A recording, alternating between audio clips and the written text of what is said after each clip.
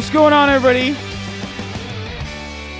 I hope everyone's having a fantastic evening, a fantastic afternoon, a fantastic pre-noon, no matter where you are in the world. I'm Hasan Piker, and this is the HasanAbi broadcast coming to you live from sunny California, Los Angeles, folks. We are live and alive, and I hope all the boys, girls, and MBs are having a fantastic one because it's a beautiful day here today in sunny California, Los Angeles. It's 80 fucking degrees here. Woo! It is 80 degrees here and sunny in California, Los Angeles, folks. I'm live and alive, and I hope all the boys, girls, and MBs are having a fantastic fucking one. Because it's a beautiful day. It's a pretty day. It's Flat Fuck Friday, sure. It is Flat Fuck Friday, you know.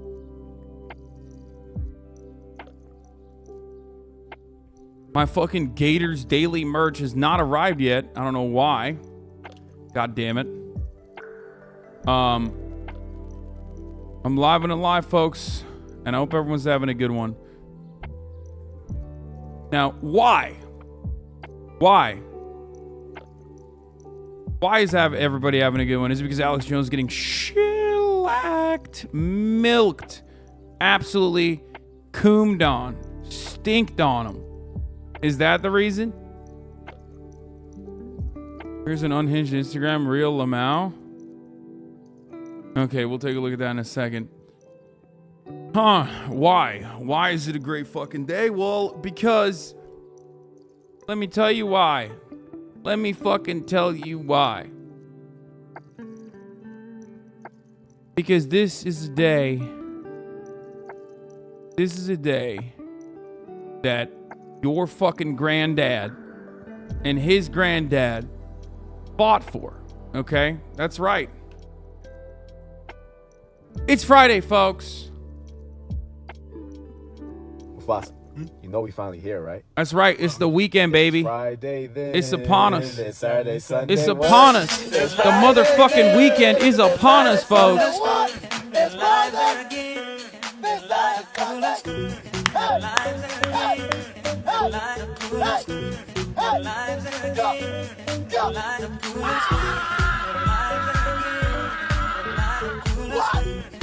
It's Friday, then, motherfucker.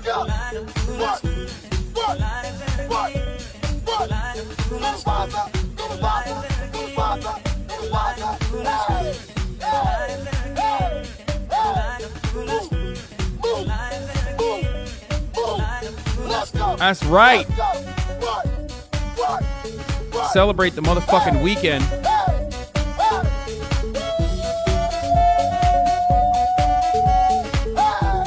And honestly, I hope everyone's having a great one, okay? That's right.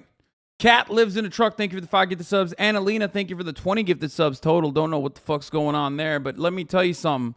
It's Friday. You did it. Give yourself a little bit of a congratulations, okay? Give yourself a congratulations for a little pat on the back for making it, you know, through another goddamn week. Let's take a look. What is this? Anime with my southern accent. Let's see this unhinged ass fucking video. This is part of the broadcast where I tell you a little bit about my personal news, which I'm gonna do in a brief moment. But here, this is what's happening. Val with Tarek when, bro, I'll do it. You know, I'm the worst with content. You guys want to know why? Like, I really don't have content brain. You know, Tarek asked me like months ago to do like a Valo commentary with him. Like, he was like, bro, I want you to do a watch party with me. Like months ago. And I was just like, but I don't know anything about Valorant. So I was like scared, you know what I mean? No, it's not that I didn't reply. I love Tarek. He's the man, you know? He's fucking putting Turkey on a map. Felix says that's his favorite you know, favorite CS:GO guy / favorite Valorant guy, you know? Names in my southern accent. Sasuke. When she says it, it sounds like a new racial slur for Japanese people. These goddamn Sasuke's need to go back to their own country. True. That's pretty good. Also, her accent's not even real. I'm gaslighting Valo TikTok with your gameplay, lol.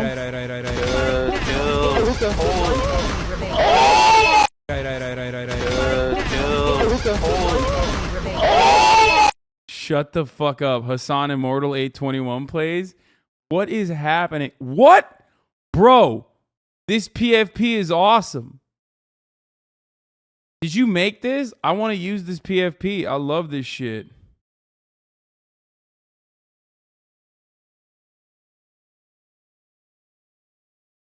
Wait, did I just get raided by fucking Chapo, dude? What? Alex Jones is going to court, and you know, his defamation lawsuit's continuing. Obviously, we're going to take a little peek, a little gander into that. There's new evidence coming out today. I have a special guest later in the broadcast. Who you got winning COD champs? Come on, I know you're a closet Scumpy fan. What the fuck is a Scumpy? Is that a real name? I don't know anything. I'm so sorry if I offended. If you know Scumpy is a real guy and also is like a fan or something. I'm so sorry. Is that real though? That's a cool name. That's good recovery, I think. Scumpy? What the fuck is a Scumpy? Hold on, let me see. That sounds like you made that up, right? Scump. Wait, I follow this man. Is it Scump? Optic Scump? Didn't he say some cool shit before? OG COD player since the early days? Optic Scumper Jumper, only the best COD player to ever grace this earth. He was teammates with Nade Shot back in the day. Man, the only reason why I know Nade Shot is because like I know him in person. You know what I mean? Like it's not like I would have known Nade Shot from his COD days, you know? Like you guys forget that I don't know anything about the esports side of this world, you know?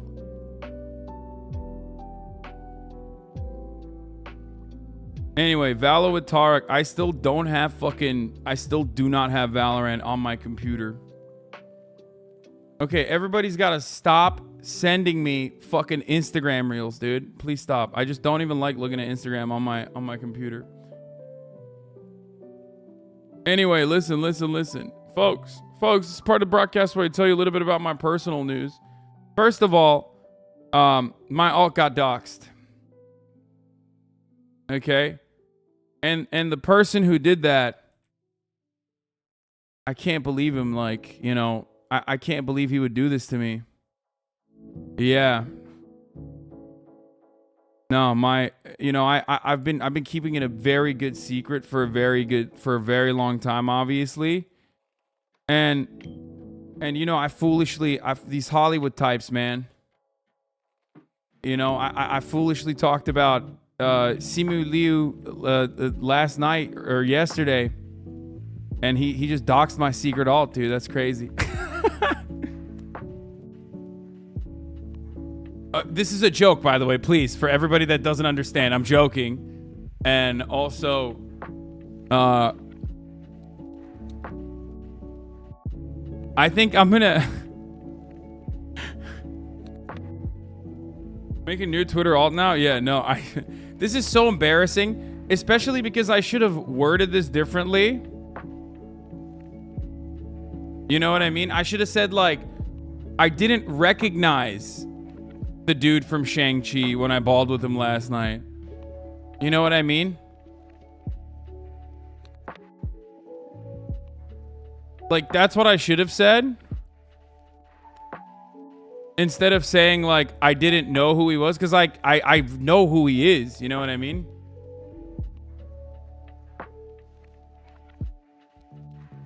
But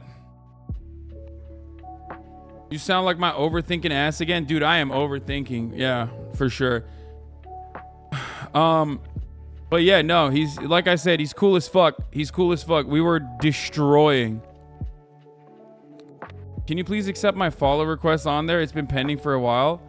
My friend, it's literally open. It's no longer closed. I went private for a little bit. Your TikTok on my For You page is getting hella views. What is abortion?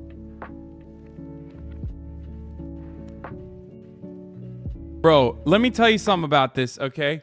When we started off with the HasanAbi TikTok industrial complex, okay, I didn't realize that what was going to end up happening is that I'm not going to get my fucking TikToks to pop off on my original account, and that TikTok is only going to fucking highlight literally everyone else's TikToks. Will straight up sent me, Will was like, bro, check my TikTok out. It's popping. Will has a TikTok from our fucking podcast, okay? Will has a TikTok up from our podcast that has 4.4 million views, okay? I've never gotten a TikTok with 4.4 million views on it. I've just never gotten one, okay? Not only that, but HasanAbi Productions also absolutely destroying the game, which, by the way, I'm happy for. Okay? This motherfucker just started TikTok already at 26,000 followers. Look at this one. This had 6.7 million views, bro. And guess what happened when I posted this exact same fucking TikTok? TikTok muted it. TikTok muted my fucking TikTok from my fucking stream. And HasanAbi Productions has 6.7 million views. We had to re-upload it. Of course, when you re-upload it, it's not gonna bang. You know what I mean? How fucking insane is this? You deserve it. I mean, listen, I want everyone to thrive, okay? Ultimately, it's good. It's a good thing. It's not a bad thing. But it is wild that, like, my own fucking TikTok was muted, so we had to re-upload it, which only got 145,000 views. The same fucking TikTok. Same TikTok. 6.7 million views.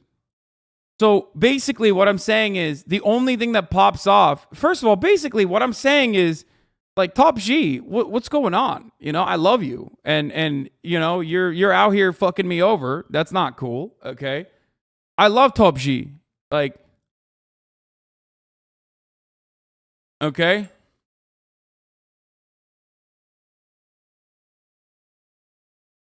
Isn't there like a creator fund that like pulls it to the creator, or do you care? Want that? No, man. No. I don't give a fuck about that.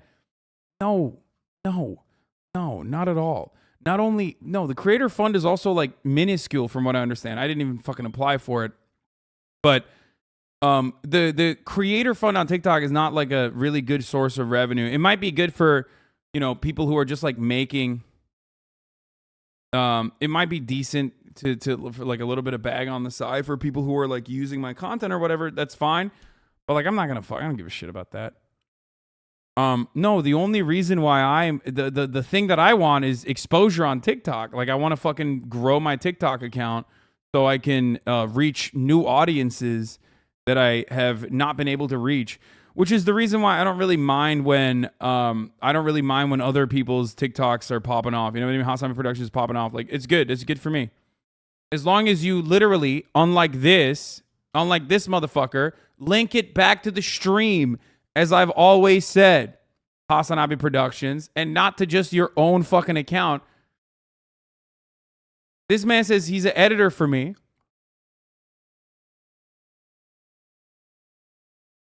And doesn't even link the Twitch.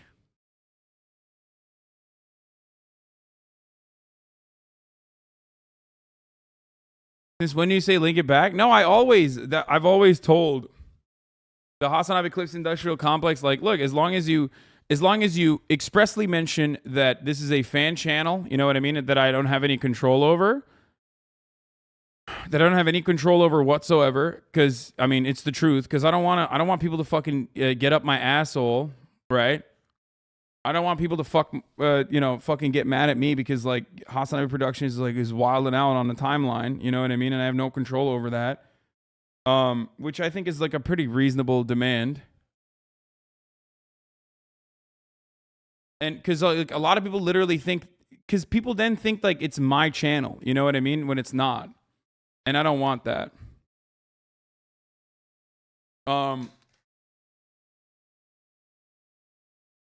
But basically,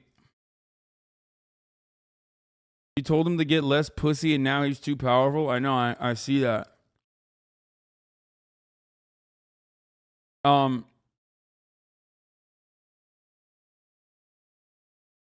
I was saying is,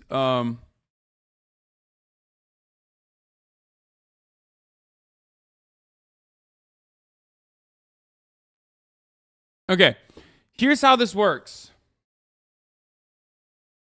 Okay, here's how this works. I promote, I've told time and time again, I've told you guys time and time again that I don't have an issue with people taking my clips and doing whatever the fuck they want with it, as long as it's not like defamatory, you know what I mean? As long as you're not like defaming me, anything like that, then I'm happy with it, right? So that's cool. I'm chill with that. I also don't mind, you using it for your own good. I don't even mind you monetizing it. You know what I mean? I've talked about that many times over as well. Yeah, it's fair use, right? This is fucking. Wait, what is this? This is Michael Pillow. All right, anyway, we'll look at CPAC in a little bit.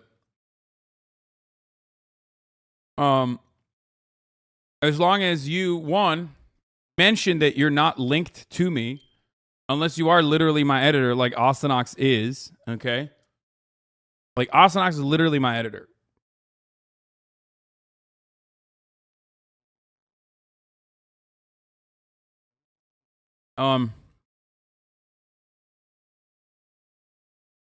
Yeah, you can make your money on it all you want. You can do whatever you want, as long as you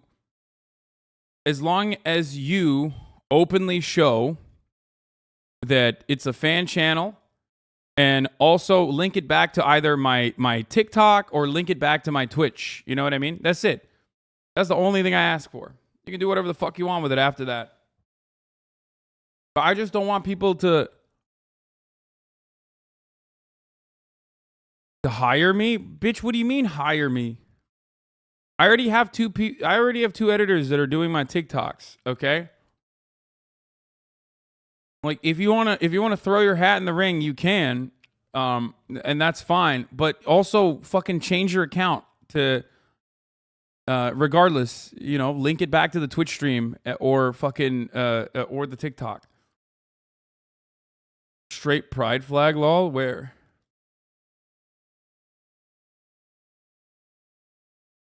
And I've also followed my boss on Twitch since he needs clout.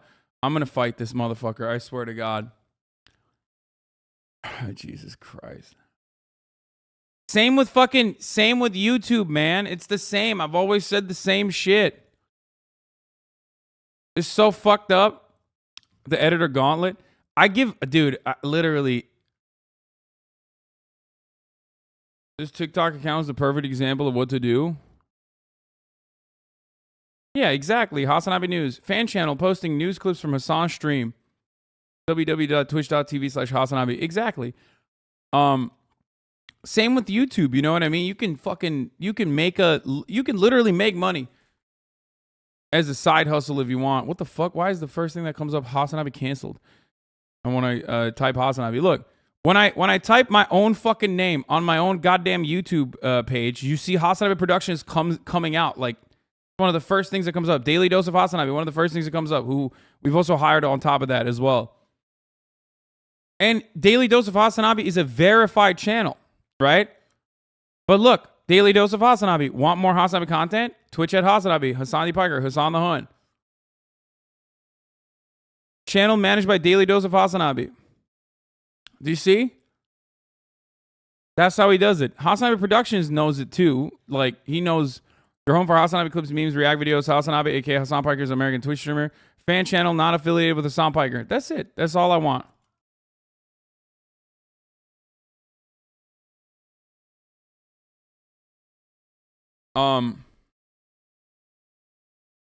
HasanAbi Prod updated his bio on TikTok. Yeah, I saw already. I saw this motherfucker.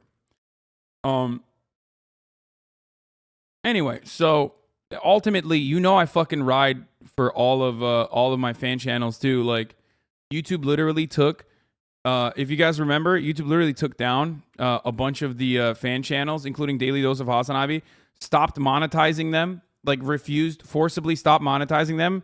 And I talked to my YouTube account manager and I was like, no, I want them to be able to keep monetizing. I want them to do whatever the fuck they want. I want them to do whatever. Like, I'm happy with, I don't mind their existence. I encourage it. I have basically given up, my intellectual property completely. I've released it under, unless it's a violation of like certain things that I don't like. And I think that is the right thing to do. I think that is beneficial for me as well. Obviously, it would be more beneficial if I controlled all my content. And every other YouTuber and Twitch streamer will tell you that. But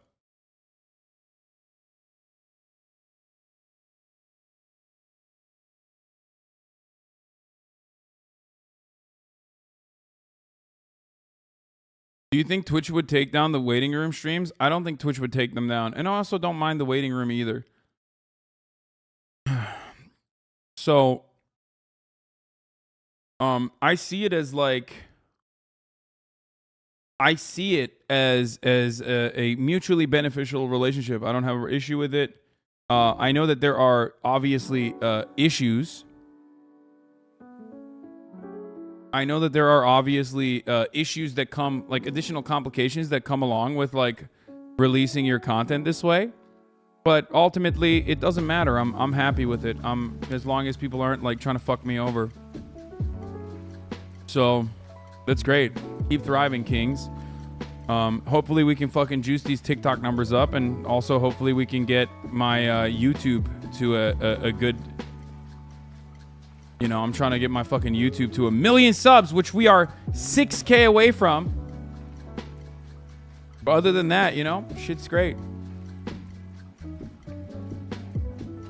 Our boy more comprehending and understanding a cross promotion than all the striking record label ghouls. Yeah, exactly.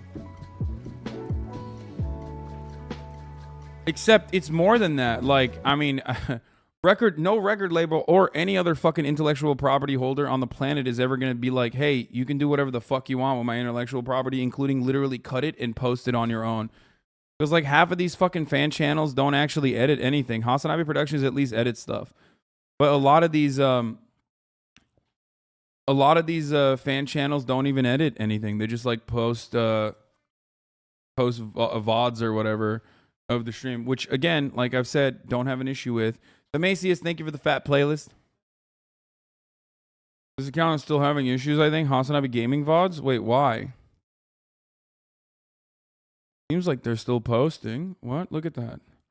HasanAbi Gaming VODs has 12K subscribers? What the fuck? There's a HasanAbi Gaming VOD? I didn't even know that. Oh my god. There's some videos that have popped off too. I found you through a fan channel? Yeah, of course. I think a lot of people find me through fan channels. Anyway, it's Friday. We got a lot of news to cover. That's all for my own personal news. Obviously, I just gave you some. Okay. Give me some good to fucking gas up.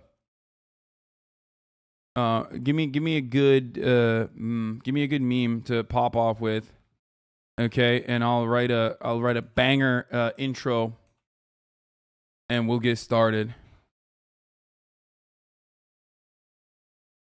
We got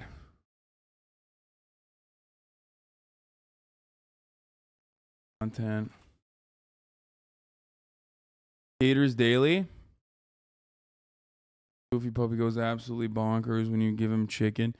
Dude, I love HasanAbi Heads so much. I'm always riding for the HasanAbi Heads. I fucking got a Gators Daily merch. I'm waiting on it, and it still hasn't come in yet, but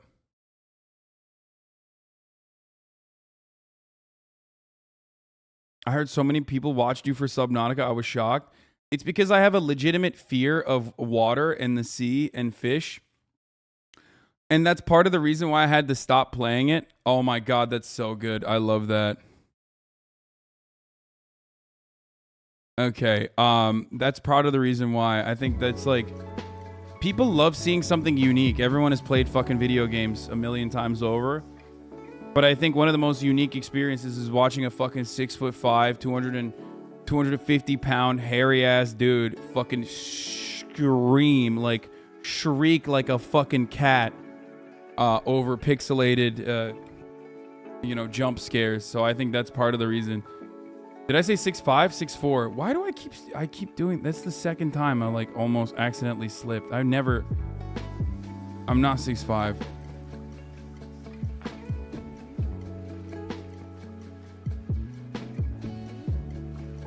Getting taller every day? No.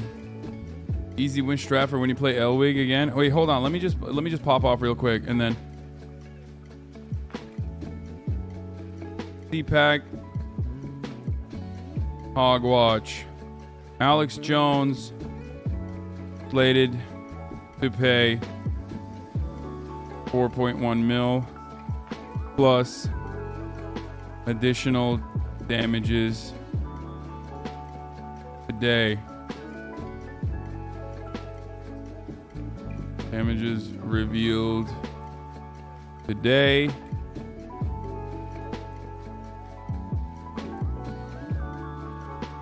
He's in this insane booth. A CPAC? Yeah, I have. We're gonna look at that. Don't worry.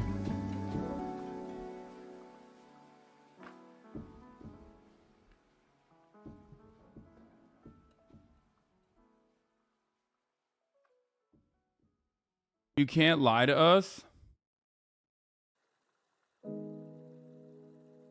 Dank subs update. There are screenshots. What do you mean? Community game update. Dank subs has been updated. New boss, open world, etc., etc. Here are some screen grabs from an offliner. I also made a video for people who want to see more. This is a HasanAbi head who made a fucking Souls-like game, and I still haven't played it yet. Hasan, you have a cape equipped and roll as soon as you land to avoid fall damage. Marjorie Titan Green? Are you serious? Oh my god.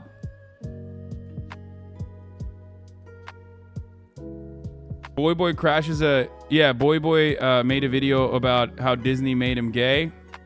We'll watch that. Friend of the show. Boy, friend of the show. Very nice.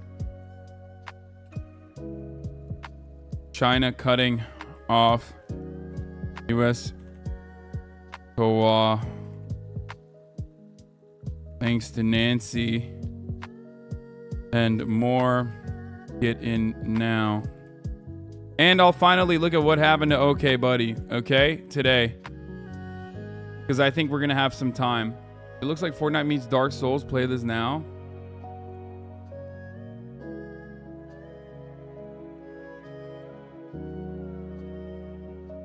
All right, here we go. Here we go. Juice it, boys. Juice it. We're 38 minutes in and only 20K people are in here. People need to know that we're live. You know what I mean? Juice it. Gas this fucking tweet. And then we'll get right into it. Cat game zoomer edit. What is this? Oh, what is that? Stop. Stop playing with me, dude. No shot. Oh, with his little paws. Are you serious? Oh my god. Wait, what is this? Oh! It doesn't go straight anymore because it's on my head. Oh no! Oh, thank God. Oh my God, that was devastating. That was so scary. Oh my God, the Lord gave us a new cut. Oh my God. Oh my God. Folks, we got a new cut video. Oh, Jesus Christ. Oh, the content gods have delivered for us on this wonderful day. What is happening, dude? Oh my fucking God, dude. I'm losing my mind. Okay. I can't stop myself from fucking putting my head. Save me! Fuck!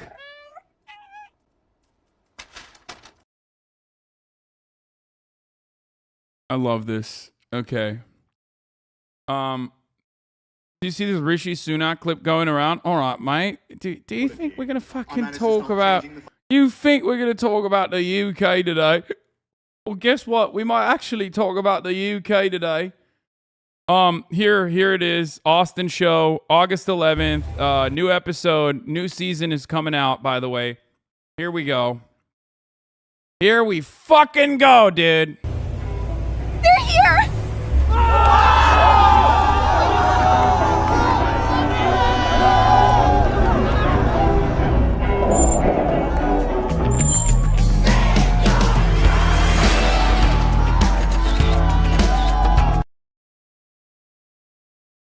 Name Your Price, Season 2.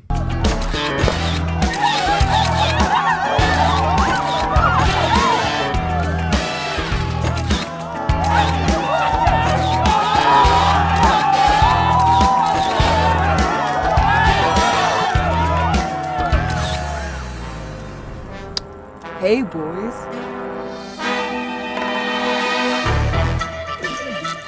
I'm tired of this! I'm the star! I'm the star! Oh, it pisses me off! It pisses... Oh,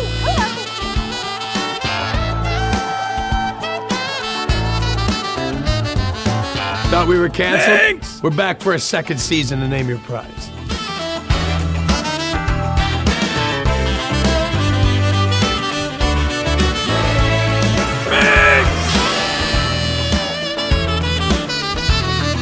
Name Your Prize! How much is that toaster? $16. Minx, we got a show to do. Get out of the trash. We got a turtle with an accordion. $69.99. What's the taxidermy budget on this show? It's dead art, much like the accordion. We've got this can of asparagus. $11. Hey, that's my lunch. What the hell is wrong with you? I think Minx is choking. Now that's one powerful throat. Someone please just get rid of her. How much did we pay for this Alf lunchbox? $4. $106 million. What is an Alf? Listen, son, I'll tell you what an Alf is. Aren't you glad everybody's in studio, Will? I just hope no one gets hurt. What the fuck is that, Austin? Yeah, and it's gonna be in person this time. Man's laughing at his own lines. Me too. Shut the fuck up. Why are you Ford talking? Because I don't know. They wanted me to react to the Chainsaw Man. No, stop, bro. Stop. HasanAbi heads on their way to the new cut drop. Yeah, we'll watch the fuck out of that. Don't worry about that. We will watch the shit out of that. Okay. Have you seen the new Second Thought vid? No, of course not, but we'll watch that as well. Oh my God, I'm dying. What is happening right now? Ford talking is what? Is Ford talking when I do the, hey, all right. I was trying to channel my inner, listen, I was trying to channel my inner fucking, what do you call it? My inner Matthew McConaughey. Dazed and confused. Are we going to get Mogul Money live type event for Name Your Price? No, I think they're just doing it inside of the studio, but they're not actually like, they're not actually doing it in any meaningful, like they're not doing it in front of an audience.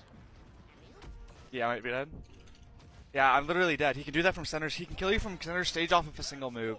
So this character is like Omega broken right now. Yeah, I might be dead. Yeah, I'm literally dead. He can do that from center. He can kill you from center stage off of a single move. So this. That's awesome. I can't wait to do that. What a fucking thirst trap that video clip was. Yeah, dude, we're fucking nasty with it, dude. What do you expect? Bro, juice this. Let the people know that we're live, dude. I don't know why my fucking noties are not going out or some shit. Okay. All right.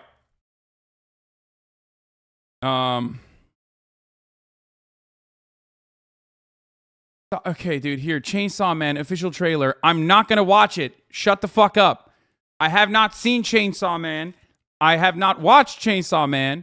I will watch Chainsaw Man eventually. Shut the fuck up. Stop linking me the goddamn trailer. I'm not going to watch the fucking trailer. I saw parts of the trailer and it looked cool, so I'm already hooked. I'm already into watching it. But now, see, you know what you fucking nerds are going to do? You know what you weebs are going to end up doing? You're going to end up getting me to not watch this fucking show. Because you're being annoying. Stop being annoying. Stop. Weebs. You're constantly your own fucking enemy. I want to watch it. Okay? I want to watch it. But you're being so fucking annoying that it's like almost making me not want to watch it. Typical fucking weebs. I already read Chainsaw Man. Okay, sick, dude. You're so cool. What does abortion take away? It takes away the right to life. But the thing about slavery is that you still have a right to life. Mm-hmm. You are at least alive. Huh? What is abortion?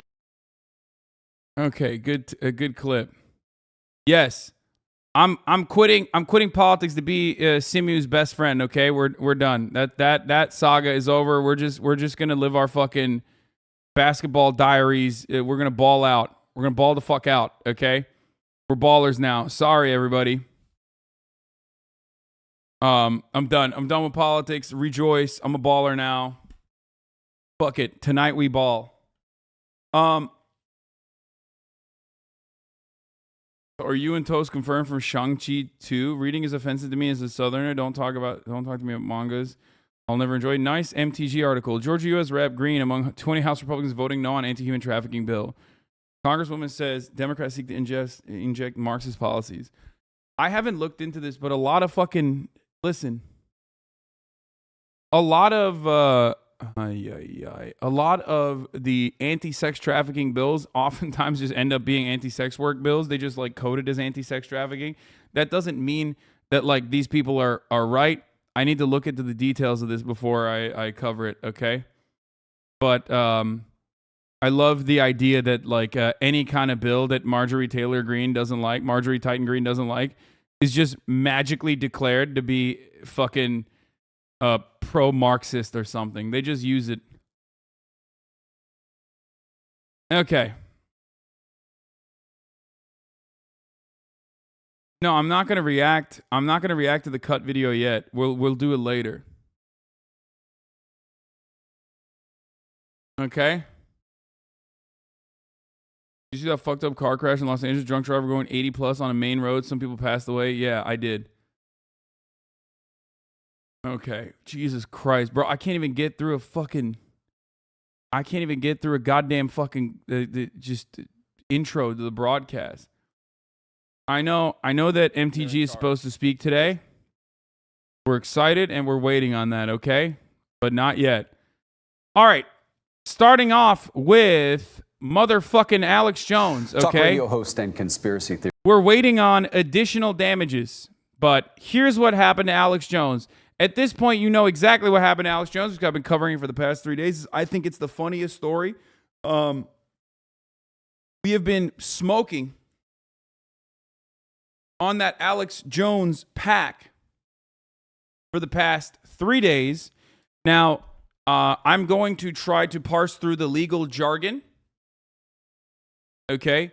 Originally, Alex Jones lost a defamation suit against the Sandy Hook parents. This trial that we've been watching is specifically for awards, compensation for the victims. Now, there's two different types of awards that you get in a civil suit like this. You have the punitive damages, and you have another type of damage that's like the punitive damages are multipliers, basically. Yesterday's revelation on the awards that Alex Jones, on what compensatory and punitive, right? Yesterday's damages that we found out were compensatory. Am I saying that right? I don't fucking know if I'm saying that right. Doesn't matter. But the compensatory verdict was given yesterday. Okay, obviously it varies state by state. Some states will add on like a max cap. Some states will say you can only go up to 10x of the compensatory damages as far as like the punitive damages goes. So you get two different types of payout in a situation like this. Okay, the compensatory damages is basically a direct compensation to the victims for all of the emotional damage or all of the fucking, struggles that they had to go through, the hardships that they had to withstand, right? Like in Alex Jones's case, this one individual family that sued him is suing him specifically because they had to like switch homes. They were stalked non-fucking stop. You know what I mean? So there's a lot going on there. Okay. Now, with respect to Alex Jones's case, here's Pope Hat, who will reveal more information here. The compensatory verdict in the Alex Jones case is a few $1 million. I was told there would be no math, not the $150 million that was requested. So originally they requested $150 million. That's a big payout. I think they deserve it. But of course, that $150 million is, I think, compensatory and also the punitive together. Now, the ultimate number that they arrived at is $4.1 million. The function of compensatory damage is to compensate, not punish. So now you have the secondary, the punitive damages that are supposed to come out today. So $1 million in compensatory damages for harm that is primarily emotional distress is actually pretty high and likely appropriate. Now, on the punitive phase, notes on that. Punitive damages, like it says in the name, are to punish. Okay, But there are constitutional limits to punitive damages. Two factors control the defendant's assets and the multiplier of punitive damages to compensatory damages. So some states allow you to go all the way up to 10x. I think Texas only allows you to go up to like 5x or something. I'm not entirely certain on the extra details. I'm just trying to give you a ballpark here. So there is definitely that as well. There's that reality there as well. There's also an additional hurdle here. Alex Jones went into bankruptcy court and is currently undergoing bankruptcy proceedings, specifically so that he could halve his assets, as he also personally mentioned, and make himself seem like he is a lot more poor than he actually is. This is just for one parent, by the way. Yes, I know. This is just for one parent. I know, one family.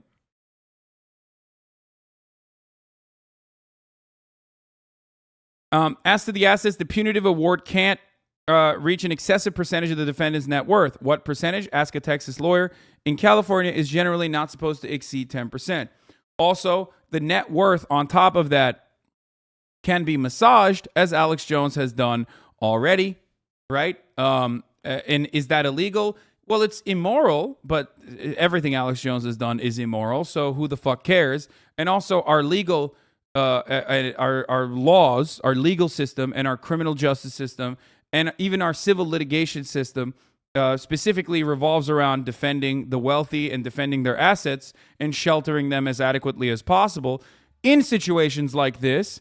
So, of course, technically, it's, you know, this is the way that the system is designed. So Alex Jones is taking advantage of that because he's a piece of shit. That's not surprising.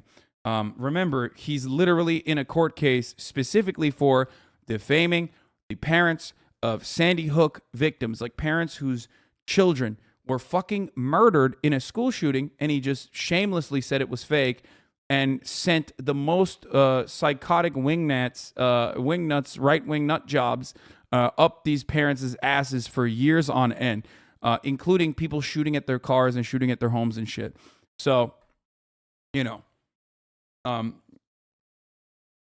He is also a complete and total utter piece of shit, okay? As we have seen through the court case, even in the awards trial, he literally, in a defamation suit that he lost, during the awards trial, when the proceedings were ongoing, he refused to show up to court, said he had a medical reason for not showing up to court, and then fucking turned around and defamed the judge, claiming that the judge was a pedophile. So, you know.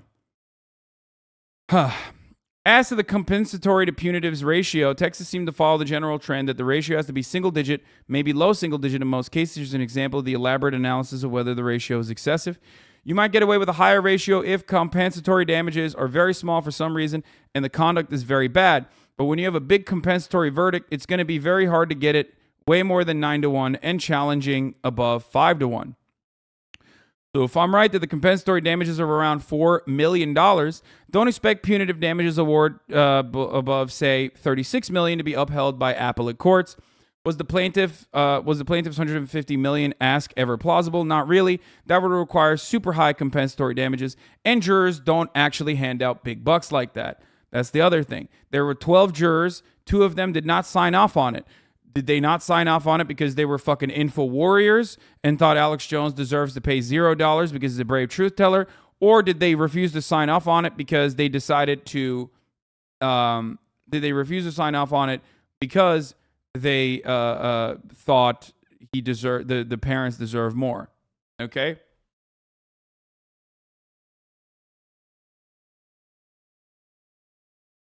Pen is all you need anyway, though. Plus, there may be some other Texas statutory limits on punitive damages. I will let Texas lawyers chime in on those. As Mitch suggests, in addition to Texas having low cap on punitive damages, it requires the jury to be unanimous, and they weren't on compensatory damages. Of course, maybe 2 holdouts wanted to award $100 million, but I don't read juror. This is more of a comment than a question, and it's about Christopher Hitchens in that way. So,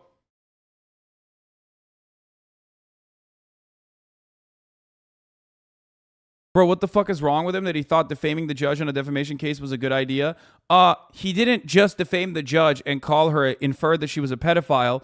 He also used footage of like her face on fire, basically, to promote his news coverage. Okay. And not only that, but also he called the jurors stupid too. So he literally said the jurors, the people who are directly responsible for figuring out exactly how much money he has to pay, he said they were like dumb.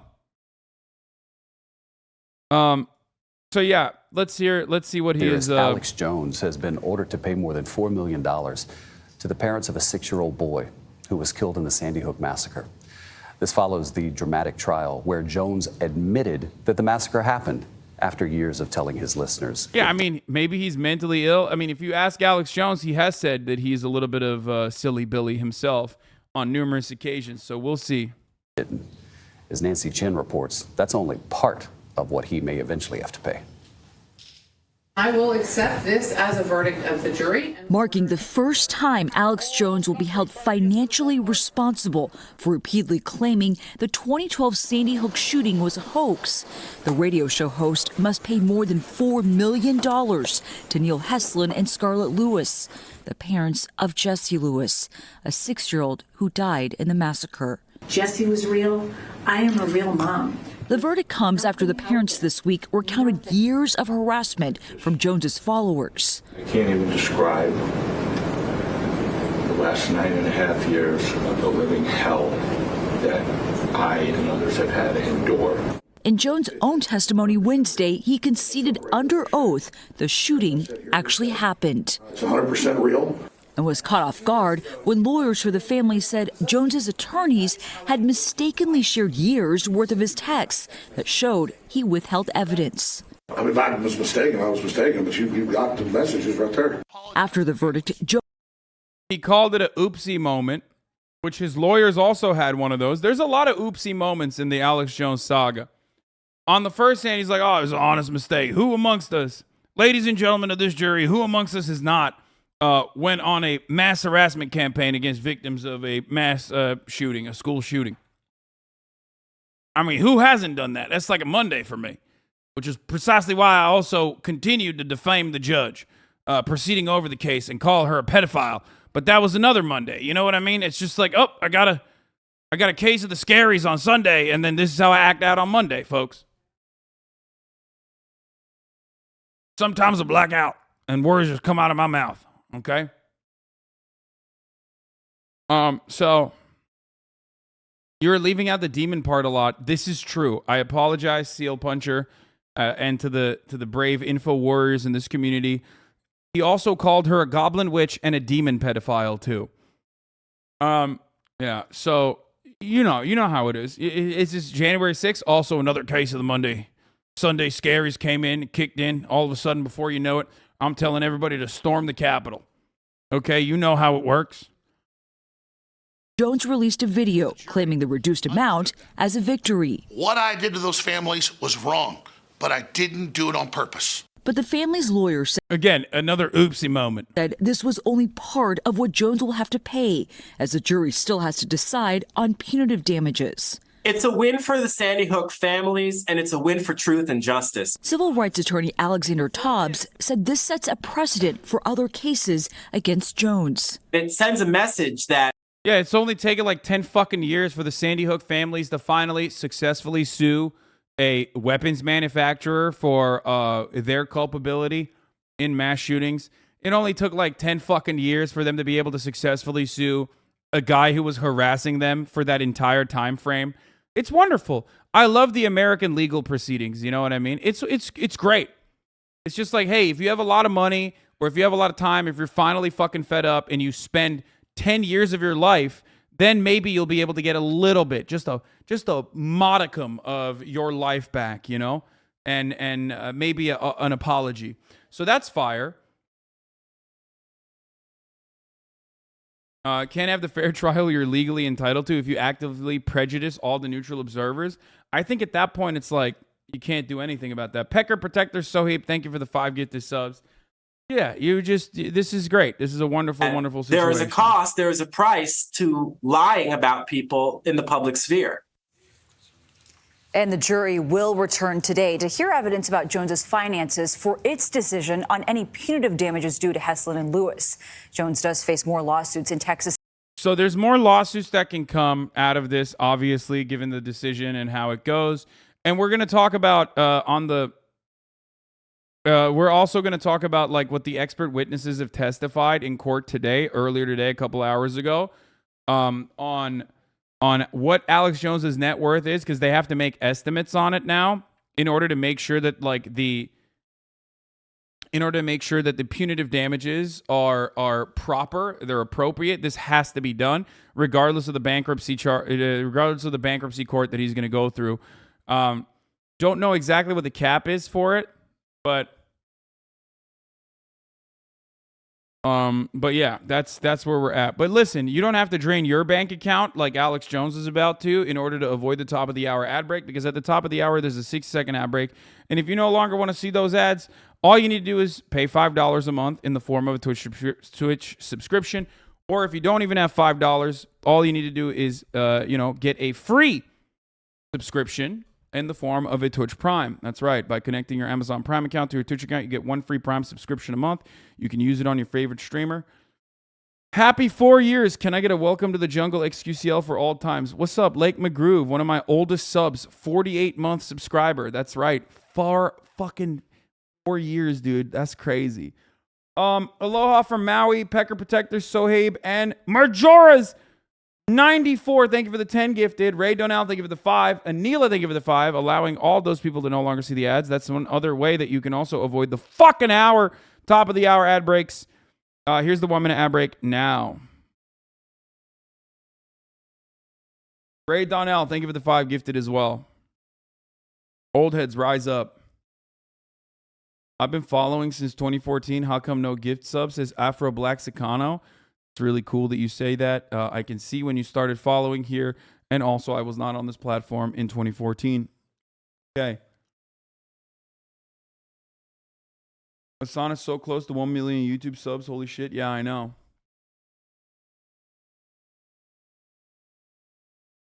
All right. So let's dive a little bit deeper into this. Okay, here is Anna Merlan, who's been following the Alex Jones court case closely. She's a senior staff writer at Vice. So here are some guesstimates on how much money Alex Jones is actually making. Okay. I want to make it clear I'm watching the live stream. Live stream just clicked, which tends. Jury has been brought in. We're about to hear the forensic economist, Bernard Pettingill, horrific DPS. Thank you for the 5 gifted.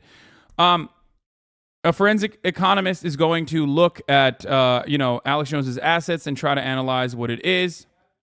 Let's take a look. Pettingill says his role in the case is to value Alex Jones's companies and his net worth. On InfoWars, meanwhile, Jones is showing a clip of the courtroom scene from the movie Idiocracy as a commentary on, the actual courtroom proceedings on his financial assets. Pettingill says Jones is the manager or agent for about 9 private companies that he could track, meaning companies that aren't publicly traded. It's hard to figure out how to value private companies because so much less info about them is available, which is why he's here. Remember that Alex Jones is already using every trick in the book, considering that he's a 100 millionaire. Of course, he's going to take advantage of America's incredible vast array of corporate structure to hide his assets, shelter his income, create a bunch of different safeguards basically for himself. That is, of course, if he hasn't already parked his assets somewhere else as well, but part of the reason why Americans don't really park their assets overseas is because America internally allows such assets to be hidden domestically. So you don't really need to send them off to the Caymans in the way that we think people do. Okay, so we're going to talk about the IRA and Kirsten Sinema in a little bit. Okay, Pettingill used a spreadsheet to track his funds information and money that trickled in from September 2015 to December 2018. And it averages out, by the way, from September 2015 to December 2018, his yearly revenue averages out to $53 million a year.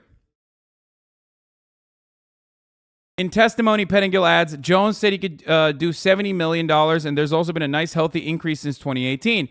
Because once Alex Jones was banned, deplatformed, or whatever, but because he was like Trump's very own loyal soldier, you know, he still fucking popped off. But Jones has also been paying himself a salary of about $18 million over a 3-year period, roughly $6 million a year. So this is a good starting point to value free speech systems. So free speech systems, ironically named that, is the umbrella corporation that is like basically like a holding firm for Alex Jones's like subsidiary corporations that he's created. Okay. Pettingill also tried to position Jones's companies in a standard industrial classification code, taking into account all the stuff he sells and all the ways he makes his money. We can't really put a finger on what Jones does for a living, Pettingill says, calling him a maverick like Genghis Khan. This got weird fast. Basically, he's saying that Jones is hard to classify in precise economic terms. Okay. He says he didn't ride a wave, he created a wave. He's a very successful guy. Pettingill says Jones also set up other companies that benefited him internally, like Jones Productions, Joanne's Report LLC, Prison Planet TV LLC, Planet Infowars LLC, Infowars Health, PLJR Holdings, and AEJ Austin Holdings LLC. PQPR Holdings is another one which works in conjunction with Free Speech Systems and Infowars. The Sandy Hook families have also accused him of basically using it to funnel money out of FSS, Free Speech Systems. So he's like taking revenue generated on one LLC and putting it to another LLC in an effort that, like, when he inevitably gets sued, he doesn't have so many assets that like he won't get punished on, right? And it's basically how the Purdue family, how the Sackler family got away with separating themselves from Purdue Pharmaceutical in the OxyContin federal criminal trial that went on, is regardless of their direct involvement. Okay? Like, the Sackler family literally was able to get away with sheltering billions of dollars in assets as their personal wealth, and then you know, having Purdue Pharmaceutical shoulder most of the fucking costs, because they were able to judge shop and find one judge that was favorable to them that would allow them to do that. Rich people do shit like this all the time, and that's how they did that. Because America, okay? That's America, baby. Let's continue. Pettingill is getting into what PQPR means. We've got our first use of the term shell company, which will be relevant. The numbers don't add up, Pettingill says, partly because Jones's side didn't turn over what they needed for discovery, so we had to piece things together. 2 notes signed that benefited Jones for years, 2 loans for $53 million total, with very low interest on payback. So Jones had to pay back a 30-year loan intermittently over time. FSS, Free Speech Systems, started to pay it back for $11,000 a day, but didn't keep it up. As a result, on the books, AJ is carrying a gigantic $53 million loan, when in reality, he's using it as a clawback to pay himself back. The org is titled an inverted T, where everything flows to Alex Jones, and Pettingill says Jones knows where the money is. One of these notes matures when Alex Jones is 74 years old. So I don't know if that is personally allowed. Wait, why are people saying XQC sussy?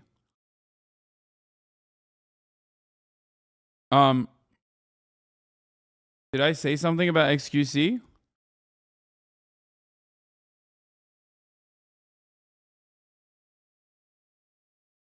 What is happening?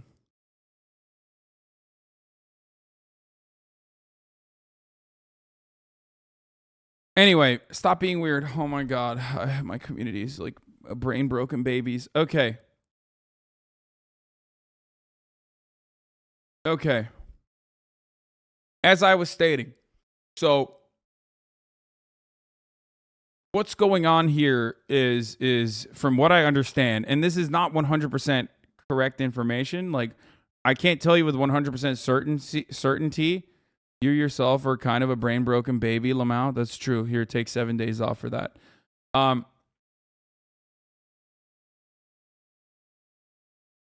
Okay. Anyway, here's what I was saying before I got interrupted. So, what's going on here is, from what I understand, Alex Jones is generating revenue, okay? He's generating revenue. He has supplements that he's selling. He has, AM radio contracts that he gets, probably, as well. He has revenue that he generates on his website where he's, like, getting CPMs, but that's probably low, even though he does have millions of fucking clicks on his website. But most of the money that he's getting is from all of his merchandising and all of his supplements that he's selling, right? All the pills that he sells, all this other shit that he sells, right? That's where it's coming from. See, Economist reveals Alex Jones' net worth here.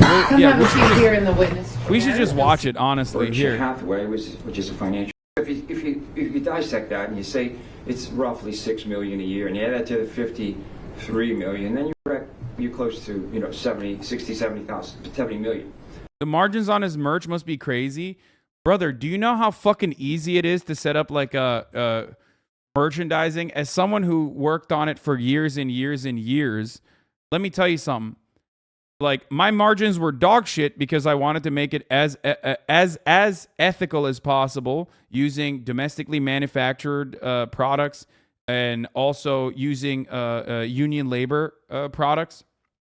Okay? If you don't do any of that, if you just fucking do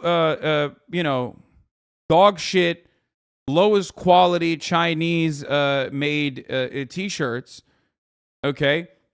You can basically set up like a drop shipping operation and your margins will be insane. You literally get it for pennies and sell it for fucking, $15, $16 with like a whopping like 80% margin. Right?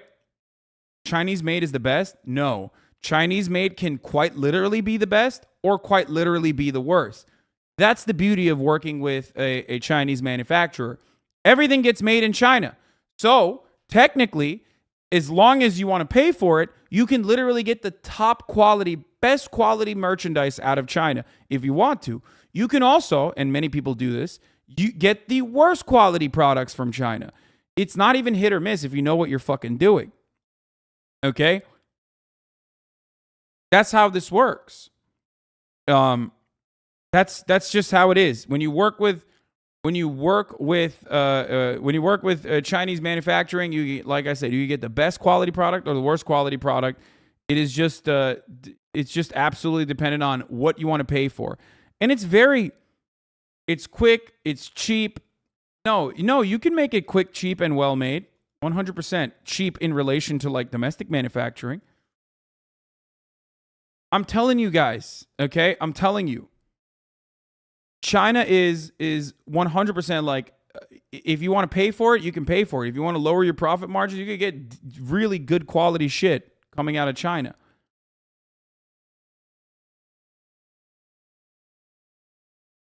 Okay? Shut your greedy, lying ass up, 4chan streamers. What?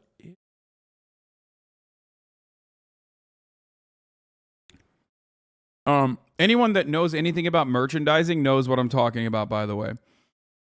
The irony is, of course, all of that shit is made in the same fucking factory too. Like, if you go, you can literally get like Louis Vuitton quality fucking leather products, or at the same factory, you can get the fake Louis Vuitton leather quality products. That's it. Because they're all being made at the same fucking place half the time. Okay?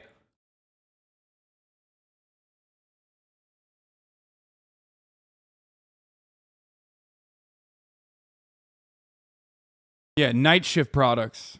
Louis Vuitton's a bad example. Their leather sucks. I'm just saying, quality Louis Vuitton is made in Italy. I know. I'm just using it as an example, okay?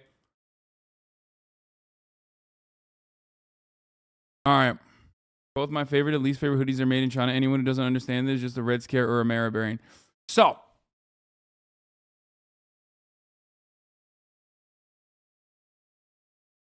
Why do we get here? Because we were talking about Alex Jones and how much revenue he has. Attorney asked here. Let's just continue with it. So we know that let's hear directly from the him. Starting point for determining the value of FSS or InfoWars. So we talked about this already. Keep in mind, the main reason, in my opinion, why the numbers don't add up, because we didn't have balance sheets, we didn't have income statements for years, we didn't have cash flow statements, we didn't have bank records.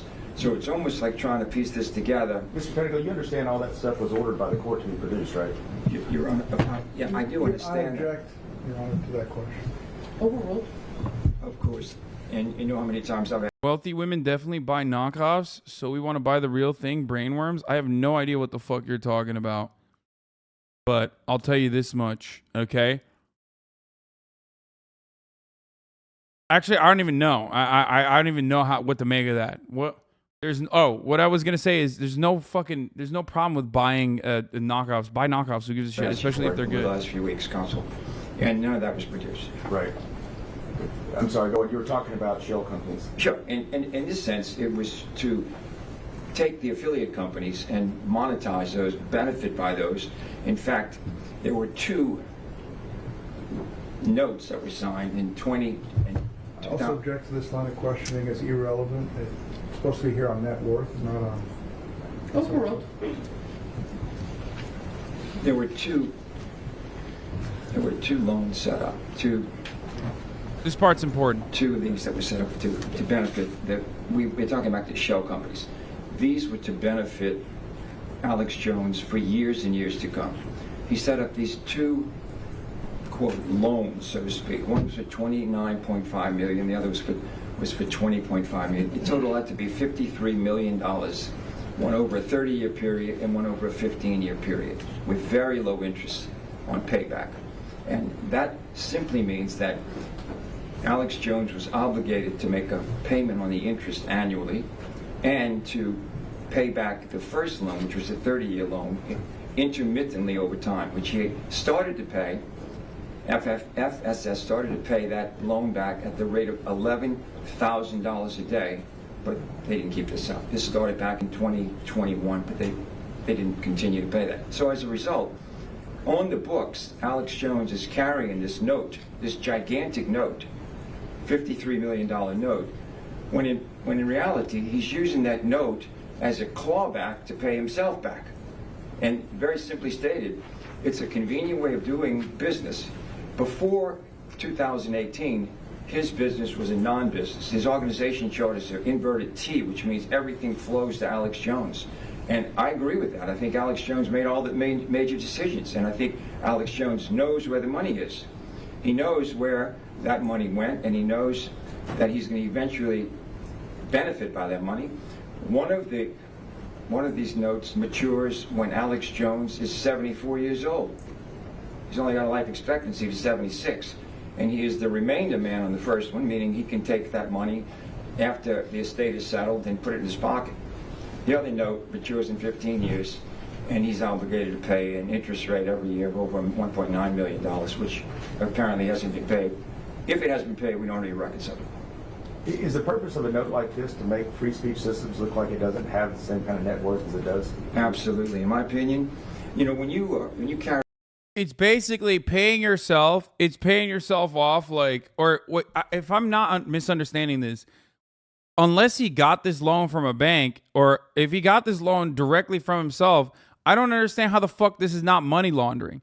Because then the purpose of it is to make it seem like he's in tremendous amounts of debt, to make one of the companies, the forward-facing one, look like it's constantly in like a tremendous amount of debt that he's supposed to fucking pay off. In which case, no matter what happens, you can always be like, well, you know, I just have to, I have to pay this debt. Like, oh, you think I'm making $150 million a year? Well, guess what? Like, I have a $53 million debt. It is a loan from her merchant business to his vendor business.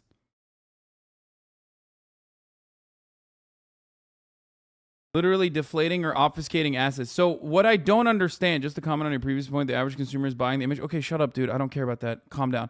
Okay. what I am failing to understand is how this is allowed. It just feels like legal money laundering, or I don't even know if it's legal. Is this something that you are like allowed to do, which is weird? And will the 84,000 new IRS members look into Americans that are making hundreds of millions of dollars a year through this kind of like limitation of their own assets personally by putting themselves under debt? Of course, each legal of course is legal. Each business is its own entity. I think it's money laundering. This isn't being caught doing it. Yeah, I don't know how the fuck you can do that. Especially like the way to do that normally is the way that Donald Trump has done it, which is the way that everyone else has done it historically, and that is by buying real estate. Real estate is incredibly profitable for wealthy individuals, not because they can like launder it or whatever. What are you doing back there, bro? You're freaking me out. Oh, okay, perfect. Yeah, thank you. The way that most people hide their assets is by purchasing real estate. Why? Because real estate is wonderful for tax benefits. Real estate is seen as the single best vehicle for the average American family to have some level of like net worth that appreciates over time, right?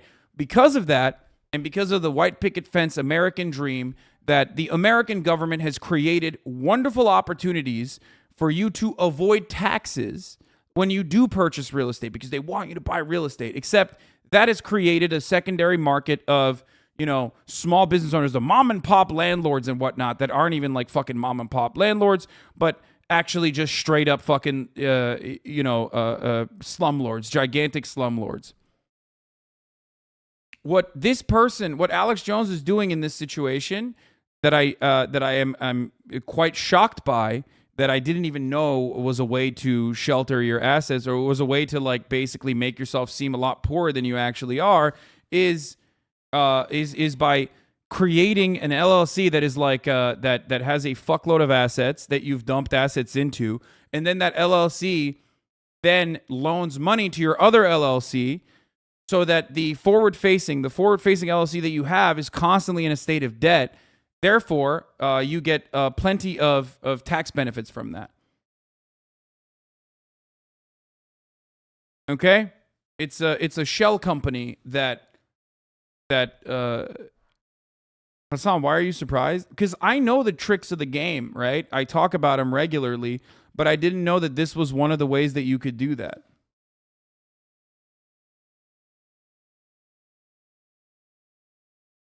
He's doing it on hard mode. You usually just make a charity. This isn't a defect in the system. It's a feature. Yes. No, of course. I mean, this is what we talk about. This is what we talk about when we talk about the way that the system is designed. The back-facing LLC still has to pay money somehow, so it has to go somewhere. No, I know. I remember seeing a YouTube short of Waka Flocka of all people explaining how to do this.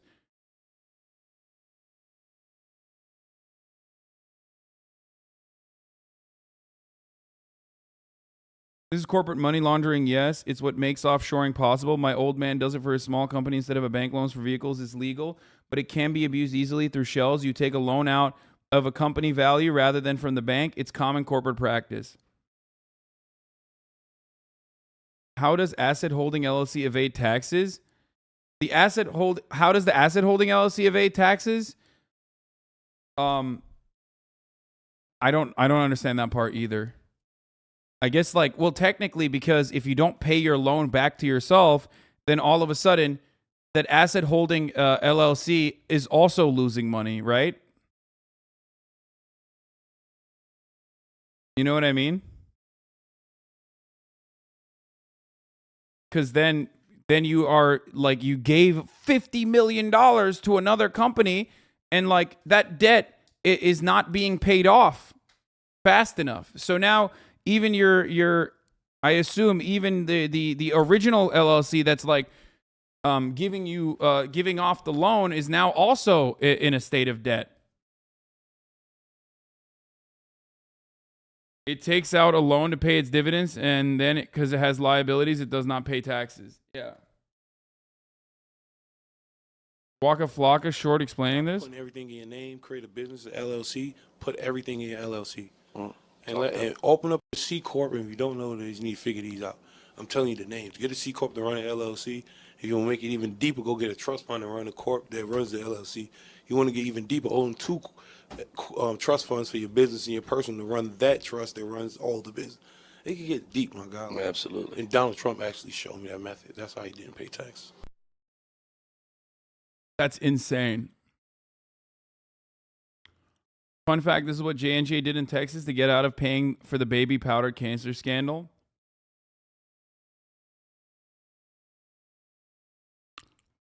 I don't understand why this stuff is not made illegal, for the record. Like, I just don't understand why this is completely legal in this system.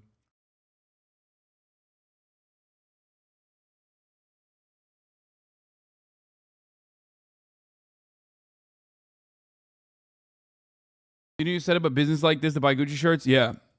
Yeah. It's a Gucci shirt. It's a GucciShirt.com. It's not illegal because the lawmakers are doing it too. Yeah, I mean, everybody does. Everyone over a certain level of wealth, unless they're a fucking idiot, does this. Unless they're a fucking dumbass.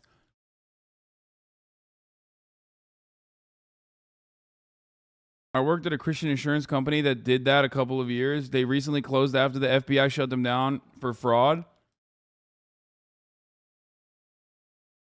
This is not accessible to poor people. Yeah, no shit, because if you are beneath a certain level of fucking yearly revenue generation, you're most likely already getting taxed off of your fucking paycheck.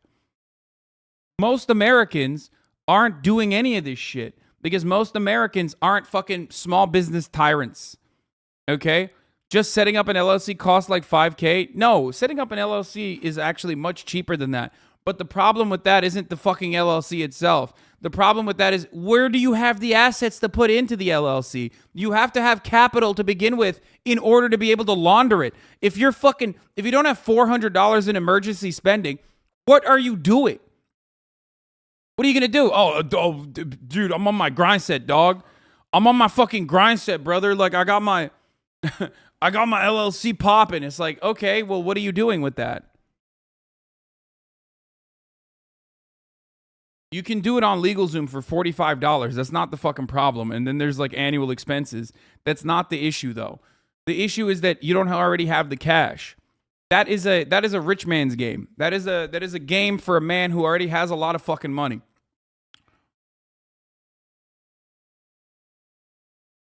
Okay?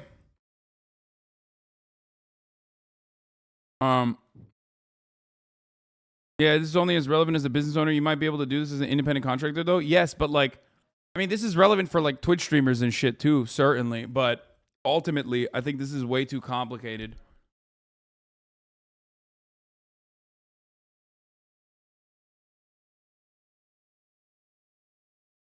The funniest part about this, though, is that so many fucking people look at this sort of stuff and think, oh, I can do that too. No, you can't. It's not designed for you to do that. Every single rich person does it. It's a stupid network of fucking people that literally give no fucks about their workers. What pisses me off more than anything is that they can do but give no fucks about their workers. Yeah.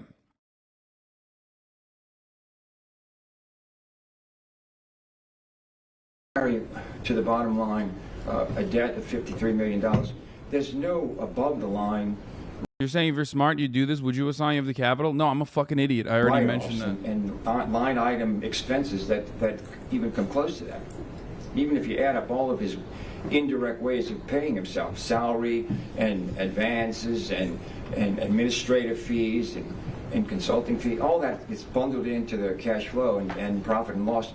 But when you look at a 50... For the record, like, the LLC process doesn't have to be this fucking scammy. The LLC process in and of itself, like the LLC building process in and of itself, is to limit your liability so you don't get like completely fucked over if something happens, you know what I mean? If you get sued or whatever, right? So that part of it is already like, there's like layers of like how scummy it is. You know what I mean? So on the one hand, you have like the regular LLC process which is like a little shaky, right? It's on little shaky ground.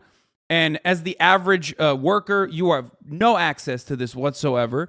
Most people that even get the LLC or start an LLC that are like trying to put some of their like a little bit of their fucking income into it, or independent contractors and things like that has like an LLC, they are already doing it. They're already doing it, but then they also have to pay like a corporate tax rate or whatever. So they're basically massaging numbers between like 13% versus whatever the fucking corporate tax rate would look like, right? So you're not getting that big of a tax advantage if you're just a normie, right? Some people do it because they want to get a fucking car, and then they want to get a fat tax break for their car. That's why you see a lot of motherfuckers with G-Wagons and shit, because it's over the legal limit, because there's some random tax break you get because for farm equipment that Americans use for their fucking SUVs. So there's benefits like that you can utilize. There's benefits like that you can use if you're like a middle class Andy, upper middle class Andy, right? So there's that. However, this secondary layer, what Alex Jones is in, is the fuck you money layer, okay? So when you're making like over $100 million, $50 million, $60 million a year, and you have created a system that is like additionally fucked up, where you are creating a loan out, like a company that specifically loans money to your other company to make it seem like both of these companies are in debt. Okay? You get it? So what he's doing is like basically legal money laundering for himself. $53 million debt that dissolves and disintegrates and wipes out anything above the line. So that's why he can say he's broke, he has no money. But we know that's not the fact. Do you see that? Do you understand? So he took out like 2 loans from one of his other companies where all of his assets were, okay, where he basically fucking said, he can always say, I have $53 million of debt that I have to pay for. PQPR, you know where it's headquartered? Sorry?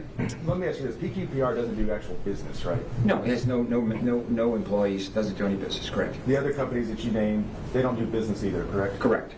Correct. I just want to make that clear. We're really talking about FSS, InfoWars, and Alex Jones himself, AHA. When you say FSS, that's Free Speech Systems. Correct. I just want to make sure the jury knows. Yeah, I'm sorry. That's okay. You're talking about the notes that that Free Speech Systems pays to PQPR. PQPR, correct. They started paying $11,000 a day, correct? At one point? At one point, it was chiseled in stone that they would have to pay that, correct? That started in September of 2021, right? Correct. What else happened in September of 2021 that's relevant? In my opinion, the default judgment. Same week, September 27th. When the court ordered that Alex Jones did what we claimed he did, he started paying $11,000 a day from Free Speech Systems into his shell corporation, PQPR. Correct? Exactly.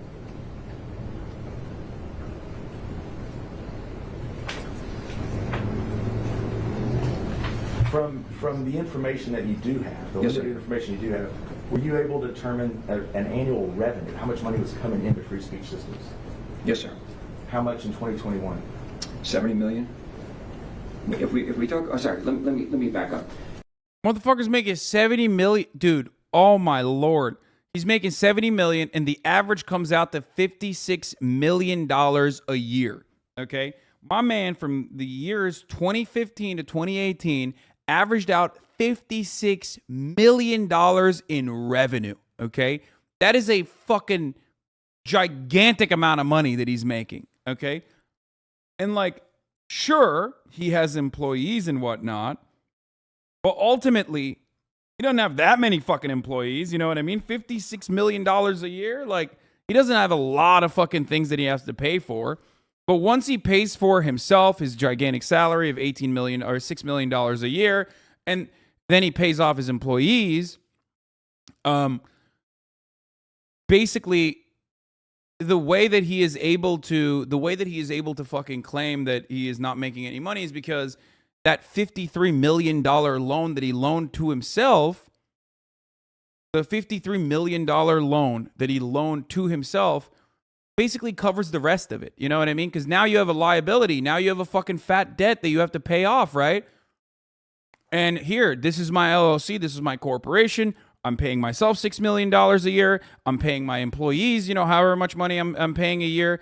Out of the $70 million, all of a sudden, you know, that's the way that you can hide the profits that the company is making, because you're also indebted to yourself.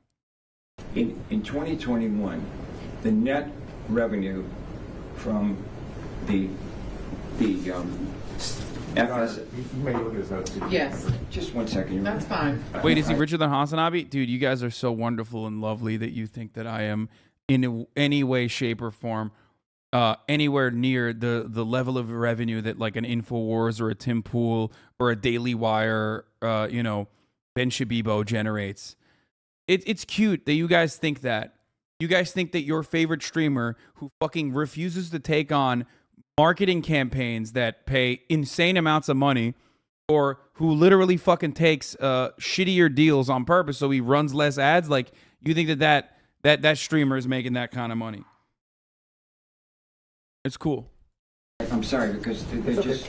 It's all right. Okay, thank you. I don't have a problem with notes. It's going to fucking break your brain when you find out, once again, that the Daily Wire is $100 million a year business.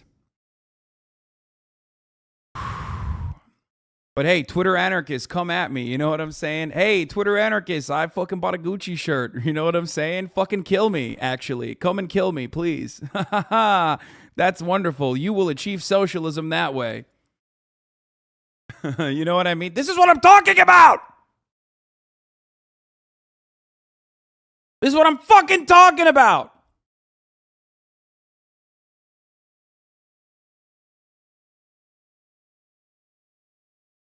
Well, Ben Shapiro's not saying he's a socialist. Okay, yeah, exactly. That's why he's making $100 million a year, you fucking idiot.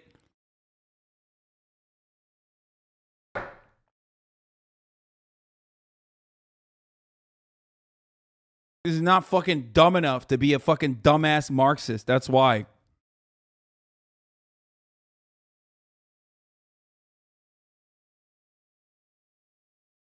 Laughable. Jealousy looks bad on God. Yeah, no, I know. Motherfucker's like still reeling over the house I bought or the fucking Gucci shirt. Meanwhile, these homies are popping, dude. They are popping. They're just like taking all the money to the bank. They're like, oh, these fucking dumbasses. We keep lying to our audience. It's so good. It's so fucking good.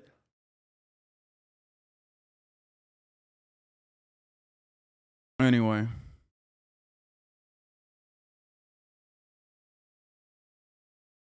Okay, let's continue. To know what you're looking at. Okay.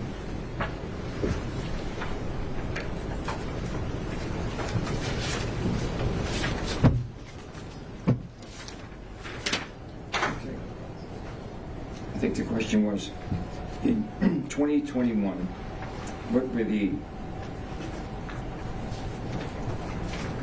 Can you phrase the question again? What was Free Speech Systems revenue? How much money did they take in 2021? I have to look again, I'm sorry.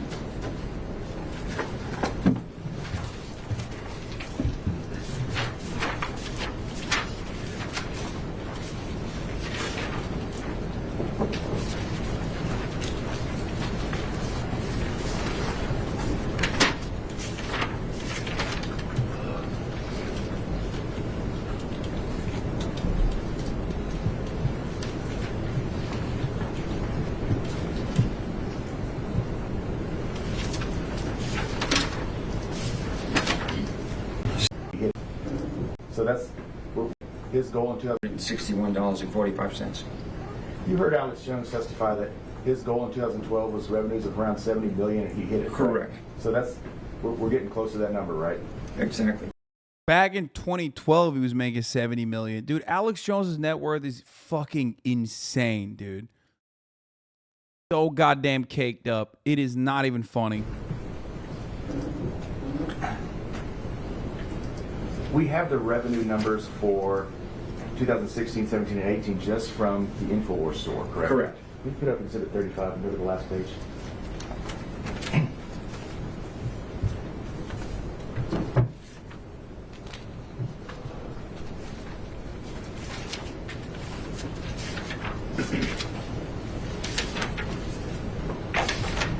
And that number's on the screen there in front of you, Dr. Pettingill.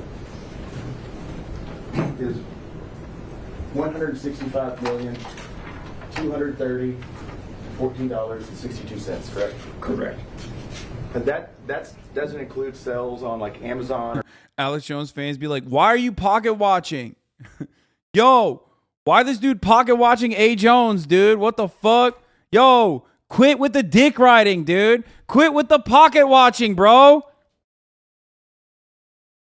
Damn, dude, you are fucking, you're Alex Jones' biggest fan, bro. You're his biggest fan. Dude's a fan. He's a fan. Stop pocket watching. Or eBay or things like that, right? No. Amazon, eBay, other sources doesn't Just include donations? Donations, correct. That was another, from last year, $8 million. So my point is, in 2015, 16, 17, 18, his revenue is pretty consistent with what it was in 2021, right? Correct, even though we don't have records. Past 18. You've heard of... Holy fuck, $165,230,000 in what? 230,000 for what the fuck? Wait, am I $165 million, dude.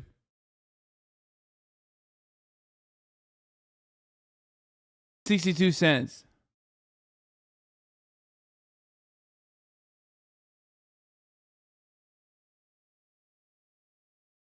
Alex Jones say he was deplatformed in 2018, right? Correct. And that was some sort of financial punishment. He lost millions. You remember that testimony? Bro, that is literally just from the fucking... That is just from the store. This is revenue from the store. The records don't reflect that. Right. In fact, he actually is making more money after 2018, right? Correct. And his deplatforming wasn't because of Sandy Hook. It was because of other reasons, as you know. Did you do research into that? I did. Why was he deplatformed? Your Honor. This is not part of this. Cool. Sure. I was able to locate an article that discussed in great detail why he was deplatformed. Well, I object to the hearsay, Your Honor, from his article. From your research.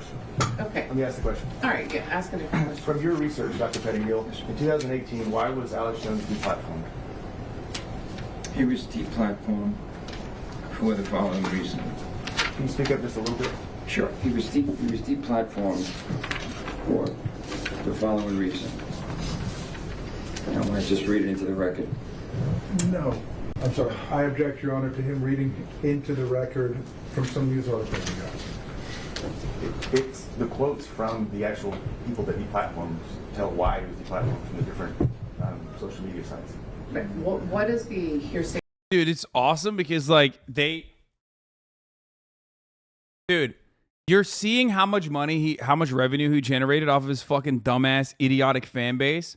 But then also on top of that, I want to remind you guys that someone gave him $8 million in crypto last month because he said he was dead broke and he needed to combat the psychic pedophile vampires.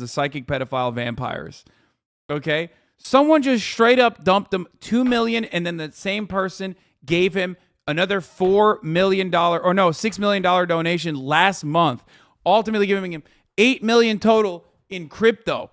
Okay? Just for funsies. They just gave him that shit.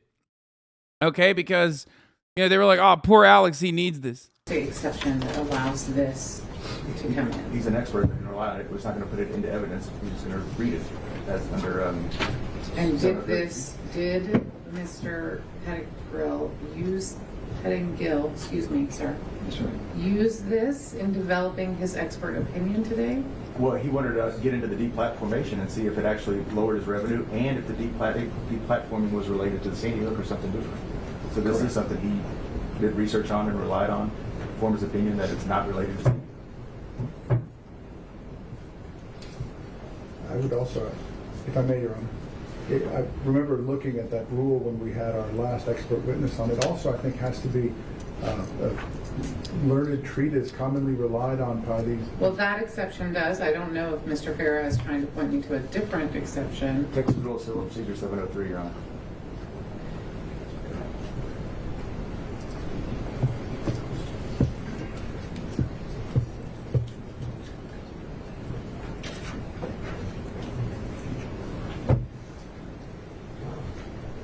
All right. So he certainly can base his opinion on the information, but this is about reading out loud in a quote to the jury. Is there an exception? Dog, you're already fucked. Why are you doing the shittiest objections possible? Okay, you're already shafted. You're already fucked. Okay, it's done. It's over. Like him reading why Alex Jones was deplatformed when talking about Alex Jones's assets is so fucking irrelevant to the reasons, like to the actual matter at hand. It is such a weird fucking thing to object to. Oh, objection. Okay. I do think it's under learned treatise if he says that what the. Well, you have to go through where it came from and all of that. Let's just do it this way, Dr. Pettigill. I'll withdraw the question. Sure. Without reading Rephrase it. Without reading it from your research, why was he deplatformed? Sure. The deplatforming, in particular from Facebook, stemmed from hate speech, from language which was described people such as transgenders, Muslims, immigrants in a sort of a hateful way, it says here. And InfoWars has been accused of other, I won't even carry on and report that, but other remarks, let's leave it that way. Yeah, inciting violence also? Correct, yes, sir.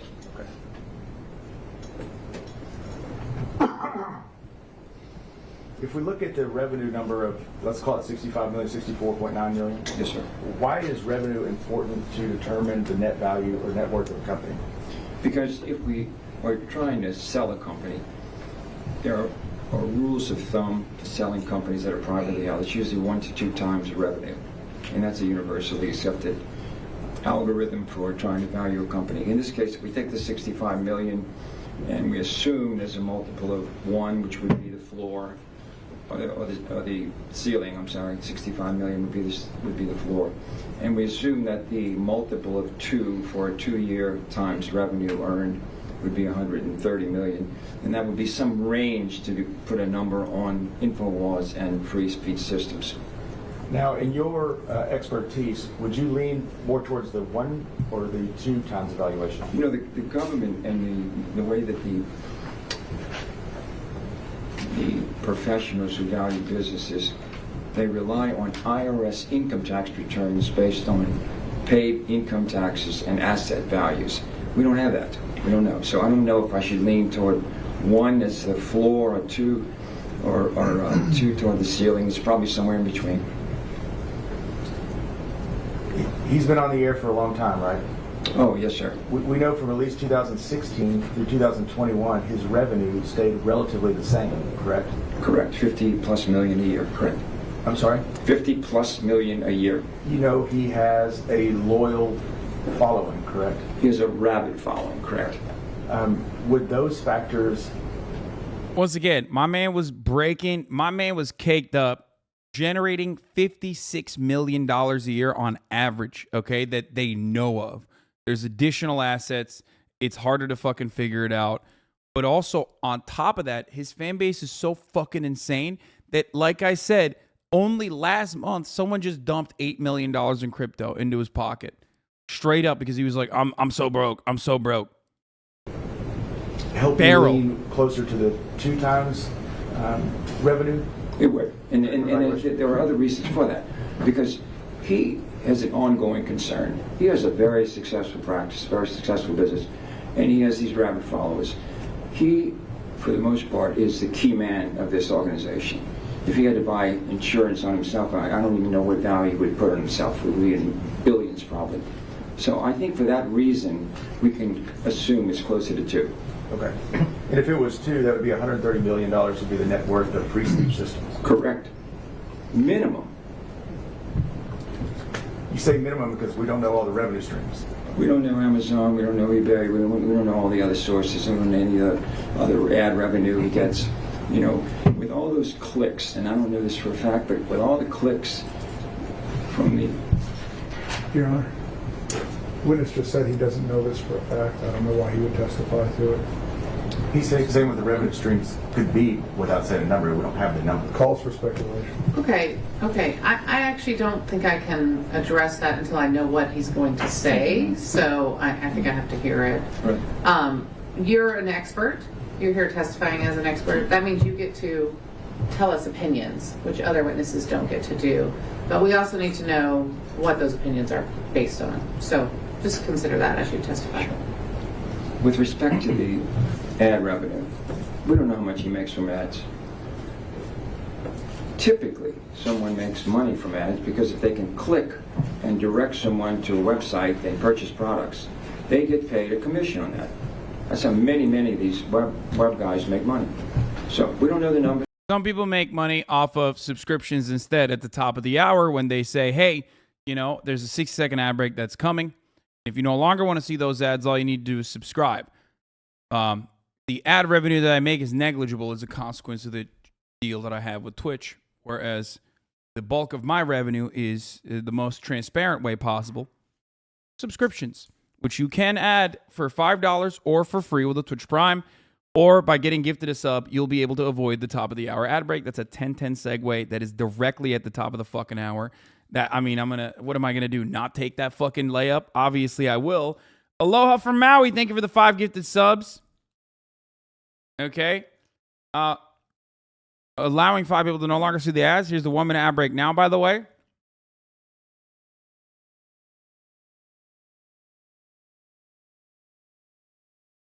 If you had to estimate how much you make a month in ads, I have no fucking clue. I don't know. Do you receive the same money whether it's a Prime sub or a normal one? Yes. The cut is the same. Anyway, I already hit you with the ad break. Anila, thank you for the 5 get the subs. We don't have spreadsheets on that, but we know it's an unknown, and if you just do the math... Cap, no clue? No, I literally don't know. I straight up don't know. Widow Kate 66, thank you for the 5 get the subs. Gets, then Spider from Mars, thank you for the 5 get the subs. He's making money from it. Let's turn to the net worth of Alex Jones. Sure. Tell me what you did. I'm sorry. Excuse me. Tell me what you did to try to determine the net worth of Alex Jones. Sure. Alex Jones withdrew $61.9 billion in 2020. I don't know if that was a one-time withdrawal or it was accrued pay over many years. By the way, like, so this process that Alex Jones is on is basically the same that corporations engage in. It's like a similar structure to what corporations do all the time. And because of how much revenue Alex Jones generates, I mean, he is a corporation as like a singular entity pretty much. Like, for example, Amazon, the reason why fucking Jeff Bezos pays so little in taxes is because his assets are not liquid, right? Like, it's not cash. I mean, he has assets. He has stock. He has Amazon stock, which he can use against, he said $1 million, not $1 billion, chat. He can use to get loans forever, okay? Very low interest rate loans. Instead of paying taxes, he's basically paying the interest back to the bank, okay?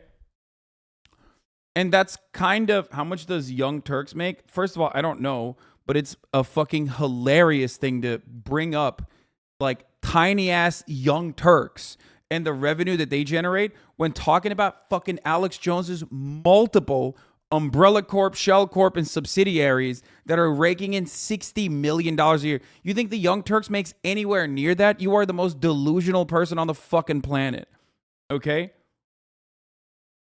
But again, you're a fucking idiot, okay? You're a fucking dumbass. If your thing is like, well, no, just, if you want to be a right-winger, okay, just flex. Just say, look, Alex Jones is great because he speaks truth. That's why he's making millions of dollars a year. Don't fucking turn around and be like, how much does the Young Turks make? You're an idiot. You're gonna come across like a dumbass when you say that. Okay? You just had a question. Why are you mad? Because that's not a question. That's an effort to derail the stream. And let's take a look. I'm assuming that you are also doing that as well half the time. There you go. By your logic, yeah, you are exactly doing what that fucking person asked the question. You're literally doing the same thing. You're doing the same thing all the time when you ask questions like this.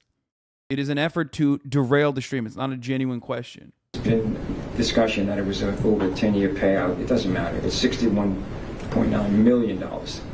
And that number represents, in my opinion, a value of Alex Jones' net worth. He's got some money put in a bank account somewhere. He had 4 accounts we know of at Security Bank, but we don't know what's going into that account. Your net exposed again. Into the account, and we don't know when the money was put into the account. But we know that there is a statement saying $61.9 million was withdrawn and paid to Alex Jones. From Free Speech Systems? Correct. In 2021? Correct, 2021. The same year the default judgment was rendered? Correct. Do you have any records of other money being pulled out of Free Speech System and given to Alex Jones in this time frame? I do. From the testimony, the notes from the Brittany Pays, she mentioned that another $18 million was taken out before this year, before this 61.9 million figure. It was $18 million over a 3-year period, 2015 to 2018, $18 million. So that totals about $70 million? If you add the 6 per year to the 53, you get 60 million, but close to 70. And as I said before, there's been testimony that is made this year on track, 2021, 70 million. Okay. Does that help you determine the net worth of Alex Jones? Yes, sir. What did you come up with in that opinion? Same approach to his net worth that I took to valuing the companies would be 1 to 2 times his net worth. And you can do the math on that. So 70 to 140 million? Correct. Yeah, 140. Correct. And those are very simple numbers. There's no economics and no present value. Those numbers He's got a cake, dude. Speak for themselves. I see chat is starting to get bored of this content, and therefore the moment that I fucking get up, they're spamming Hermy. That's usually when chat is like no longer interested in how much money Alex Jones makes.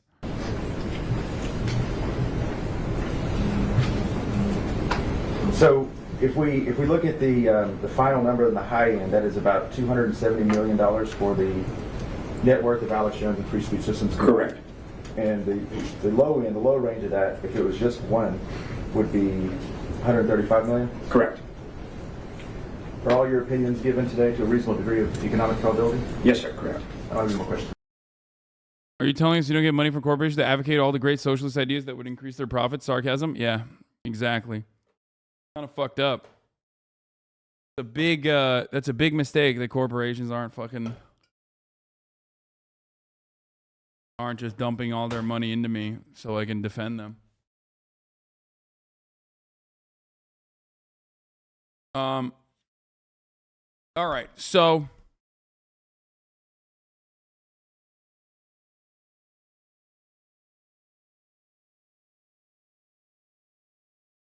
we will watch the new Second Thought.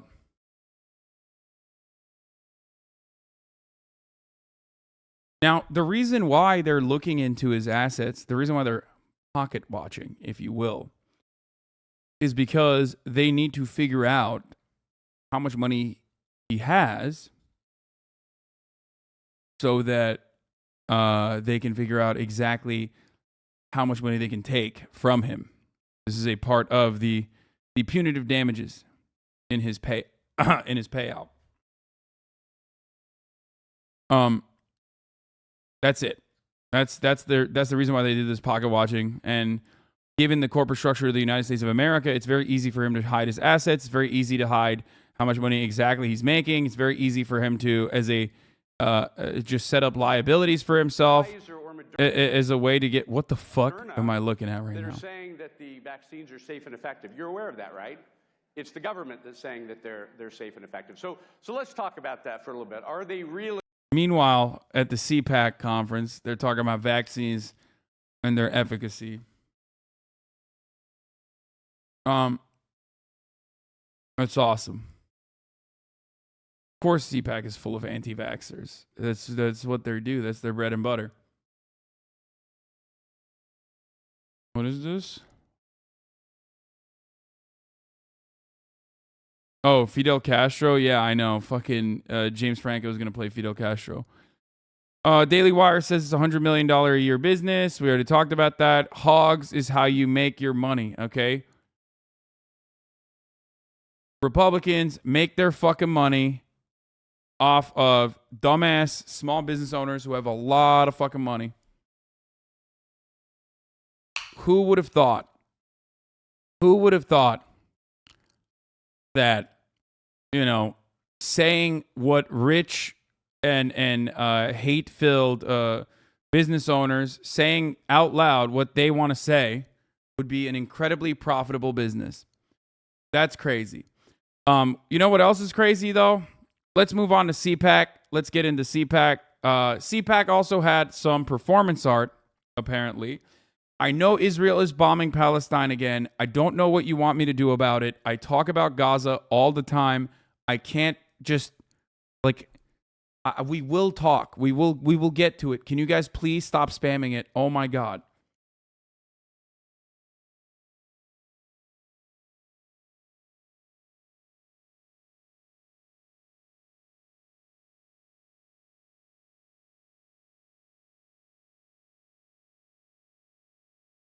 Anyway, here is a CPAC performance art piece from the CPAC, where at the CPAC booth you receive a silent disco headset that plays a harrowing testimony from people arrested for participating in J6. Instead of dancing, you stand around and watch this guy cry. And apparently, this guy's been crying non-fucking stop, like 24/7.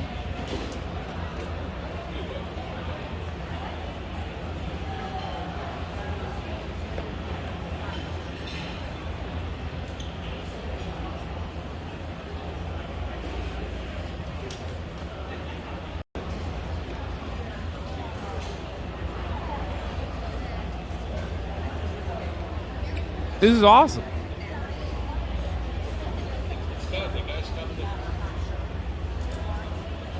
Conservatives are so good at content, bro. I swear to God. I mean, this is literally just like, first of all, this is liberal content. Okay? This is a conservative approach to liberal ass content. You understand? That's what's going on here. So, you know, when SNL or like liberals do this, it's not as funny because they're like so serious about it. Conservatives are super serious about it too. But I think the irony of like the most reactionary people on the planet advocating for prison abolition through probably the most like emotional and most like lib ass way of doing performance art is so great. I love that. What you described is the concept of camp. Yeah, oh no, this is campy as fuck, and I love it.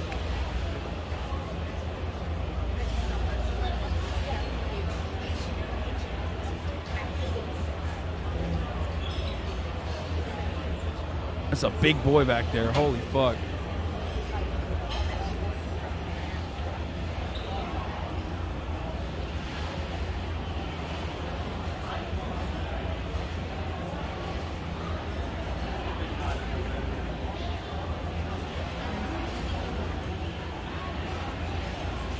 Wonderful that the government allowed him to bring his MAGA hat into prison, though. That's cool.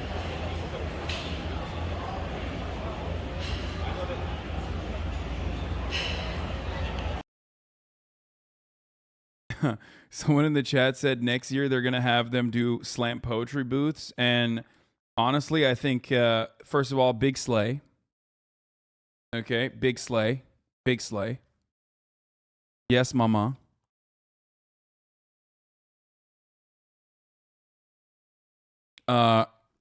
Also, secondly, god damn, I love conservatives, dude. Look at this. Can you look at this fucking hog for a second?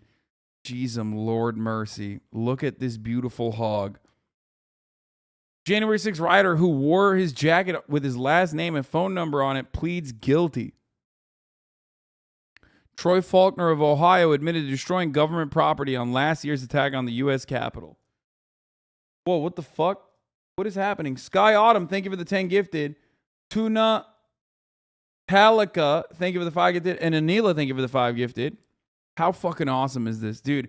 Antifa, brother. Antifa stormed the halls of Congress, I promise you. No, it wasn't Antifa. It was Troy Faulkner of Faulkner Painting. And his phone number was on his fucking jacket. This is one of my favorite types of conservative commentary, conservative rhetoric. Antifa must have stolen my jacket, brother, and hired someone who looks a lot like me. And I have no alibi for that.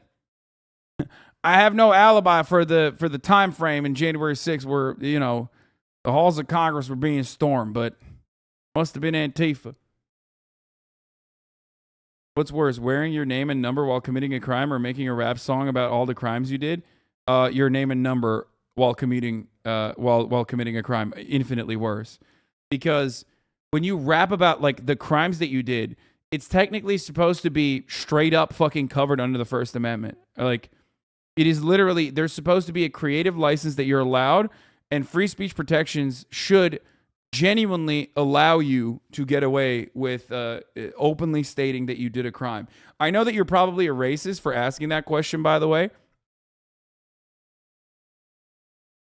But like, you know, most rappers don't fucking put their name and number on their jacket while they're, you know, doing a crime or whatever, if they are even doing a fucking crime.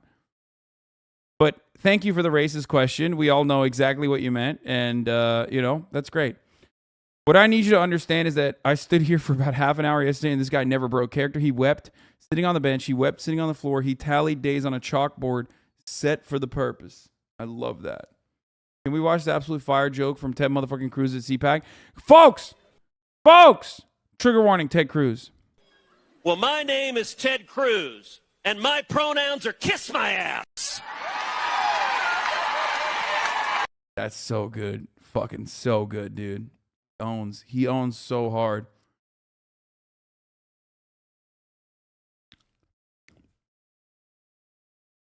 It's wonderful that Ted Cruz at CPAC is making the same joke that Dave Chappelle is, by the way. One of the most goated comedians of our generation, making pretty much the exact same jokes as Ted fucking Cruz.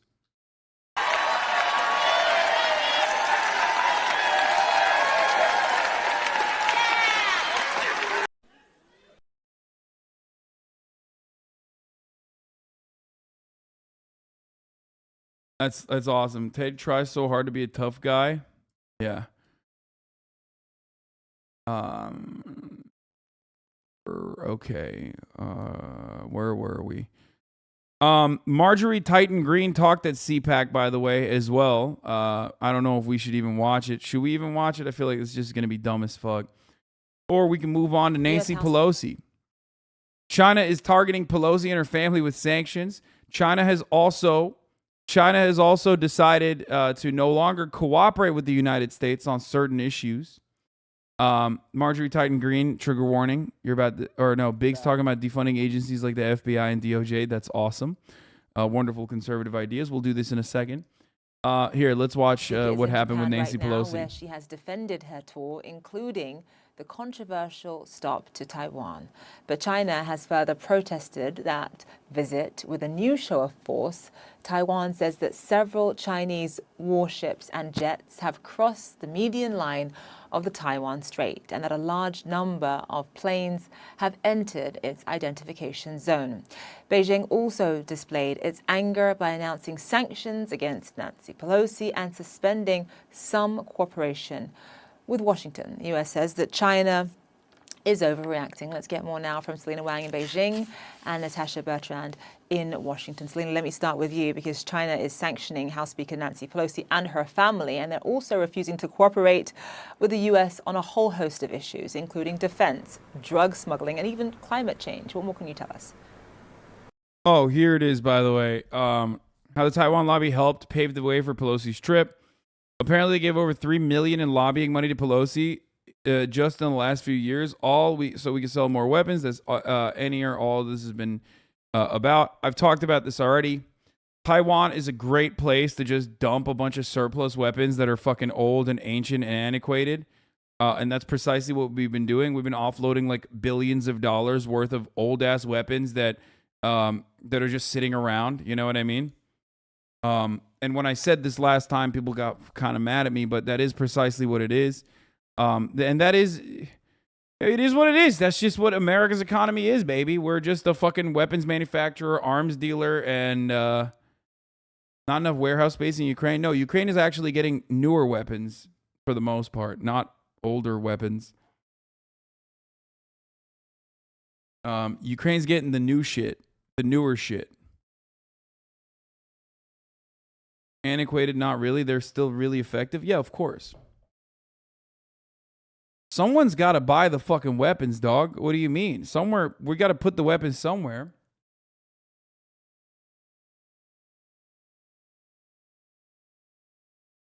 But yeah, $3.1 million the Taiwanese government has spent on lobbying Nancy Pelosi from 2018 to 2022.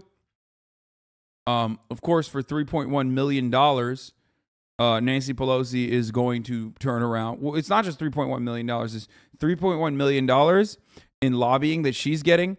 But then also on top of that, it is the weapons manufacturers that are benefiting from the offloading of their old surplus shit.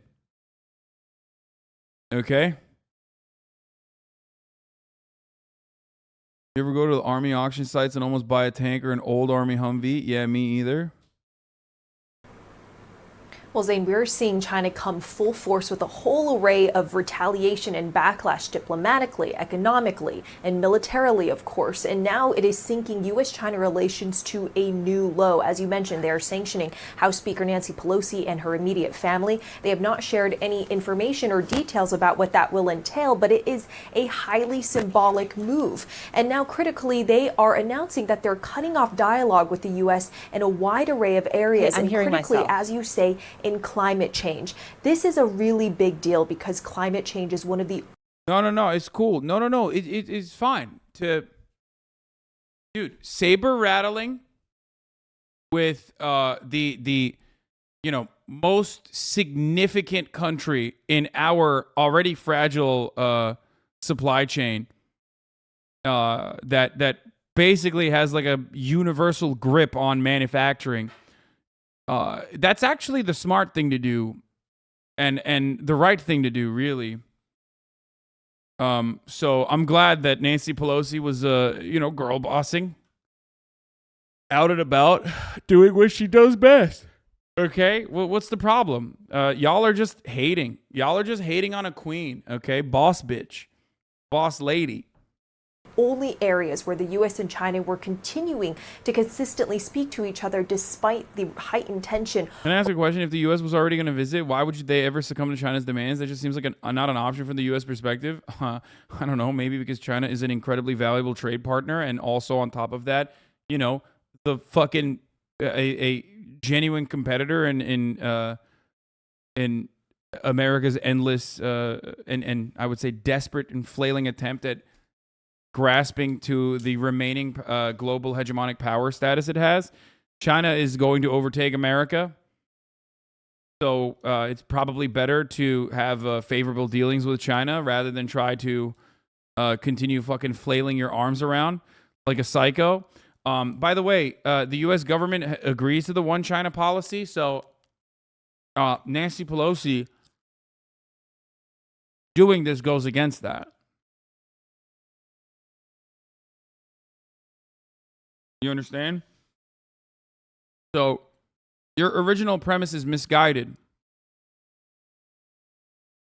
because the United States official policy towards Taiwan is that it is in recognition of the one China policy. But hey, like I said, those weapons got to go somewhere, baby. Over the last few years. So the fact that they are cutting off dialogue in these key areas, it just shows the state of U.S.-China relations today and just how much mistrust there is between the two sides. And it remains to be seen if the impact of this is reversible. So you don't think China is overreacting? Wait, I don't understand. If you tell someone like, I'm not going to hit you in the face, okay? I'm not going to hit you in the face. And then you slap them in the fucking face while you're like, oh, well, you know, that was my friend. I have no control over my friend. But, like, I totally could technically tell my friend not to slap you in the face.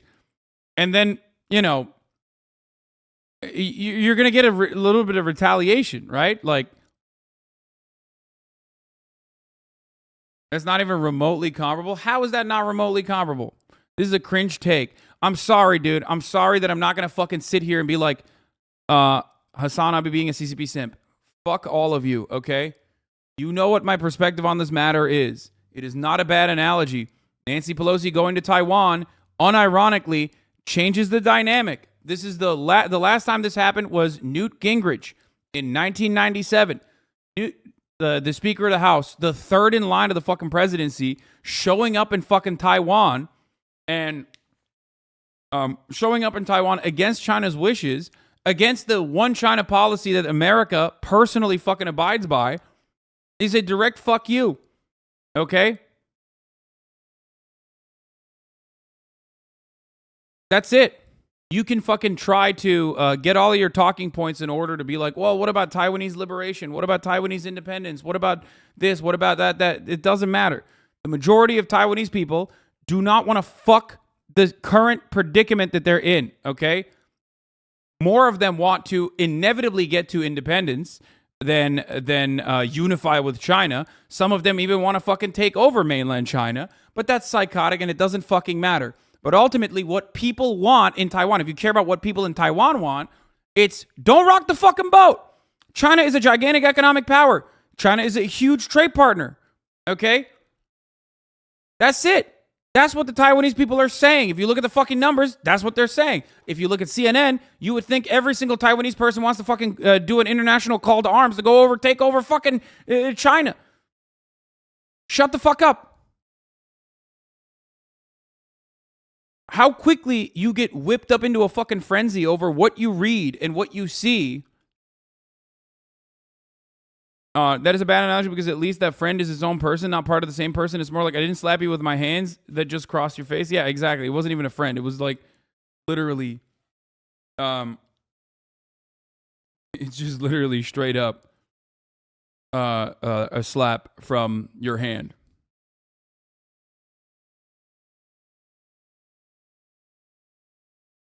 And also, you guys understand, domestically speaking, Nancy Pelosi is a fucking demon. So what happens all of a sudden when it's China, you forget that this is literally a demon?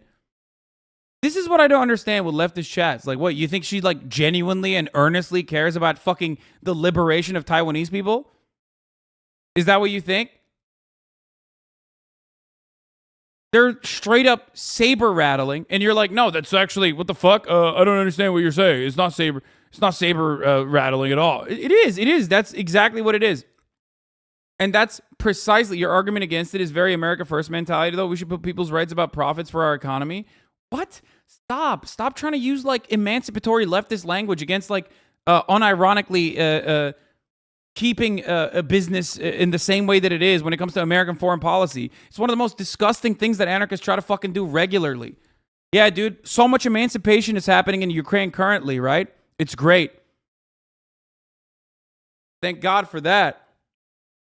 America is a global superpower, the global superpower, had every fucking opportunity to cut a deal and ensure that there were no invasion occurred in Ukraine with Russia and Ukraine, but it didn't do that. It kept fucking saber rattling, and Russia already had interest in Ukraine as well, obviously, and then they fucking followed through with it. They wanted to expand on their on the eastern Ukrainian territories, and they successfully did, and now the price of that is Ukrainian blood. Where are the American troops? Where are the American soldiers? They just fucking dumped a shitload of fucking small arms and also weapons into Ukraine and fucked off. Who made the money? The defense industry made the money. It's not America first, okay? What are you going to do? Are you going to go liberate Taiwan personally? Are you going to fucking do a call to arms? Are you going to grab your weapons and fight against China? Is that what you're going to do? You motherfuckers cry when you can't get your treats, okay? For a week.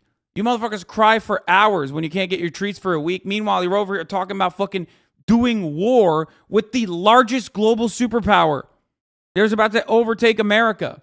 You fucking idiot.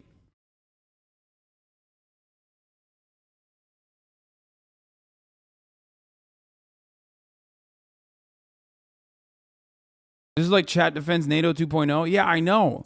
It doesn't. Hey, remember when I first covered this like a while ago and there wasn't a lot of angry people in the chat? Remember when I covered it again earlier this week and there wasn't a lot of angry people in the chat? Do you want to know why there wasn't a lot of angry people in the chat? Because they hadn't gotten the appropriate talking points from their fucking YouTube essayists and from CNN. But now they have decided these are the appropriate talking points. Taiwanese independence, Taiwanese emancipation.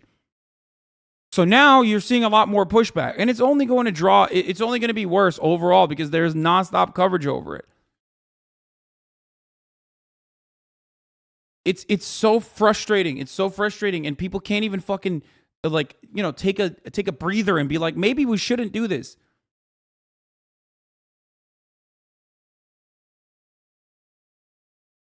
Law, when it's the communists that are reactionary, you still attack America? Yeah, dude, I know. China, super communist.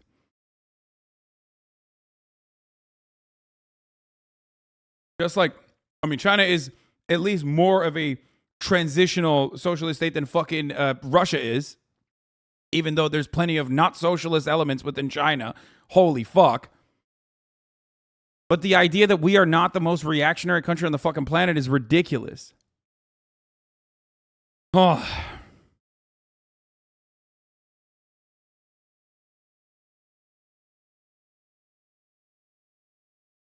Neocon anarchists? Yeah, I don't know. I don't get it. I don't get it. I don't get it.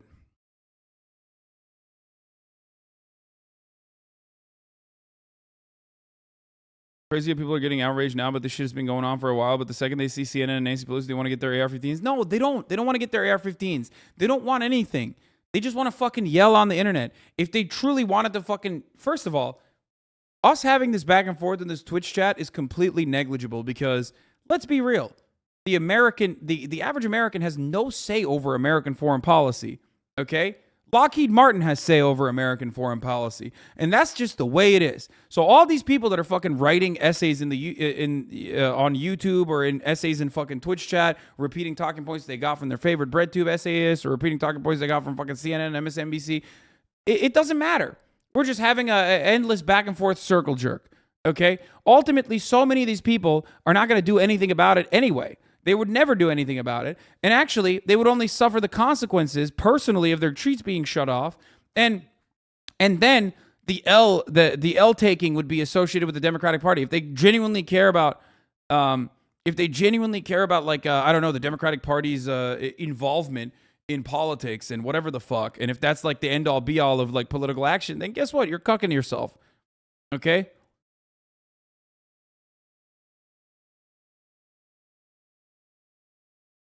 You are one of the few same voices in this conversation. It's just like, it's also insane because like this goes directly against what America has done for as long as it has, and what Taiwan has done for as long as it has been around, and what China has done. The one China policy has been basically fucking stable, okay? It has maintained stability for both Taiwan and China. That stability has allowed them to create economic development in both nations. Okay? And it fucking works.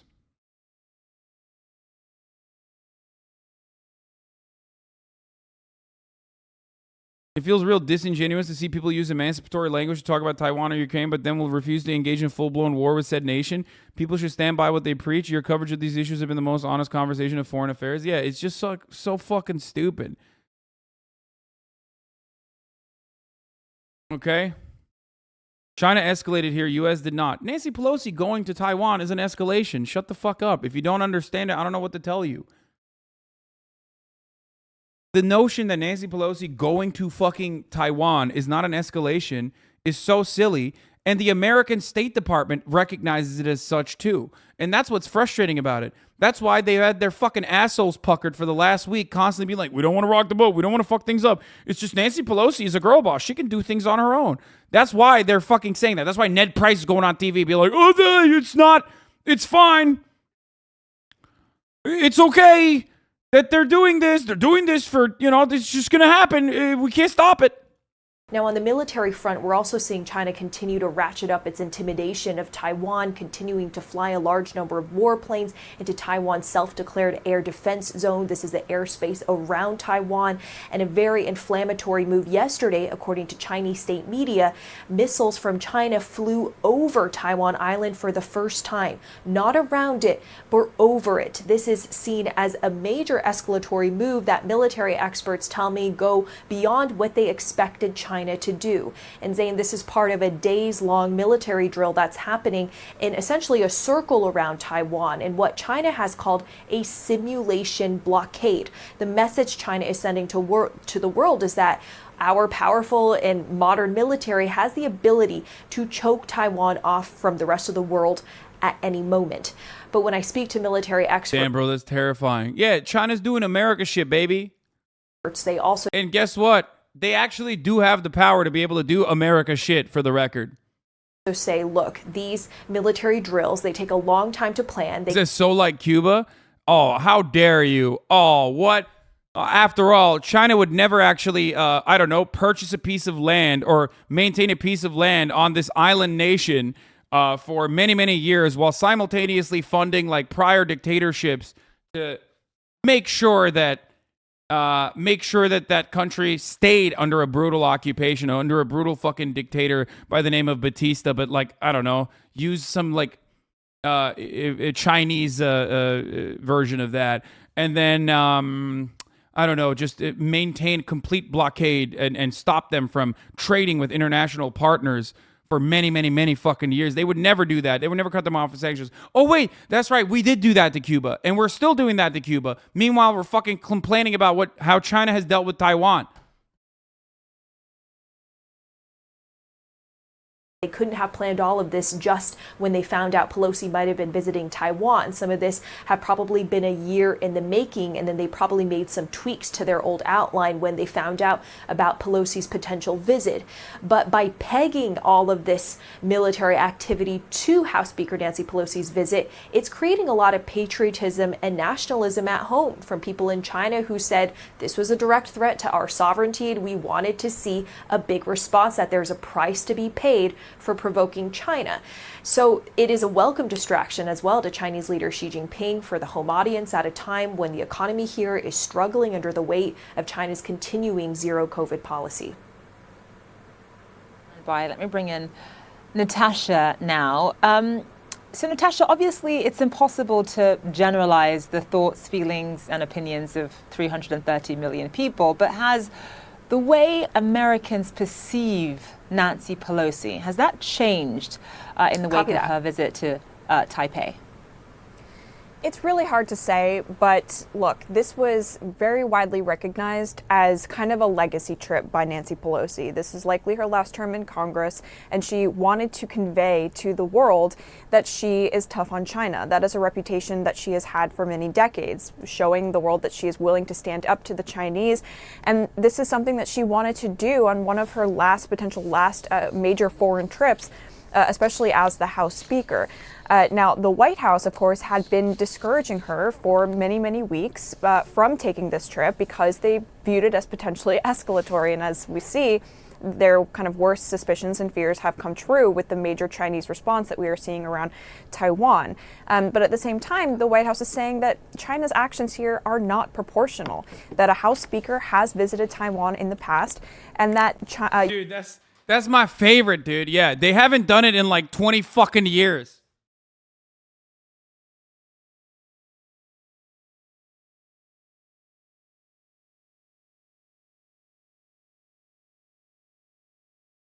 In like almost 30 years, they haven't done it. I wonder why.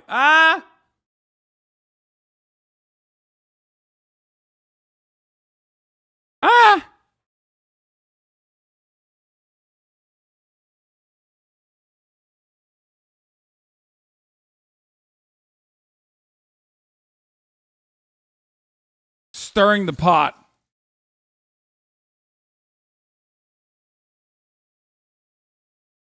Guangzhou Bay? Fucking Christ.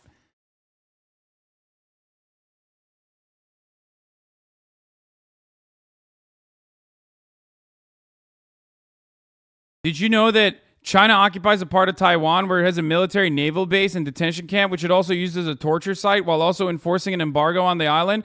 Oh, wait, that's the U.S. and Cuba. Yup. China also tried to assassinate the leader of Taiwan over 600 times. Oh, wait, that's also Cuba.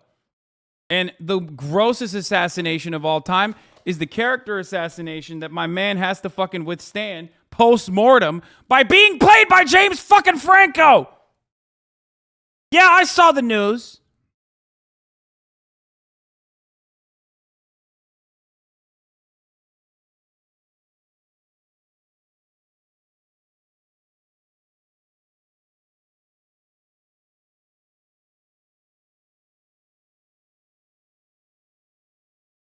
Yeah. He does kind of look like him, though, so I'll allow it.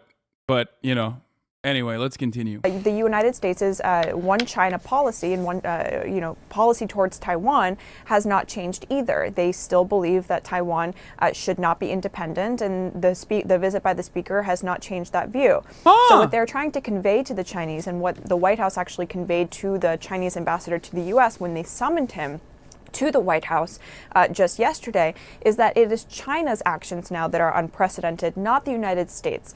But at the same time, what they're saying here is that they're not going to back down from their operation. So weird. Such a weird thing to say. Hey, why did you feel the need to say that then? You know, if you're not rocking the boat, why do you feel the need to mention that you're not actually rocking said boat? What is the boat then? Where is the boat? US be like, why are you hitting yourself, China? Come on, dude. It's also quite hilarious to, like, say this while every fucking leader universally is like, China's the global enemy. They're the demons, Jack. Look alive. I'm campaigning on that.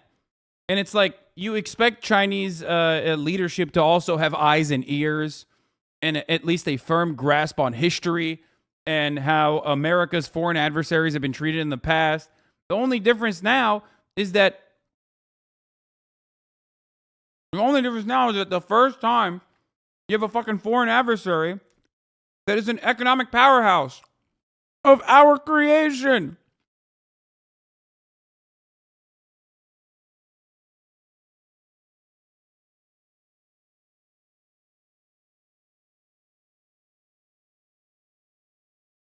So it's fun. It's fun to have these combos. Operations in the Western Pacific, just because China has engaged in these military drills, despite the fact that, according to the National Security Council spokesman here, it appears to the United States as though China is deliberately upping the ante here in order to create a kind of new status quo, in order to kind of push the United States out of that orbit and make it so. America's so funny that, like, America's so funny that they're able to literally do this, and then the media, which is, by the way, of course, not consolidated and totally free, will turn around and be like, yeah, you know, it's really fucked up. It's really fucked up. I can't believe, we double dog dared China to do something, and then they ended up doing something, and that's really fucked up of China to do, really. It's like, motherfucker, you just said. You literally just said that Nancy Pelosi's visit to Taiwan is rocking the fucking boat, and the State Department recognizes that, and then you're like, oh my God, I can't believe China is, like, reacting to our actions that do actually rock the fucking boat.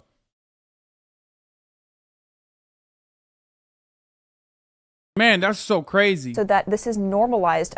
And the worst part is there are so many fucking idiotic, brain-broken liberals, even in this fucking community, that take that propaganda hook, line, and sinker immediately. You have such fucking soft spots, dude. You have such, both in your skull and also in your hearts, that, like, it is so easy to dupe you. Sprinkle on a little bit of fucking SJW talking points, and motherfuckers are like, yeah, what the fuck? Like, it's true. Like, the people of Taiwan deserve independence, and Nancy Pelosi is gonna fucking give it to them.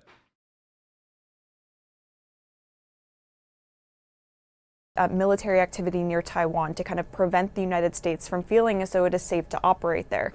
So there are a lot of escalating tensions here, a lot of back and forth that has continued between the White House and China on this. It remains to be seen, of course, whether China continues to escalate in the coming days. The White I was informed, right? Hasan does insult this community. It's true, I do. Account created 2 hours ago, following 2 hours ago. I'm sure this is the first time you've encountered this. White House says they believe that is entirely possible. Zane. All right, Natasha Bertrand, live for us there. Selena Wang, thank you both. Question, are you saying Taiwan shouldn't be independent? No, I'm not saying that. I'm not saying that at all.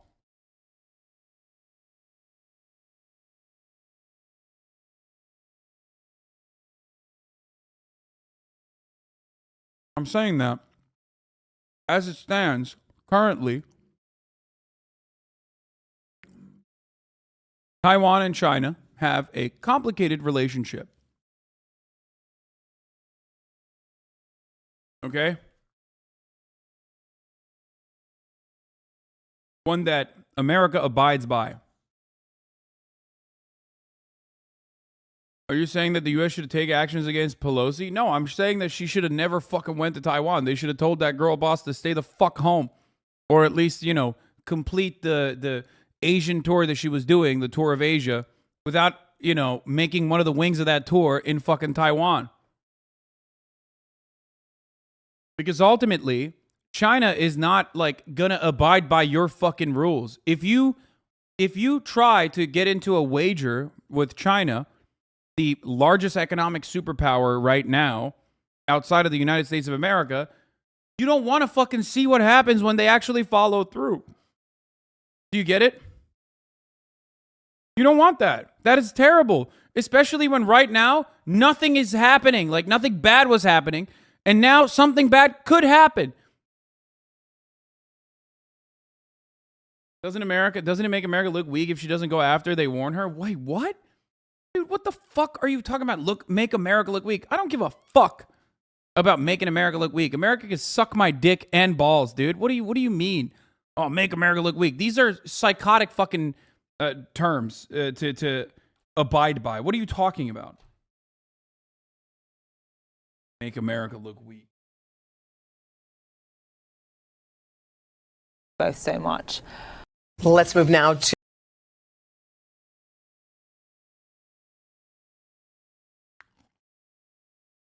Anyway.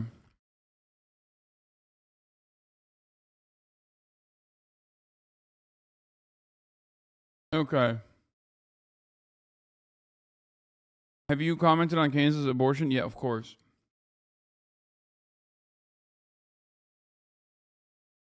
Wait, John Oliver, Taiwan? I mean, didn't we watch this? This probably sucked. Unhealthy obsession with mascots. Oh, yeah, this did suck. We watched it. I mean, it wasn't great.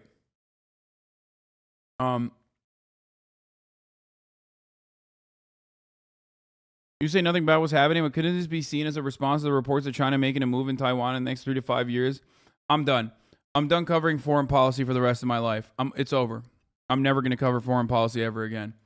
Because no matter how long term of a community fucking subscriber you are, as a matter of fact, the longer you are a community subscriber, the more likely you are to unironically take everything that someone else is saying. America has no business in Taiwan. America does not give a fuck about Taiwanese independence, okay? Regardless of whether China is saying like, oh, we're going to invade Taiwan or whatever the fuck, American intelligence is saying about China moving into Taiwan, does not change the American perspective, okay?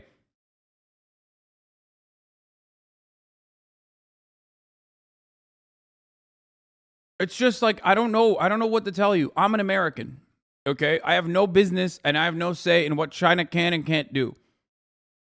I don't even have any business or say in what America can and can't do. I'm over here, I guess, promoting the concept of like American democracy in theory, but it's just, can you cover the song Foreign Policy by Fear? No, we're not doing that right now. The U.S. doesn't care about the people there. If Taiwan gained independence and severed ties with the U.S., there would be a Falun Gong coup within months. Yeah, I mean, It doesn't matter. It literally does not matter.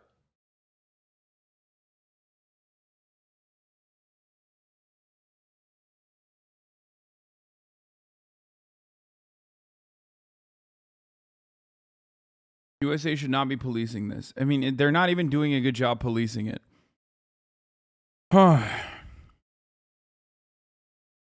don't understand how you can think that America, given how much it's done and what it continues to do around the world, legitimately cares about what the Taiwanese, like, how can you feel like America is legitimately trying to do what's right by the Taiwanese people? I don't understand it.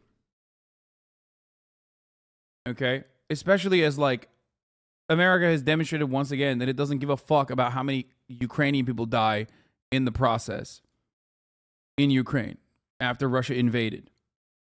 America is the world's largest superpower, had every opportunity in the buildup to the tensions to solidify a relationship with Ukraine and make that relationship permanent and ensure that Ukraine was not, and you know, consider talking to Russia, not as a foreign adversary, but as also a trade partner in Europe. But of course, European trade partnership with Russia implies that they're competing with American gas providers. So that was already a problem to begin with. And they didn't do that. They used Ukraine as a cudgel, and they continue to use Ukraine as a weapon, and no diplomatic avenues could be reached. And why couldn't it be reached? Because Russia always wanted to invade Ukraine. Russia always wanted to invade Ukraine. Russia always wanted to invade Ukraine. And now you're doing that same thing with China and Taiwan. Okay?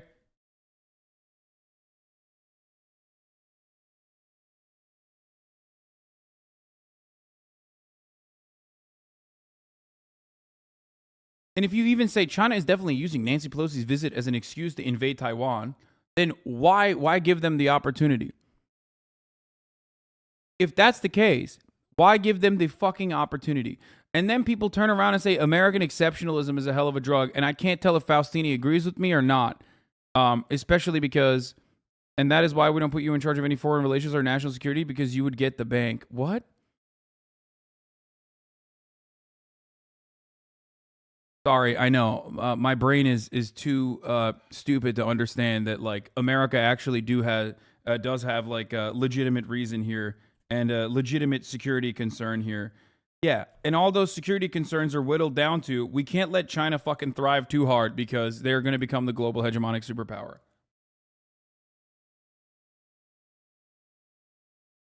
Don't worry. I'll never be anywhere near the levers of fucking power. And neither will you. The closest you'll feel to levers of power is by yelling into a fucking endless feedback loop in this chat.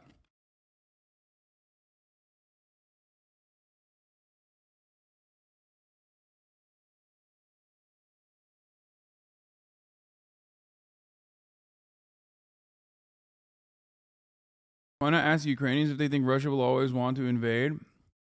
What difference does it make what Ukrainians think when neither you nor I, especially as it pertains to our American status, give a fuck? If Americans cared about what fucking Ukrainians think about the Ukrainian invasion in the hands of brutal Russian occupiers, then they would have fucking done World War III and potentially started a nuclear holocaust. Okay? But they didn't do that, did they?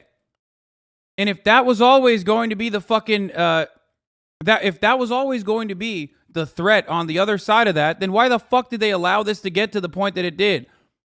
Without exhausting diplomatic avenues. It's so incredibly fucking frustrating to have this conversation.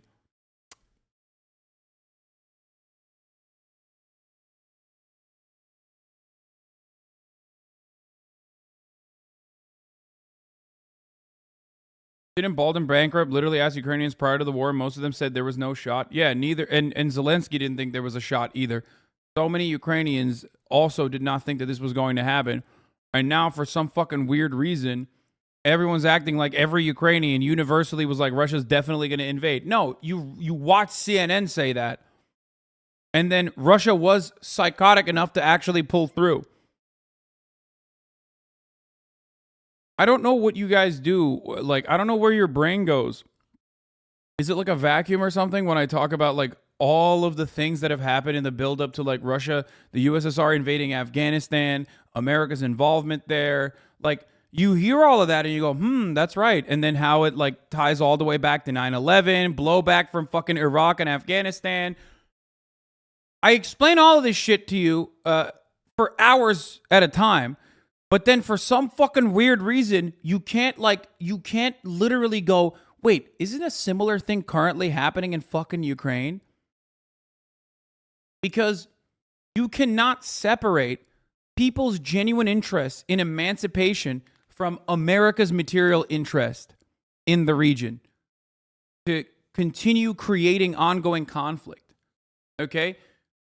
Color revolutions don't happen without legitimate interest from the people, okay? It's just about motivating them and then funding them and putting their interests front and center in the Western media while also providing structural and material support to those people, okay? Obviously, there are people that want emancipation, and those needs are legitimate. But America's interest in beefing up those movements is not. It is to make money for defense contractors. Okay?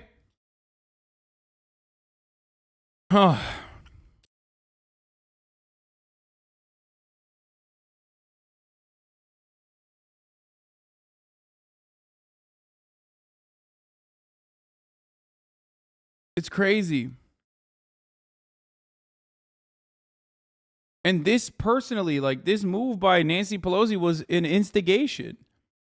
And China absolutely fucking used it as a way to say fuck you back.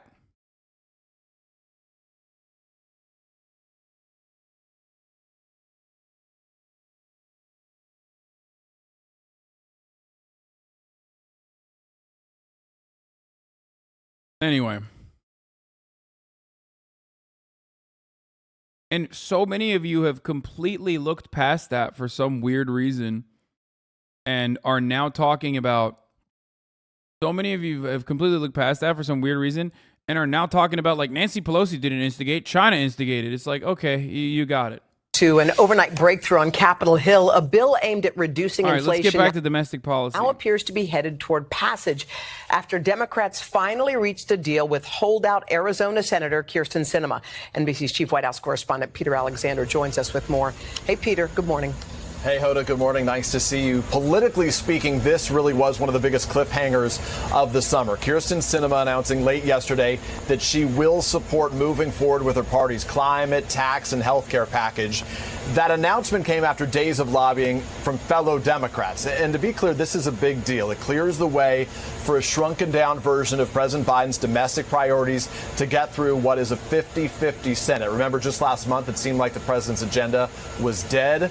Well, Sinema, she negotiated some changes to this deal, but it would still include the largest climate investment in the country's history, would lower the price for some prescription drugs, and it's expected to reduce the deficit. And perhaps most importantly, Democrats and many economists say it will help bring down inflation, but Republicans dispute that, Hoda. They are united against it. So let's talk timeline for a second, Peter. If Democrats do... Why is that taken for granted? Like, Republicans can say anything they want.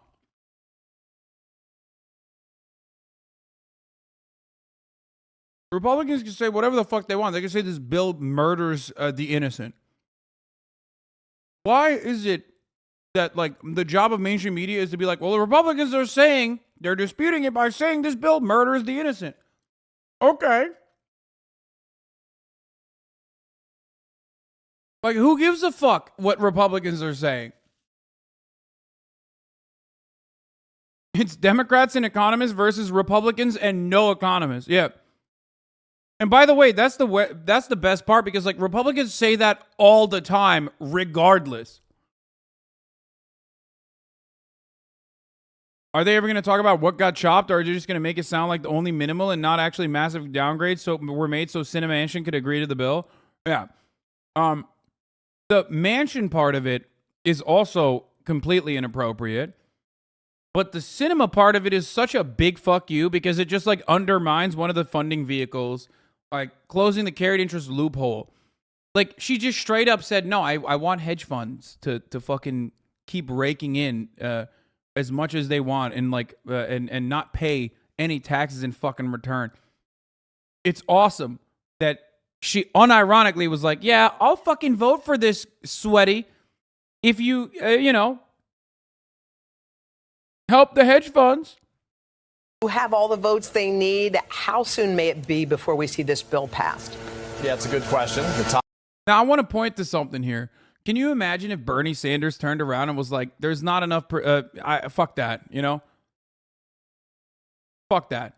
You think it's all right to take out the carried interest loophole? Fuck that. I'm not voting for it. Guess what? You're fucked now. How much would the media fucking eviscerate him?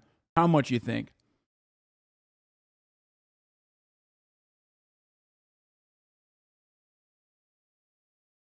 What is this? Kristen Right, Cinema asked, caught. What is this, bro? This is 200 and... Bro, chatters, stop sending me your own personal videos with like 200 views on it in the middle of my fucking commentary, please. Like, that's wild. Like, I love you. I hope you do well. But like, what are we doing right now? Top Senate Democrat is Chuck Schumer. He said that he would move forward with the bill tomorrow. He wants to get this passed next week.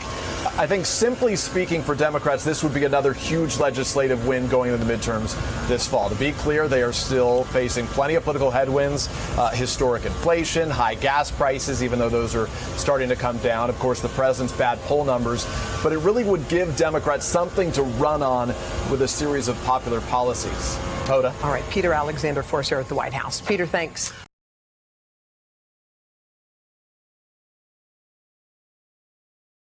Yeah. Kirsten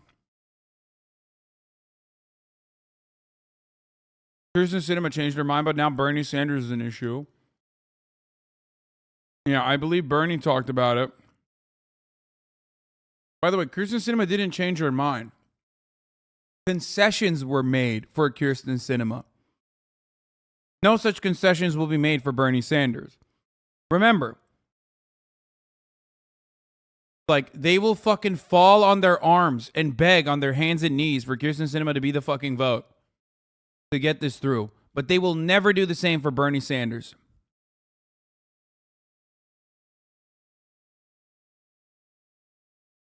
Senate parliamentarian Elizabeth McDonough finishes the scrub of legislation in the process known as the bird bath. Oh, that's great. Similarly, the reconciliation process requires a vote-a-rama wherein Senate votes at least 15 times in one day. But it's not just Republicans who might try to amend it. Earlier this week, Senate Budget Committee Chairman Bernie Sanders decried the legislation for leaving out many parts of the proposed Build Back Better bill that Manchin ultimately killed.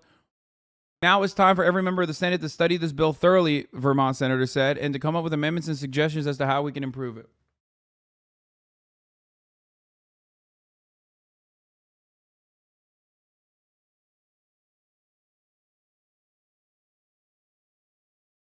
The funniest part about it is that, like, this bill it moves the needle in the right direction. Okay? It moves the needle in the right direction. But the hilarious part about it is that, like, it's just, you got to just shut the fuck up and take the marginal W. You know what I mean? Wait, what is this? Uh-oh. It looks like the Arizona Chamber of Commerce has Sinema's ear about the Inflation Reduction Act. They've expressed concerns to the senator over the proposed corporate minimum tax. Meanwhile, labor unions like Unite Here can't even get a meeting. Huh, surprising. Sinema caught asking her corporate bosses how she should vote on the Manchin-Schumer climate and healthcare package. Is this written in a way that's bad? She asked the Chamber of Commerce. I want to Mark Kelly Kirsten Sinema, and by that I mean put her on a fucking rocket ship, okay? Along with the Chamber of Commerce in Arizona. Why is the Arizona Chamber of Commerce literally fucking telling whether certain provisions are bad or not? Do you not know how to read, dumbass? Why do you wear those fucking Wendy from Scooby-Doo ass glasses all the goddamn time if you don't know how to fucking read?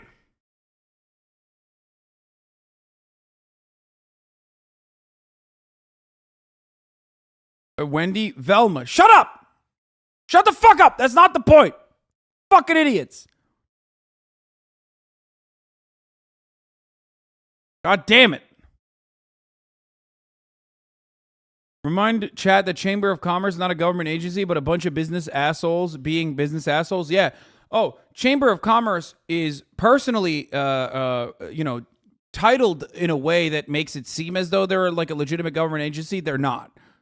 For those of you who don't know that, it's actually a private organization. It's not, has nothing to do with the government. Maybe some of you didn't even know that until this very moment. So yeah, it does sound legit though. It does sound like a fucking arm of the government, right? Nope, it's not. Don't be fucking fooled into thinking that that is the case.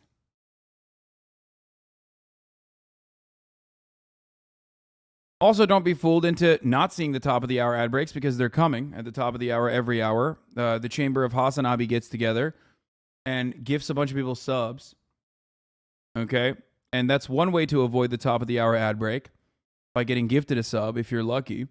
Or if you're not lucky, you can make your own luck by subscribing on your own for $5 or for free with a Twitch Prime by connecting your Amazon Prime account to your Twitch account, where you get one free Prime subscription a month. Here's the 1 minute ad break now. Delightfully Small, thank you for the 5 gifted subs. La La La Keisha, thank you for the 5 gifted subs, allowing 5 people to no longer see the ads as well. Aloha from Maui, thank you for the 5 gifted subs. Critic Slam with mixed messages on Pelosi's trip. Dude, I love this. I love this because like Fox News hates China. Fox News hates China, but they hate Nancy Pelosi too. So I wonder how they're taking it over there. Mr. Radical, thank you for the 5 gifted. Majora's94, thank you for the 5 gifted. Razik is Slice, thank you for the 5 gifted. And Ray Donnell, thank you for the 5 gifted subs. Gates, thank you for the 5 gifted as well. Okay, fuck Kirsten Cinema. Hank Green is very excited about this bill. He says, this bill's a huge, huge, huge deal, man. I mean, 2 weeks ago, we thought it was dead. It has changed, but it has so much for environmental justice, for crushing demand for fossil fuels, and for dramatically reducing CO2 and methane emissions.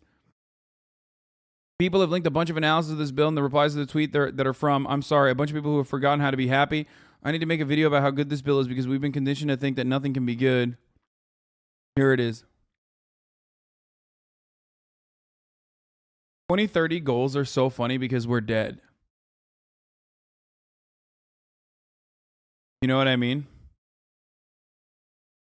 And this just affects this legislation. States, agencies, technological advances, cities, 50% by 2030 has always seemed unachievable to me until this very moment. America's finally showing up.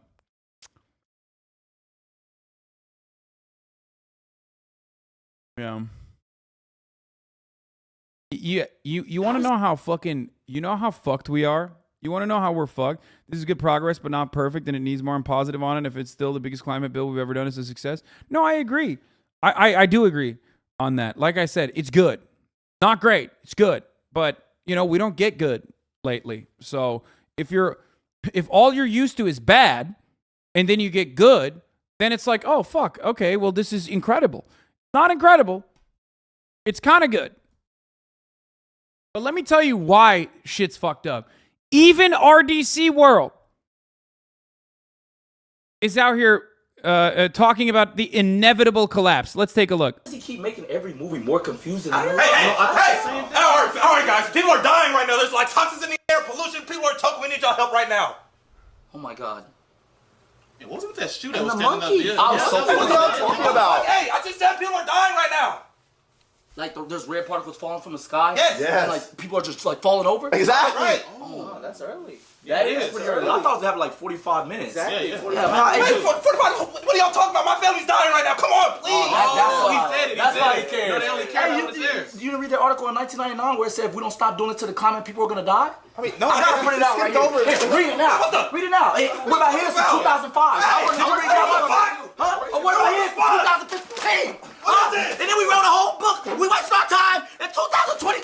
What the fuck? Y'all didn't read none of that, huh? Hey, I know. Yeah, it's too late now. You know when you can help? You know when you can help? In 1999 when I wrote the article. Well, that's the past. This is now. Carbon footprint too big. No, ozone layer's being depleted. Sorry, guys. I ice caps are gone, right? Exactly. Yeah, there's no more animals. No. Oceans are gone. Yes. Yeah, you guys fucked up this time. Man, you know the sky is red. We need actually, no lie. I have a plan. What? We made these masks. We know we're fighting wars. We made these masks for us and our family, but y'all didn't fund them, so we did it with our own money. This is all we can make. Okay, we'll give us some more money. We'll take that. So give it to us in about 10 minutes, and we'll start making them. Okay, But too much y'all will be dead in like 4 seconds. 4 seconds? What are you talking about? Yeah, because the toxins are coming through. Okay, give us the message. Give us the message. Come on. Hey, those walls that y'all making at the last second, those were good, man. Good shit. Give us the mask. It's above us. It's above us, guys. No, we gotta watch that again. Hey, there's nobody at the movies, man. I know, everything went right over my head. I mean, it's great. Is this supposed to be funny? Bro, we're so doomed. Socialist shithead. Why are you mad?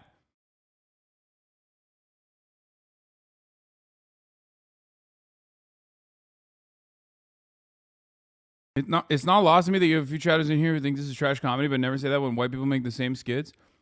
Wait, what? Are there people who don't like this? What the fuck? RDC is great. They're goated.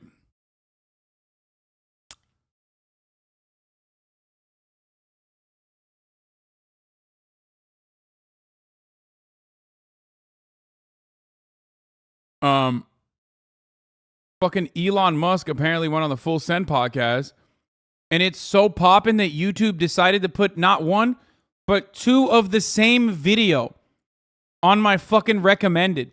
Can you just look at this, bro? It's the same video twice. YouTube is like, you have to watch this. Like, you have to watch it before we make all of the recommended the same video.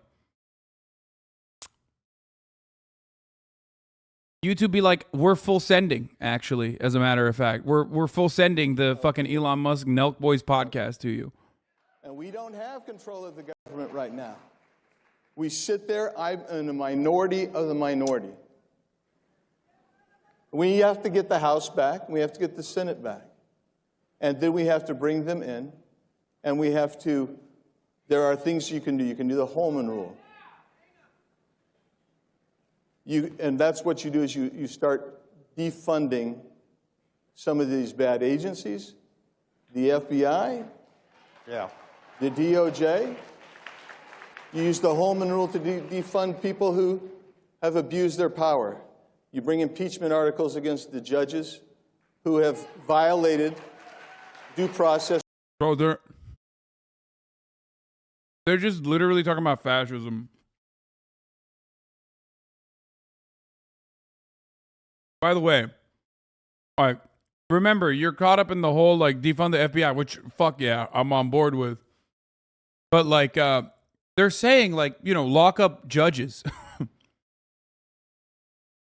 Which is pretty funny because it's like, are you going to be able to find a liberal judge to lock up at this point?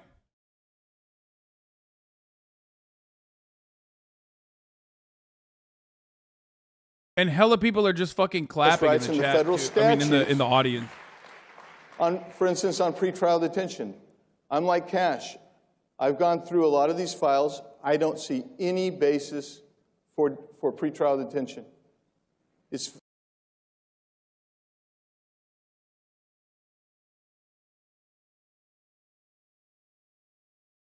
All right, boy. Okay, we'll take a look at this in a little bit. There's a lot more content to go through, okay? Kirsten Sinema, monkeypox, I'm skipping through. White House is seeking prisoner swap. We already know they're communicating through backdoor channels, or they're communicating through private channels, sorry. You know what? Let's move on. This high-speed rail is a project for the United States. I'm not even going to look at this Vox video, which is probably going to be an exact repeat of the which one was it? Someone made a fucking video shitting on the California high-speed rail project. And real life lore did. And then fucking Alan Fisher came in, friend of the show. HasanAbi had Alan Fisher came in and stuck his dick all over real life Lord's video so hard that real life Lord was like, I'm so sorry. I made the worst video of all time. So I'm not going to watch this. And instead, I'm going to watch him shove his cock all over this video when he makes it. Okay? So we'll wait for HasanAbi, head friend of the show, Alan Fisher, to just absolutely fucking, dagger dick this video. More about the politics than the engineering, so it's a bit better than the other one. Okay, well, then we'll take a look at it. On Never November mind. 4th, 2008, the people of California voted to fund this. I do hate California politics. A high-speed rail line. Many countries around the world have had high-speed trains for decades, and this would be the U.S.'s attempt to finally catch up. The train would whisk passengers from LA to San Francisco in under 3 hours, and it was all set to open in 2020. Today, it's 2022, and California's high-speed rail project is famous for being a disaster. Will be the most expensive project in state history. A train that's going to nowhere. Train to nowhere. All that's there today is this one section, still under control. I mean, right off the jump, this is just reactionary framing against government projects. Like, certainly, in a lot of instances, big budget government projects end up creating fucking handouts for a lot of, nepotism beneficiaries, right? Nepotism recipients.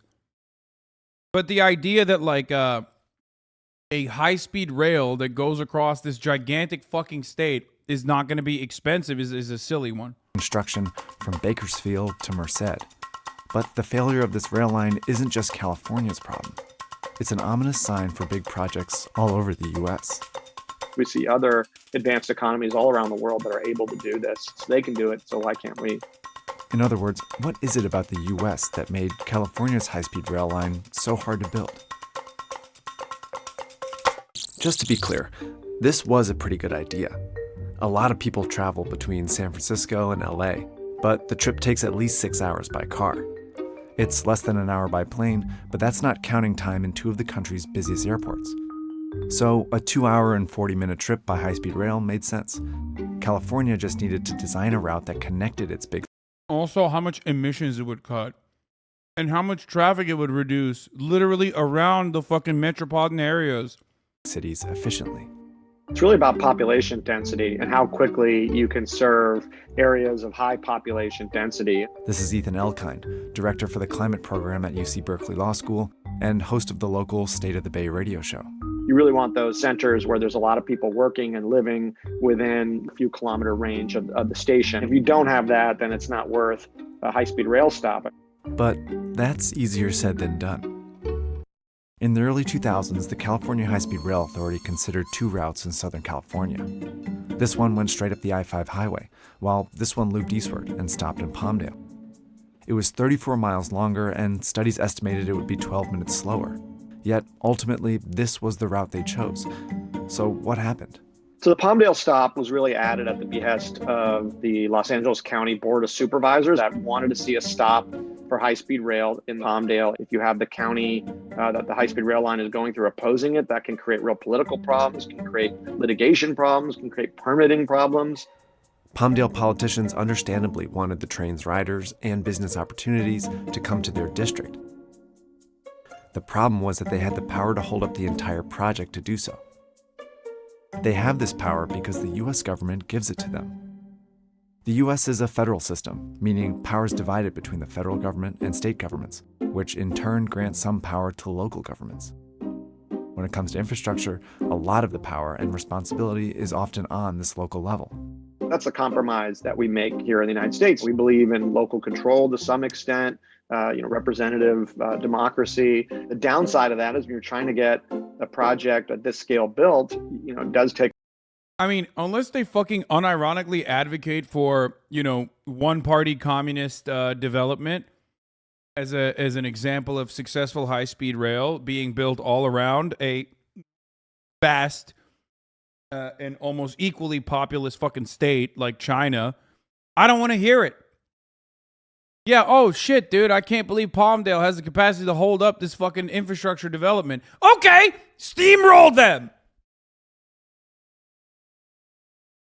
Go to the houses of every fucking executive and be, go to the house of every local politician and be like, okay, sick. Well, you don't like this? Okay, you're going to jail.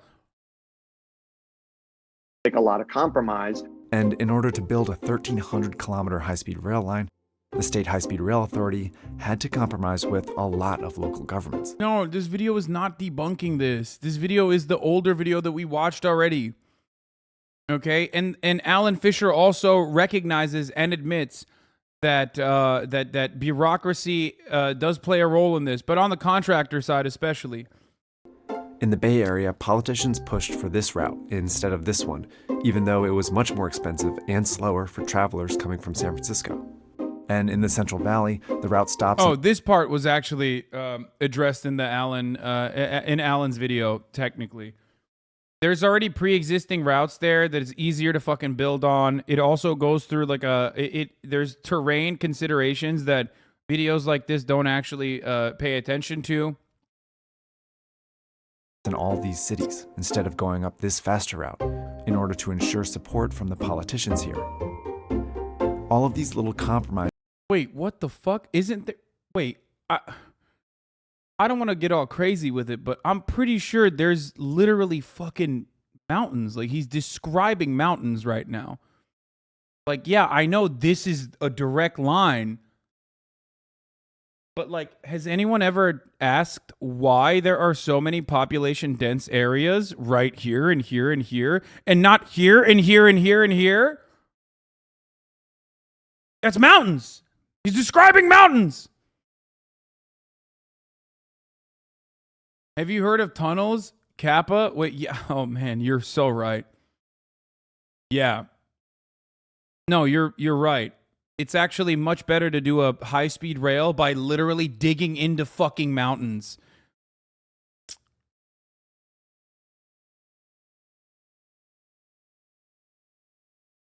Began adding up, making the route slower and more expensive. No, there are no mountains in that specific route. It's just going along the I-5. Wait, I thought I-5 was much shorter than that.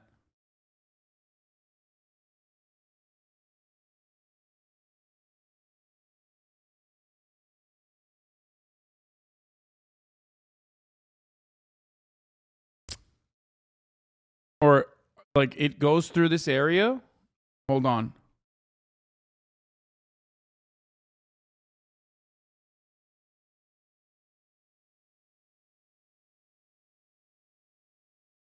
Okay, but hitting I-5 is ignoring where people live? I read that digging a tunnel costs $1 billion per mile. I don't know how long it costs. I don't know how much it I don't know how much it costs. I know it's more costly than just doing it on top of pre-existing railroads. But even doing it on top of pre-existing railways is still difficult, especially because some of those lines are not easy to immediately modernize, and it could be even more costly. People live in LA and San Francisco, not the Central Valley. No, there's still people that live there.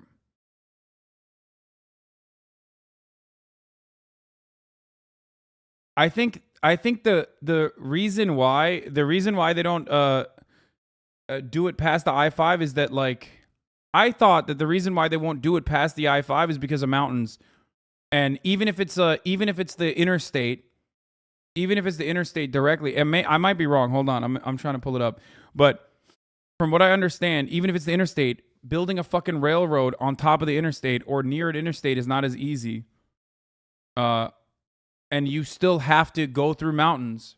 Just because I-5 might go through mountains doesn't change the reality that adding train tracks on top of it is still a significantly more expensive endeavor.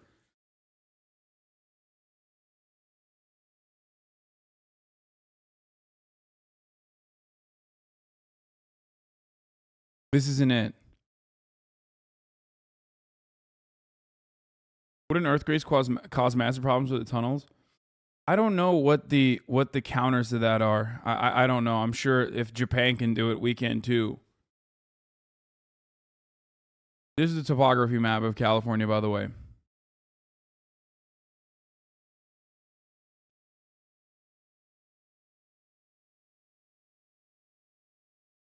It looks straight, but it's too curvy for a high-speed rail. The I-5, that is. You need to make a lot of extra tunnels, expensive and shit. Yeah. That's it. The 5-4 through the Central Valley, which is surrounded by mountains.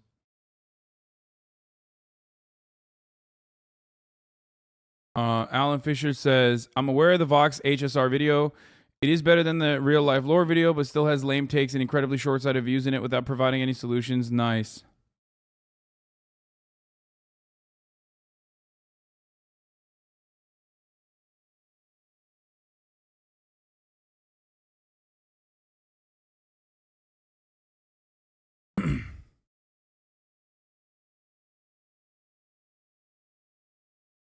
Gotthard Tunnel right now. Mountains are literally just a question of motivation.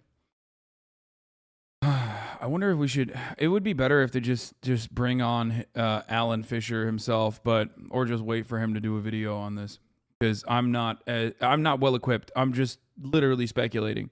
Which was a problem because the funding was already on shaky ground.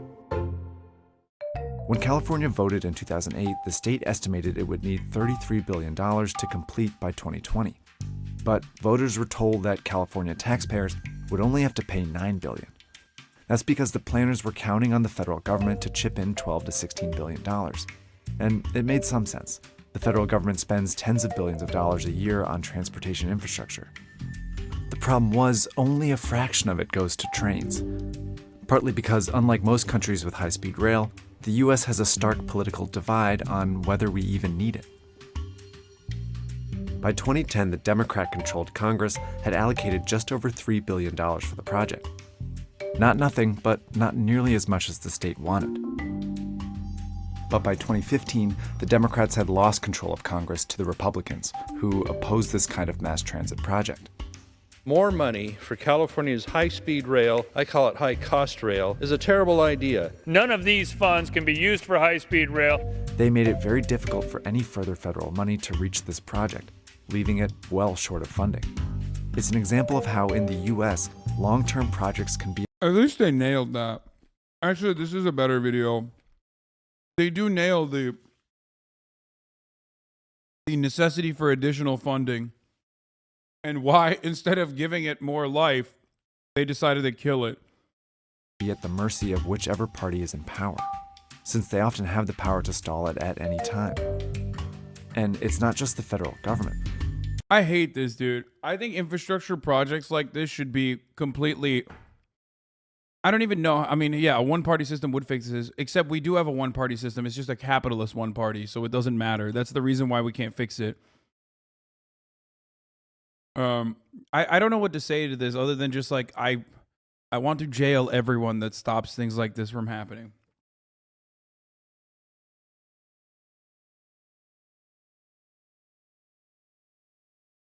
Sometimes you just gotta forcibly make this, okay? Sometimes you just gotta forcibly make it at the threat of, just at gunpoint. Private citizens can also hold things up. It took less than a year for people to start suing the California high-speed rail project. Many cases were based on a law called the California Environmental Equality Act, known as CEQA. CEQA requires the government to study the environmental effects of any government project, explore alternatives, and release the findings in a report. It's very easy to find a hole in that assessment and then file a lawsuit, essentially target practice for lawyers. Many of these lawsuits had... The whole thing was generally negative. It can be used as ammo for NIMBYs, which is the last thing we want. Also, most people in railroad construction know that the I-5 corridor would be terrible for HSR mainline because of how mountainous it is. I think the second part is valid. I don't think the diagnosis of the problems at multiple levels of government that high-speed rail construction to have problems are bad. NIMBYs will find excuses. Vox blames some localities for not allowing HSR through certain areas, which sounds anti-NIMBY. Yes, but the problem is NIMBYs are vicious and will use any amount of negative light to their advantage unless this video is obviously calling them out. Liberalism got me thinking maybe we went too far with handing out rights. Never forget that liberalism also did not necessarily hand out rights to black people, so there is that too. What is a NIMBY? NIMBYs are not in my backyard, okay? People who are anti-urbanism, people who don't want additional construction to happen in their backyards because they don't care about creating more supply of housing, because that will drive down their price of housing. However, they're also fucking annoying on top of that, and YIMBYs are fucking annoying too. Every part of that conversation is awful. There's plenty of YIMBYs in my community, obviously, because I'm a leftist. YIMBYs are yes in my backyarders who are like, who range from leftist socialists who want public housing all the way to ANCAPs who are like Larry Elder. Larry Elder is literally a YIMBY, okay? Or claims he's a YIMBY at the very least. And that's what's really frustrating about the YIMBY side of the conversation, because the YIMBY side of the conversation, like I said, is massive. It goes all the way from like leftists and socialists all the way to fucking anarcho-capitalists. Because the difference is what kind of housing is important. We have to talk about what kind of housing we're building. And most YIMBYs will turn around and say, wow, you're being a NIMBY right now. You're being a NIMBY right now by saying what kind of housing needs to be built. Doesn't matter what kind of housing needs to be built. What we need is more supply. Well, guess what? We are adding supply. It doesn't even fucking matter, because half the time, if it's a luxury high rise with a little bit of fucking with a couple like affordable units attached to it, then you're not solving the problem.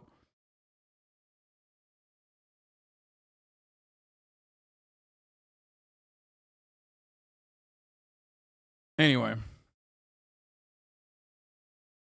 but that is somewhat unrelated to the project we were talking about. Legitimate concerns. Some farmers in the Central Valley worried about the train damaging their agricultural land, irrigation systems, and crops. But others simply used CEQA to try and keep the project from being built in their neighborhood. This is a common way in the US for private citizens to block important projects like housing or infrastructure.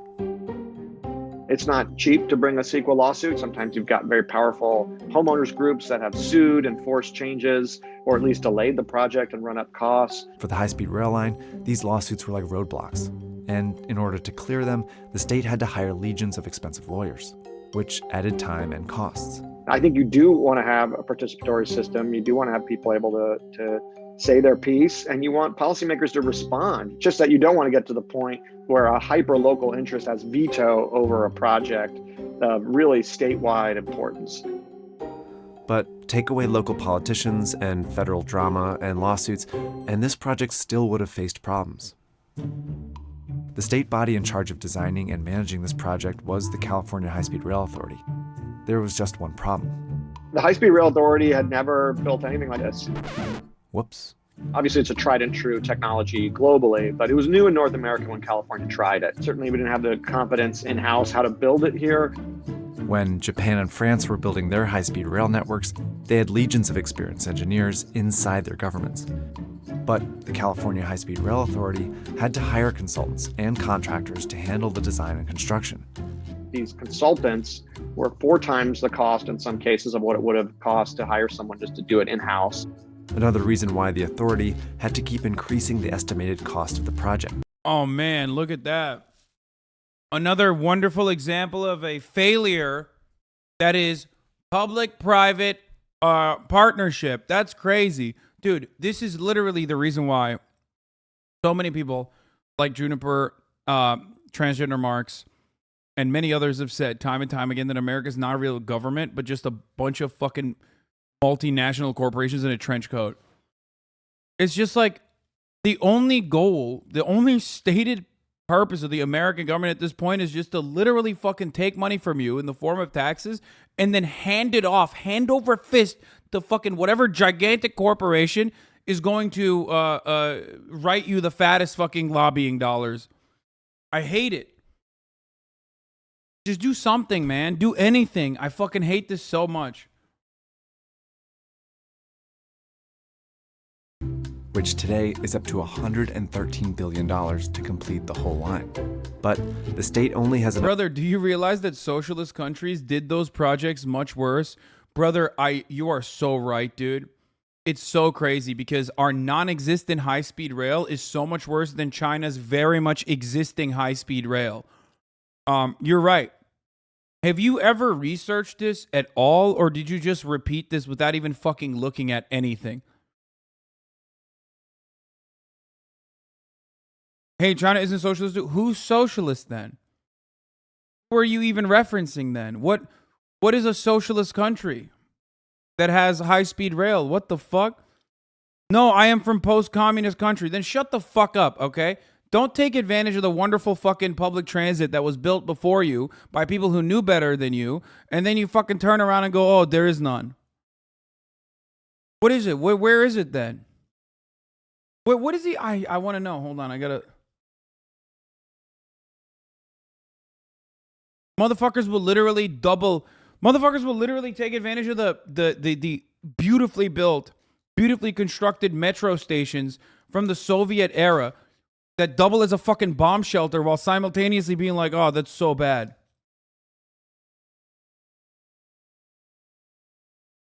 Two things that benefited post-Soviet countries: incredibly high rates of home ownership, like personal home ownership, and adequate public transit in comparison to having nothing beforehand.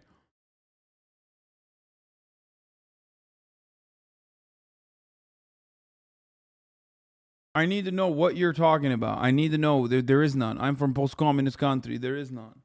Oh, literacy rates too.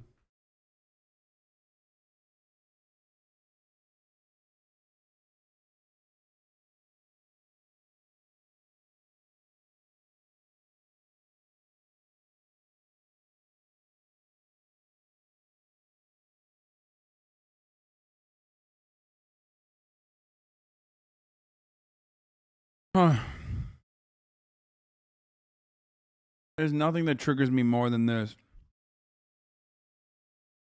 Here. There you go, dude. There you go. Chinese railway map, 2008 versus 2020. Impressive growth. By 2021, the high-speed rail network in China stretches to 37,900 kilometers, while its entire rail track length runs for 141,000 kilometers. By 2035, the high-speed network will have increased to 70,000 kilometers.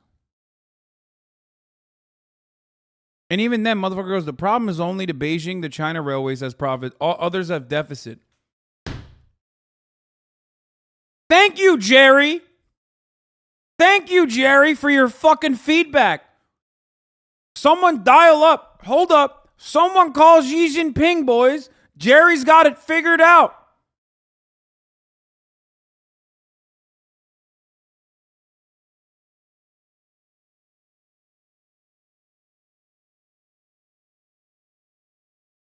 Does China know what Jerry knows? Do they have access to Jerry's beautiful brain? Billions of motherfuckers, not one Jerry, dude. That's crazy.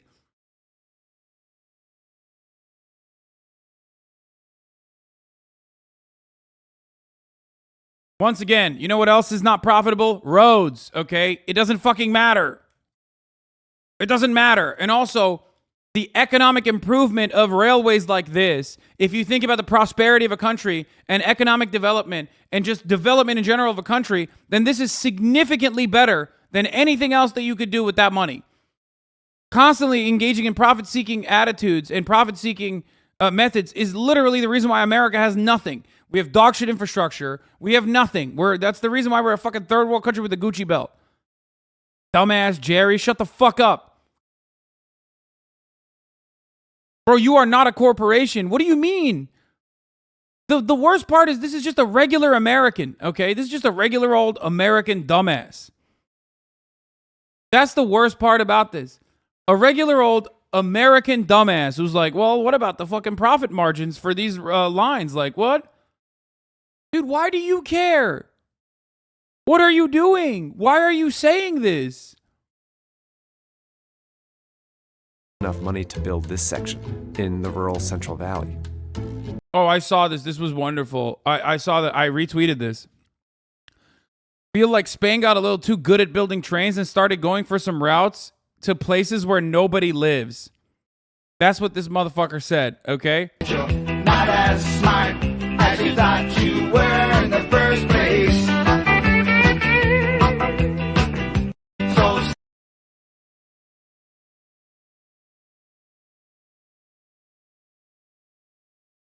that's wild, dude. What a wild fucking take, man.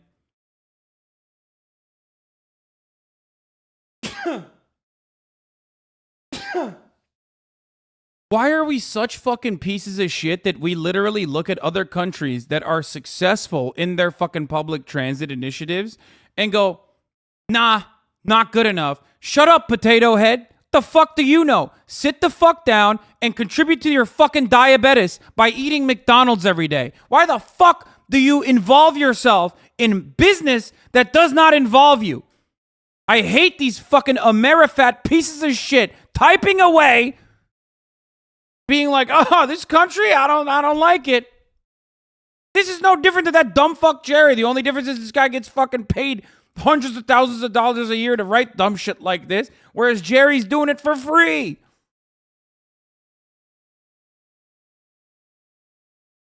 Eat your fucking burger.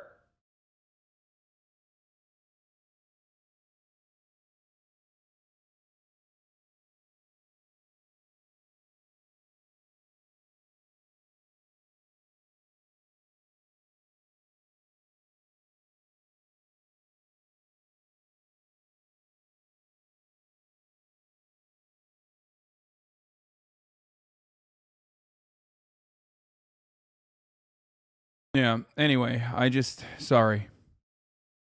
Something that triggers the fuck out of me. Even if it can get the rest, it would probably take a few more decades to finish this project. High-speed rail is a cautionary tale for really big transformative projects in the U.S. We need all sorts of rail transit, bus lanes, new renewable energy facilities, all the things we need to do to have a more sustainable and vibrant economy. But the U.S. is falling further and further behind its peers because the political compromises, underfunding, lawsuits, and extra costs that hampered California's high-speed rail can also happen to any other big project the U.S. takes on.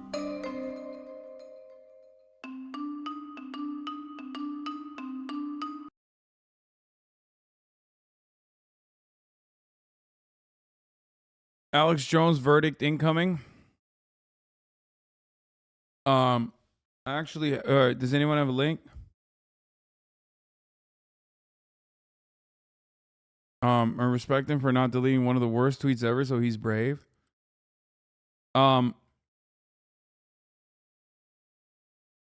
Wait for it, Tesla rail. Stop, dude. Stop saying that. You're speaking it into fucking existence. Thank you for the 5 gifted. Okay, where are we at?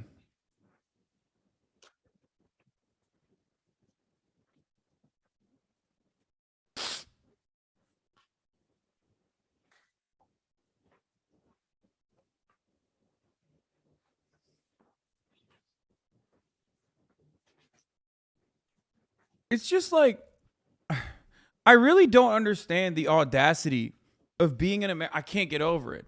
I don't understand the audacity of being an American and looking at like successful public transit and literally being like, why'd you do that?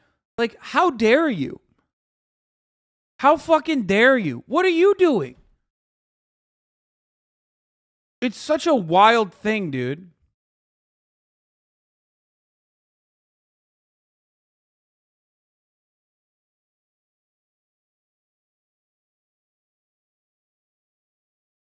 Bro, please, bro. Just have a hot bog and hand burger. I don't think you understand, bro. This cloth literally saved my life, bro. Once you taste the hot bug and hamburger, you will get it, bro. The troops, bro. You support them troops by eating the hurt dogs and hamburgers. Please don't let the terrorists win, bro. Just one bite of the hot bug, you'll see. Greatest country ever.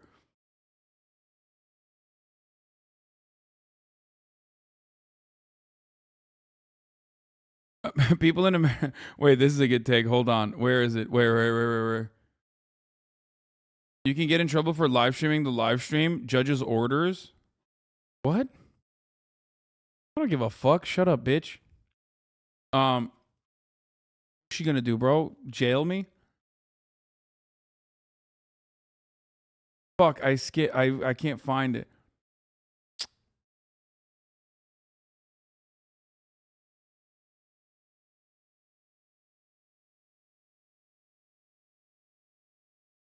Okay.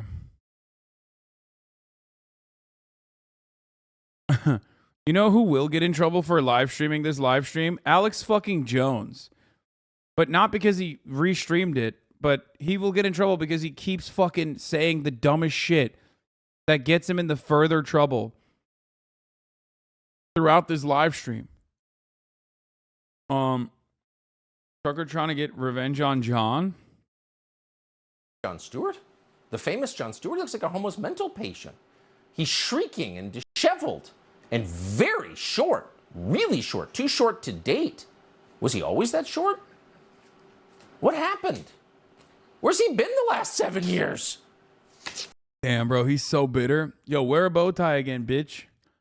Like, as much as Jon Stewart is one thing and he's a lib and yada, yada, yada, ultimately, you're no longer wearing a bow tie after speaking to this man. You know what I'm saying?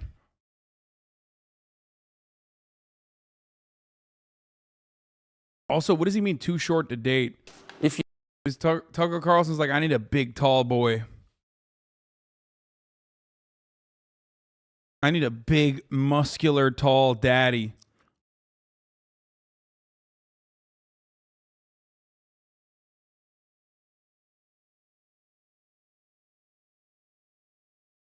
If you know, let us know. We want answers. That's Jon Stewart?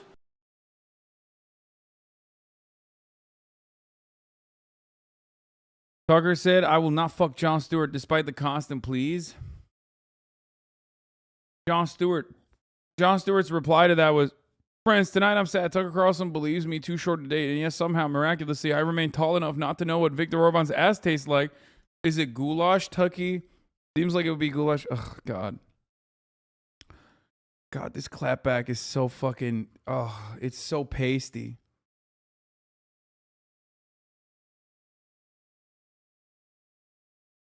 I don't know. Maybe I'm too black-pilled. See this about the Indiana Republican who died in a car crash? Wait, what? Why is there a Keck W next to that, bro? What the fuck?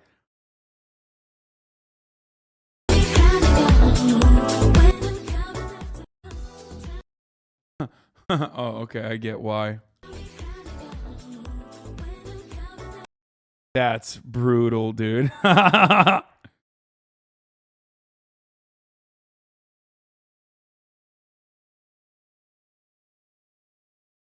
That's fucking ruthless, dude. Okay, judge is back. Question number 2, $20,500,000. Question number 3, $20,500,000. Oh my God. Oh my God. All right. This question is addressed to my jury. Is this your verdict? So say each and all of you. Yes. Thank you very much. Would the attorneys like to examine the verdict? No. All right. Then I'm going to accept this as a verdict of the jury and order that the clerk enter it upon the minutes of the court. All right. At this time, I am required by the rules of the Supreme Court of Texas to give you one more of the many, many instructions I have given you over the past 2 weeks. I have previously instructed you that you should observe strict secrecy during the trial and during your deliberations, and that you should not discuss the case with anyone except other jurors during your deliberations. I am now about to discharge you. After your discharge, you are released from your secrecy, and you will then be free to discuss the case and your deliberations with anyone. However, you Where are they showing the jurors? These guys aren't the jurors, chat. These are the lawyers. You mean these guys over here? It is lawful for the attorneys or other persons to question you. Bro, they also dox the jurors whether too. Any of the standards for jury conduct that I have given you in the course of this trial were violated, and to ask you to give an affidavit to that effect. You are free to discuss or not discuss these matters and to give or not give an affidavit.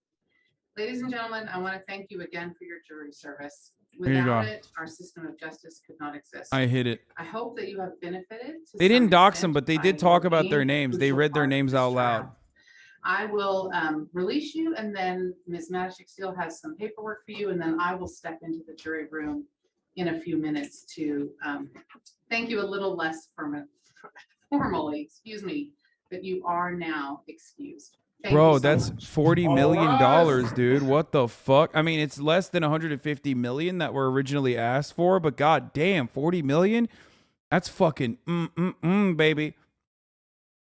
Oh, that's so good. That's good. I'll take it. I'll take it. I'll take it. These are capped. They don't get all this, I believe, capped at 700K each change. Yeah, fuck Texas, but like, whatever, dude.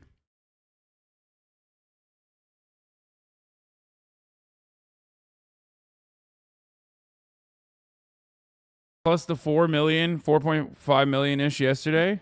I think that might be all we need on the record. Is there anything else? I have something I want to put on the record that's post-autopsy. I need something on the record today just so it's contemporaneous. Okay. But I don't know if it needs to be at this moment. If you have other things to do. Okay.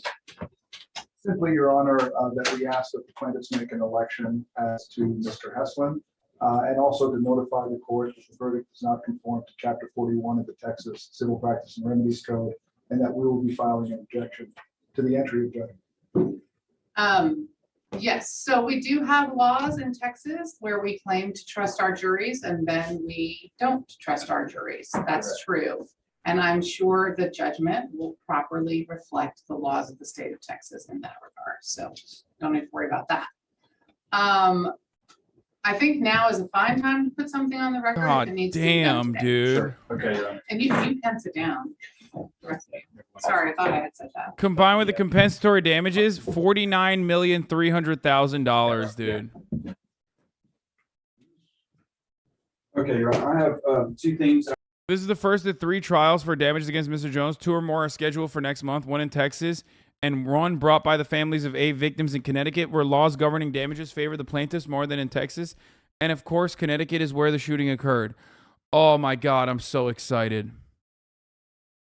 The only issue is that Alex fucking Jones has like, oh, get fucked, you fucking fuck. Oh God.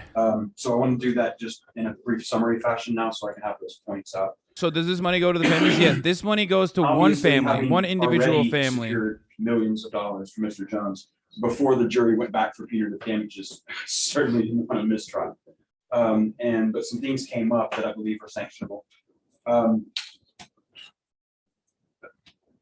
Dealing with us parties for the past, since 2021 we were remanded. I know you've seen a cavalcade of lawyers come in and out and sanctionable conduct, and it doesn't stop. The 3 things I want to bring up first is that Mr. Reynolds constantly relying on the expression to the jury of that there were 27 hours of video of Sandy Hook coverage. I want you to think back to the first objection in this case. You've heard so many objections in this case, but the very first one was Mr. Reynolds' board that was over here with the 27 hours.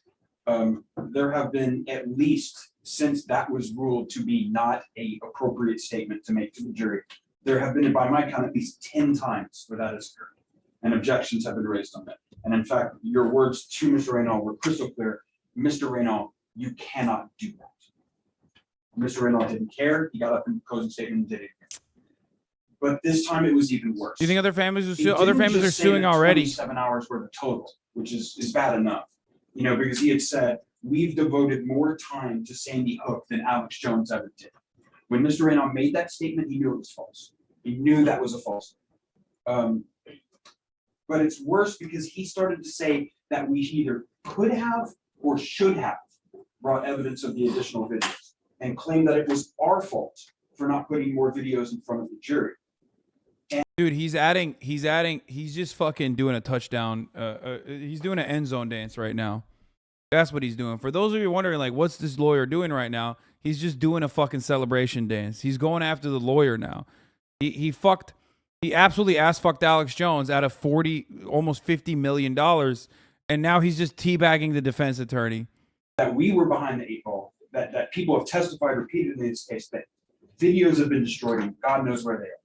And that we requested He's doing the Fortnite L dance right now. And transcripts that we never got, that we inadvertently got later, that there were some transcripts prepared by a court reporter of those videos in 2019. And we still don't have them, which means they were in counsel's possession because they were sent to a court reporter for transcription. We believe that is so outrageous that we will be seeking sanctions of the highest caliber for all of that. The second is that this court has, in this entire district, has a standing order in limine regarding the social costs of the jury. And what this is you cannot tell a jury that punishing a guilty party will have an effect on non-parties who are not engaged in unlawful conduct. The most classic example of this would be in a car wreck case to say it's going to raise all your insurance rates. You can't say that. In this case, Your Honor, I fucked Alex Jones in the ass so hard that like his lawyer stood idly by and therefore he should be disbarred. That's the summarization.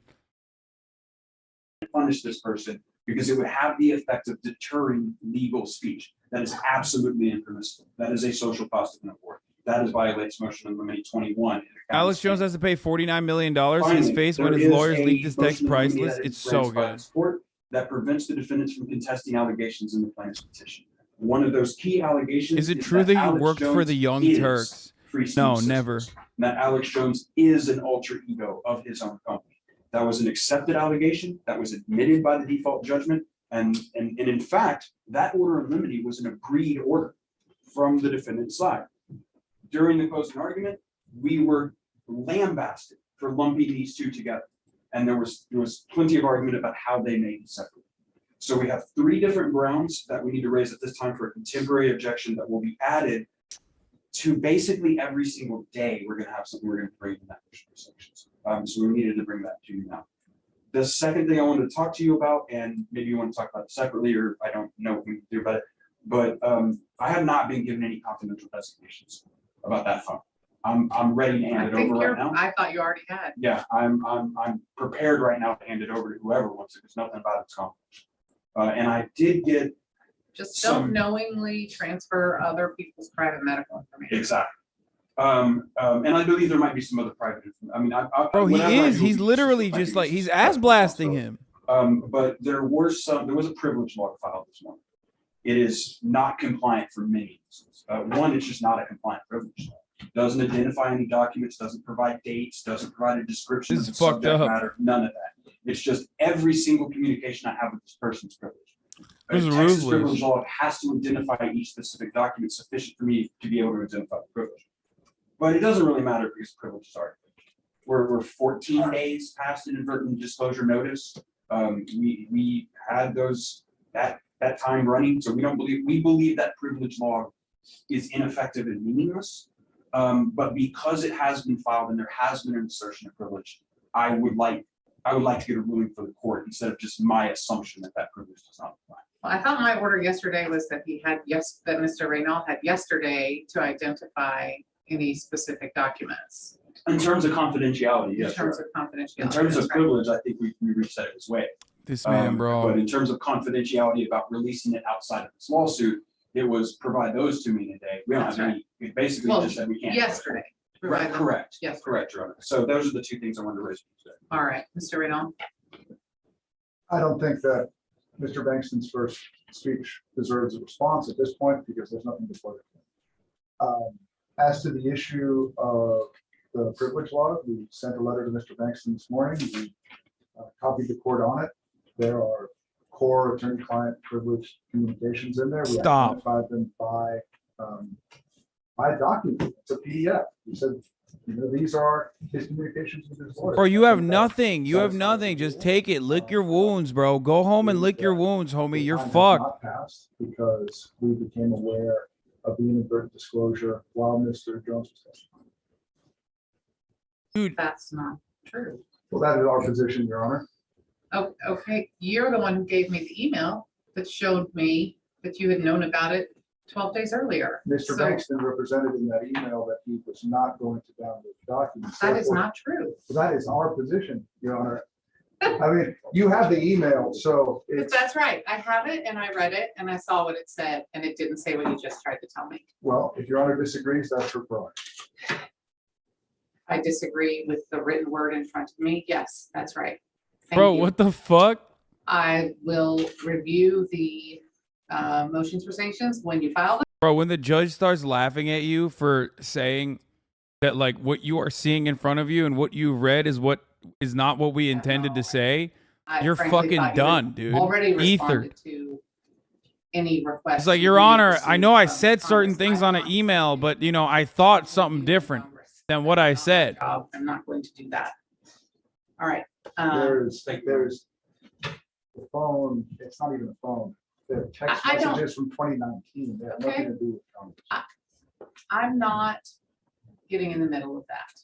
Nothing is properly before me to get in the middle of that fight. Atlas Bunny says, the judge laughed at my dad in divorce court. It's a sign of amazing fucking to come. Oh, God. Is your dad reactionary as fuck now? Very much, and for the court staff service as well. Thank you.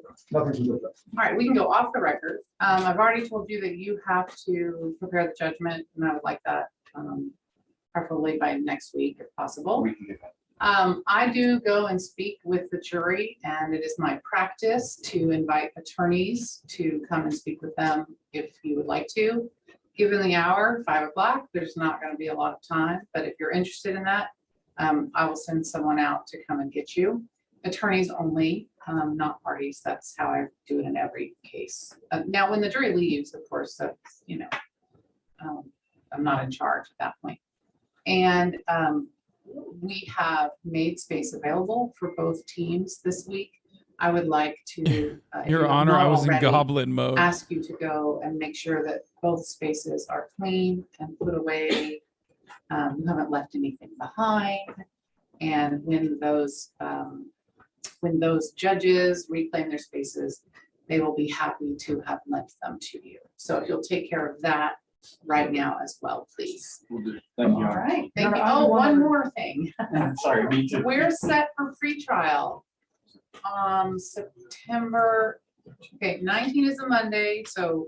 He's like, I didn't get enough. Let's do this again sometime, Your Honor. 16, 17, 16, the 14th of September in Posner. At this point, My dad is a transphobic piece of shit whose sole news source are Drudge Report and Breitbart. Ooh, old school Republican. She laughed in his face after he claimed to be living out of his car despite making $160K a year. He can suck my ass. God damn. God damn. Okay, well, speaking of ass sucking, I got to show you. We're moving on from this incredible sequence of L's that Alex Jones took to another L, Marjorie Taylor Greene, aka Marjorie Titan Greene. First of all, we found out that the guy in the cage crying all day is Brandon Straka. If you remember who Brandon Straka is, he was the gay guy who was like, "Oh, I left the Democratic Party." Do you remember he like tried to unsuccessfully do that? Like, I'm gay, but I'm no longer a lib. That guy, the walkaway guy. But you can't walk away from the top of the hour ad break, but you certainly can avoid it. At the top of the hour, there's a 6-second ad break. Unless you want to be in a jail that is the ad break jail, like Brandon Straka is, you can subscribe for $5 or for free with a Twitch Prime, that is, of course. By connecting your Amazon Prime account to your Twitch account, you get 1 free Prime subscription a month. Oh my God, this is so funny. Him crying makes this so much funnier. You like moments like this and you want it to be uninterrupted, then, like I said, you can subscribe for $5 or for free, or get gifted a sub if you're lucky by being a good boy. And otherwise, you're going to ad break jail right now for 60 seconds. Here's the woman ad break now.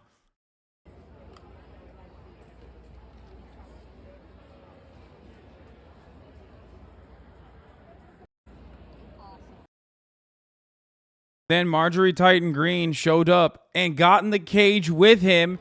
This is what people are missing out on if they didn't subscribe, okay? Do you care about freedom? Back up, please. By the way, trigger warning, Marjorie Titan Greene. Also, I just got to say something. If you're surrounded by people who go, woo, when they see Marjorie Titan Greene and not scream in agony or scream to like ensure that everyone can get away from that area as quickly as possible as a Titan is now amongst them, you're not in a good crowd. I'll just say it like that.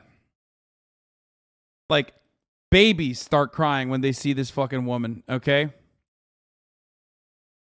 Back up, please.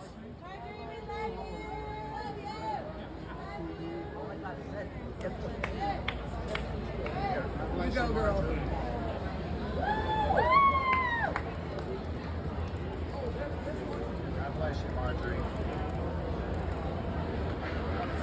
Bro, conservatives, literally, including Marjorie Titan Green, didn't they all laugh at AOC for crying at the fucking actual detention center?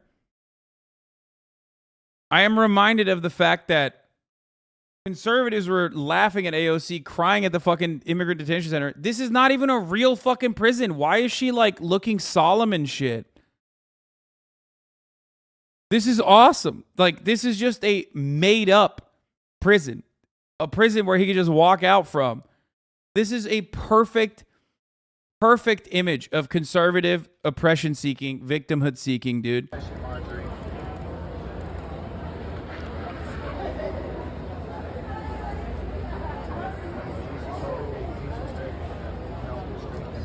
Jesus' holy name. Jesus, we trust in you. What? Hey, my man, do you think he's actually in jail? You know he can walk out, right? Jesus, we trust in you. Dude, this is awesome. Bro, God, I love conservatives, man. Fuck it. Fuck this country. Fuck this earth. Everything is falling apart, but at least they're giving us such great content. It's the coolest thing that could have ever happened is that, like, on the liberal side, mental illness became like not something to deal with every day, but instead something to like bully your opponents with, who also have their own version of mental illness as well. And then on the conservative side, they straight up were like, no, mental illness is our policy. Like that is what is guiding us. And it's awesome. And this is content. Come on. This is, oh God. Oof, this is so good.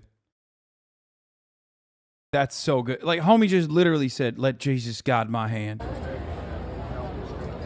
In Jesus' holy name. Jesus, we trust in you. Jesus, we trust in you. I can't even, we have used time and time again that fucking joke about, like, conservatives love, stepping on their own face with the fucking fake boot. You know, fake crosshair.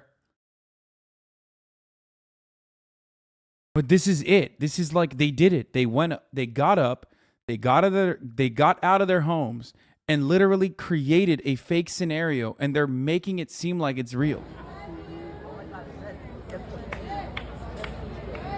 You go, girl.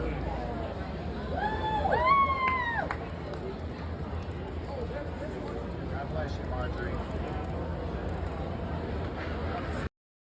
What is that Kathy Griffin? What was it? No. It wasn't Kathy Griffin. What was it? What was that fucking demon? That British demon? The classic tweet about her? Oh, Katie Hopkins. This is how it feels to be a white conservative. I actually love this metaphor because it's a fake target and you put it there yourself. This is exactly what's going on, dude. Dude, I gotta fucking quote this. Hold on.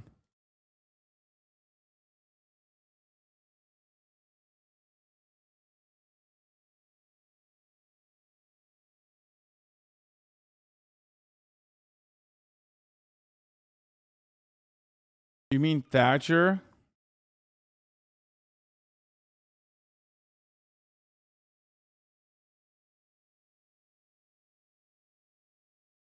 They acting like the government is rounding up conservatives at Golden Corral. No, it's awesome.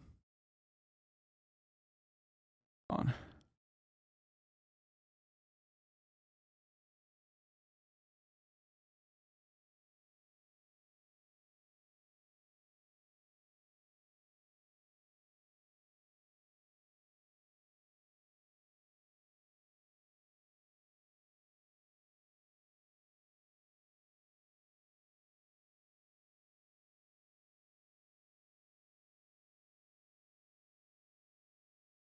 It's so perfect. Why is there money on the ground in the video? Oh, I think they were throwing money at him too, which is awesome. It just like every part of this is so perfect. Every part of this is so perfect. Oh, also, speaking of weak ass conservatives, I just want to point to this as well. This interaction I saw unfold on the timeline.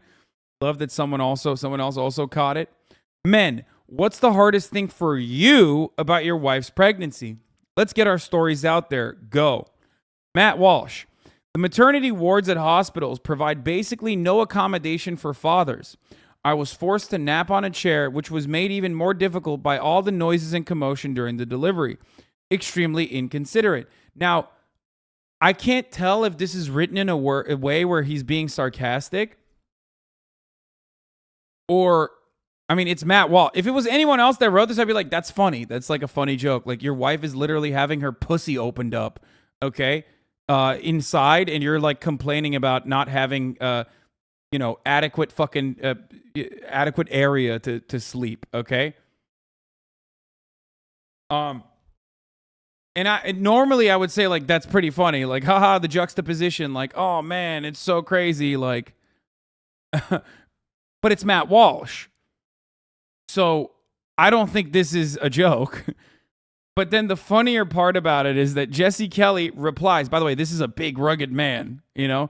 Jesse Kelly, he's like, Marine Corps, baby, you know? I mean, he puts the crayon eating in Marine Corps. Like, this man left the Marines and, you know, once a Marine, always a Marine, I guess. Still eating crayons for breakfast, lunch, and also dinner.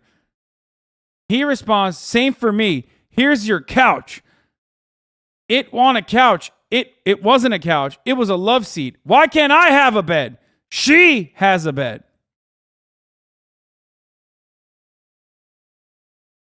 And I still want to believe that it's fucking... I think that they got owned so hard that now they're like, oh, yeah, we were just joking. That has to be, right? Like, I want to believe it's trolling, but because it's Matt Walsh, I can't tell. But also, conservatives, I don't know. I don't know if they're joking.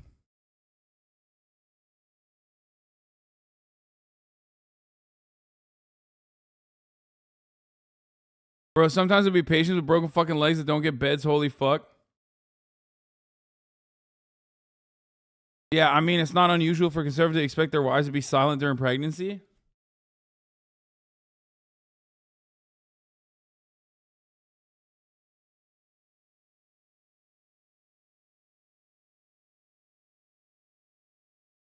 Why does the baby get to be spanked? I want it to be spanked as well.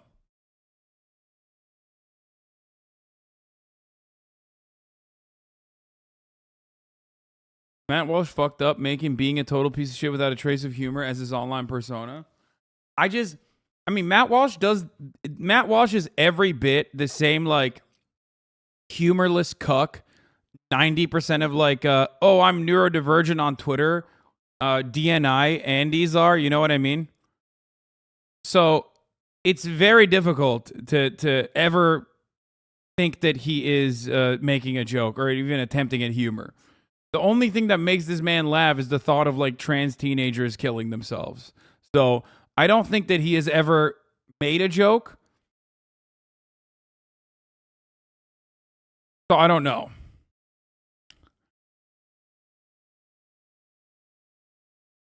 DNI is do not interact. Conservatives are funny when they don't mean to be funny and not funny when they try to be funny.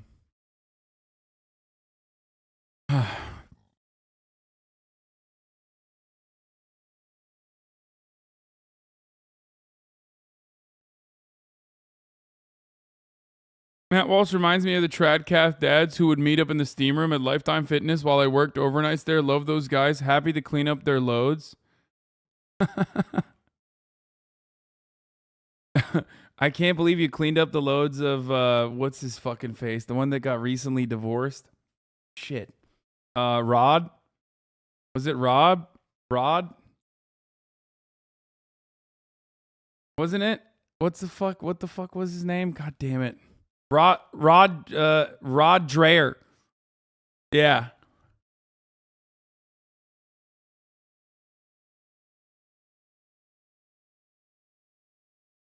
I fucking Jesus Christ, dude.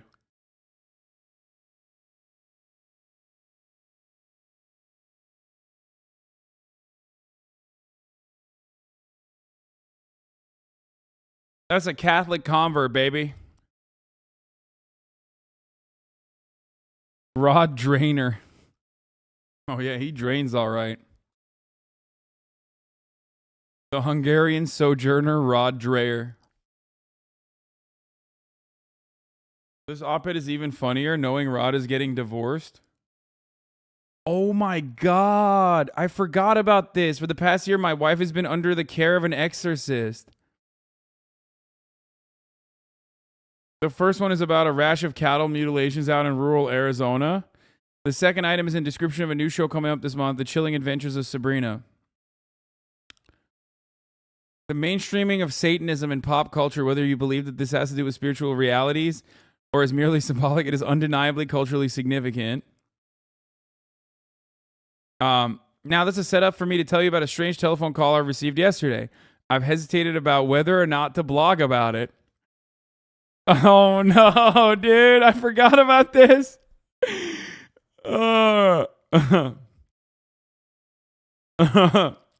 You got to use the Soysters pick for Rod Dreher, Hasan.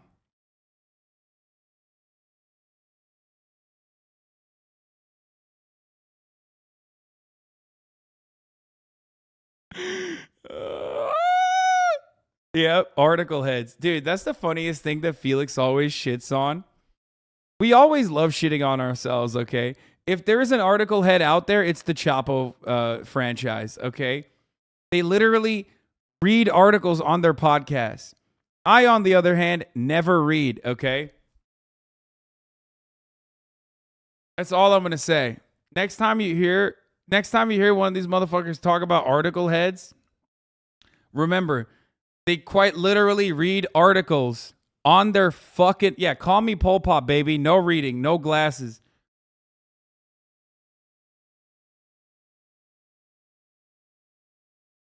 Yeah, I skim. I speed and skim through. Exactly. Never read. Never that.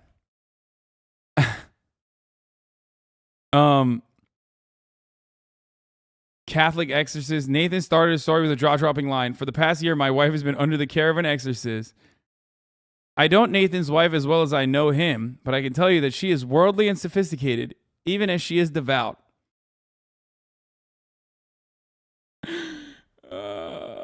That's awesome.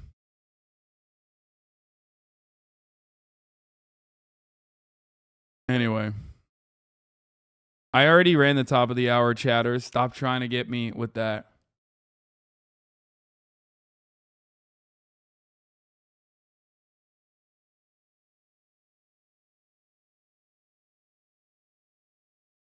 In celebration of you finishing the cat game, I wanted to share this with you. What? Lord, I see what you have done for others. What the fuck is this? When we come... when we...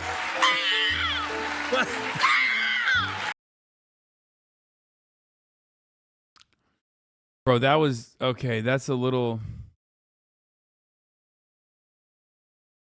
That's... Okay. I'm conflicted about that because, you know, I say no to furries. Oh my God, it got worse! Dude! Dude! They all got together and said the Lord's Prayer, dude. Against us, and lead us not into temptation, but deliver us from evil. For thine is the kingdom, the power, and the glory, and yours, now and forever. Jesus, we trust in you.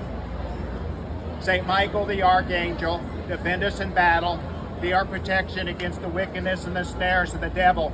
May God rebuke him, we humbly pray. I mean, this is just disqualifying, right? Like, anyone that does this, they're praying his gay away, didn't take for Brandon, okay? I don't know what to say about this. This is, wow. And do thou, Prince of heavenly host, by the power of God, cast into hell Satan and all the evil spirits, release this bondage that's going on in our country and upon Brandon. Wait, upon Brandon? Oh, he doesn't mean like, let's go, Brandon. He means Brandon In Strzok. Jesus' name we pray. Amen. Amen. Amen. Thank you. Bro, how is this any different than like fucking witch talk? at least Witch Talk has, like, you know, at least some of the girls on Witch Talk and some of the MPs on Witch Talk are very attractive and also have, like, you know, crystals, like fun crystals and cool shit.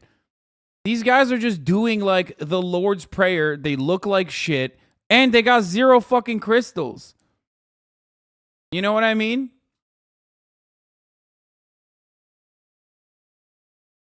They don't even have the cool hair that, like, Witch Talk people have. You know, at least they're having fun.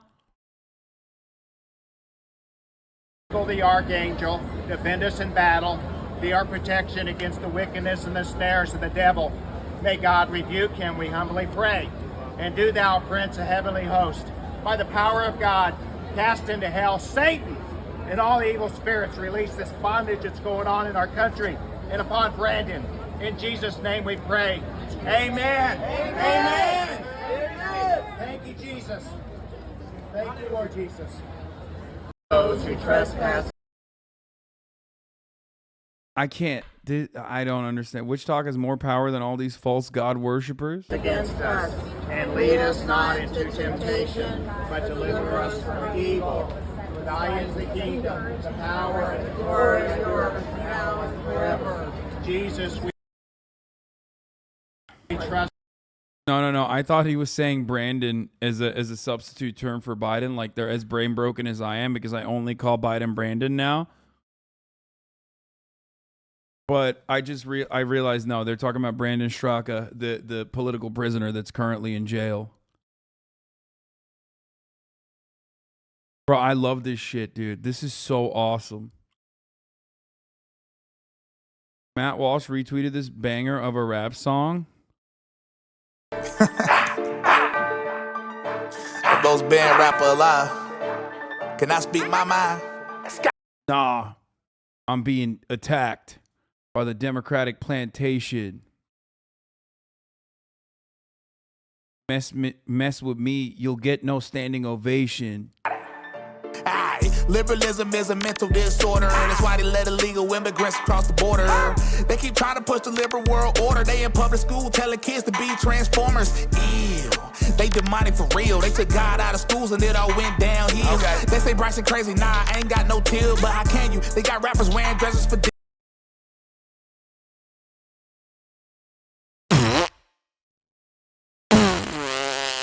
Damn, this part goes crazy. What the fuck? That's real experimental shit right there, dude. What? That's wild, dude. Yo, turn that shit up, dude. What the fuck?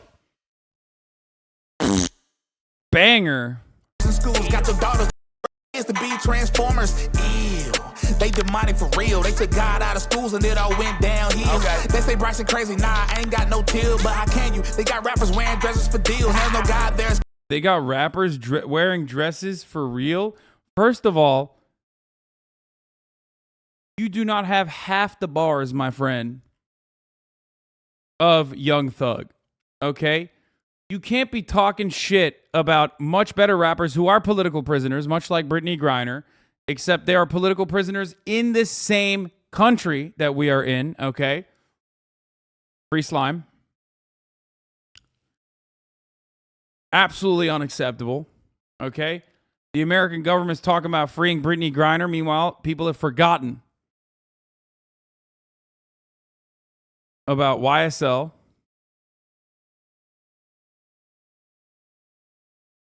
Anyway. Chaos, not gonna look at the news. Teaching your kids that they can change genders in schools. Got your daughters on TikTok, half naked for views. But it's Satan's job to make everybody confused. Drag queen story time out, that was they plan. That was normal to say a woman can go. I love rapping about drag queen story time. Be a man and say only women can get pregnant. Well, that's transphobic, and dudes that cut the thing off get called heroic. Liberalism is a mental disorder. That's why they let illegal immigrants across the border. They keep trying to push this liberal world order. They in public school telling kids to be transformers.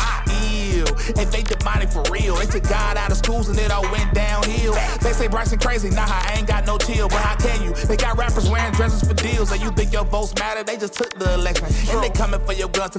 You think your voice matters? They just took the election. That's pretty funny. Leave us without protection. Police let them in while they call it an insurrection. They getting thrown in prison with no politician to help them. We know the big guy really win. Tell them boys to go and check the votes again. And them gas prices kept getting higher. Meanwhile, Bayou was. I mean, this entire rap has a black guy wearing 1776 t-shirt energy from top to bottom. Selling all the oil to China. Liberalism is a mental disorder. Oh my They God. call it an insurrection. They getting thrown in prison with no politician to help them. We know the big guy really win. Tell them boys to go and check the votes again. And them gas prices kept getting.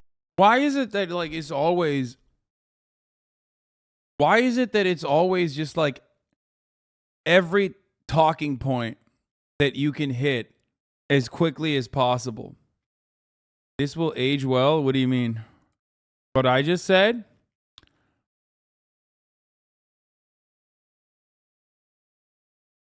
This rap song, you mean? He has negative drip. Oh yeah.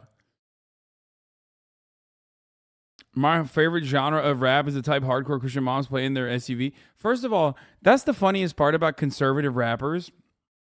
One, like a lot of the target demographic is not willing to overlook the fact that you're black. Okay, like the oh, he's one of the good ones only goes so far. Okay, and two, you're still making like rap music, right? So a lot of those people still will, one, because you're black, and two, because you're making rap music, will literally just say like, yeah, no, I'm not listening to that shit.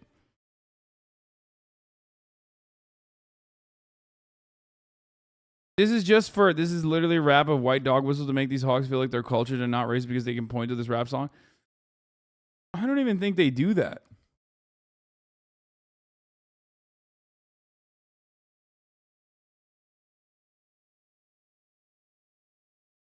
Higher. Meanwhile, Bayou was selling all the oil to China. Liberalism is a mental disorder. That's why they let illegal immigrants across the border. They keep trying to push the liberal world order. They in public school telling kids to be transformers. Ew. Hey, they demonic for real. They took God out of schools and it all went downhill. And they say Bryson crazy. Nah, I ain't got no chill, but how can you? They got rappers wearing dresses for deals. I mean, Matt Walsh is literally retweeting this as an old white guy. You think Matt Walsh actually listens to this? No, they're just like supporting it because it's like saying the right things. That's it. Yeah, no, this is for like the fucking groiper, the young groiper crowd that's like actually now in their 30s but haven't given up on the glory days when they used to be able to publicly do online harassment and had like more momentum behind them. Who won? Who's next? Epic rap battles of victory. It does, dude. It does have that energy. You're right. Oh, that's funny. Good job, dude. Really enjoy that Donda 2 leak. Thanks. Okay, dude. Come on. Don't disrespect Kanye West like that. Wait, why does he have a phone?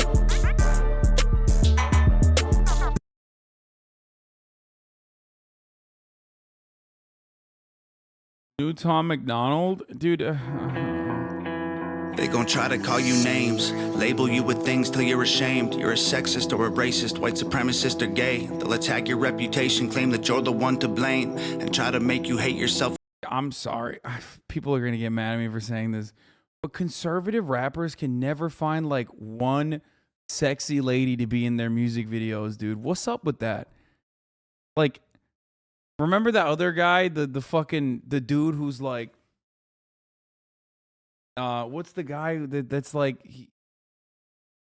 the dude from Florida that has like, that owns a car, Forgiato Blow. Yeah, he literally will have like, he had like conservative moms in the background. You know what I mean?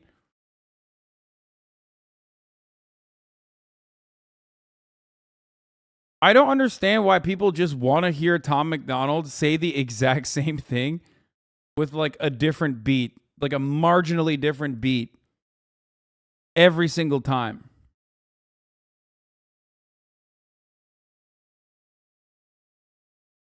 For ways that you behave, they're just names. Embrace them and they'll never cause you pain. They're just words that another person thought up in their brain. They're just names. They do not define you, that's insane. And they'll just call you something different if you change.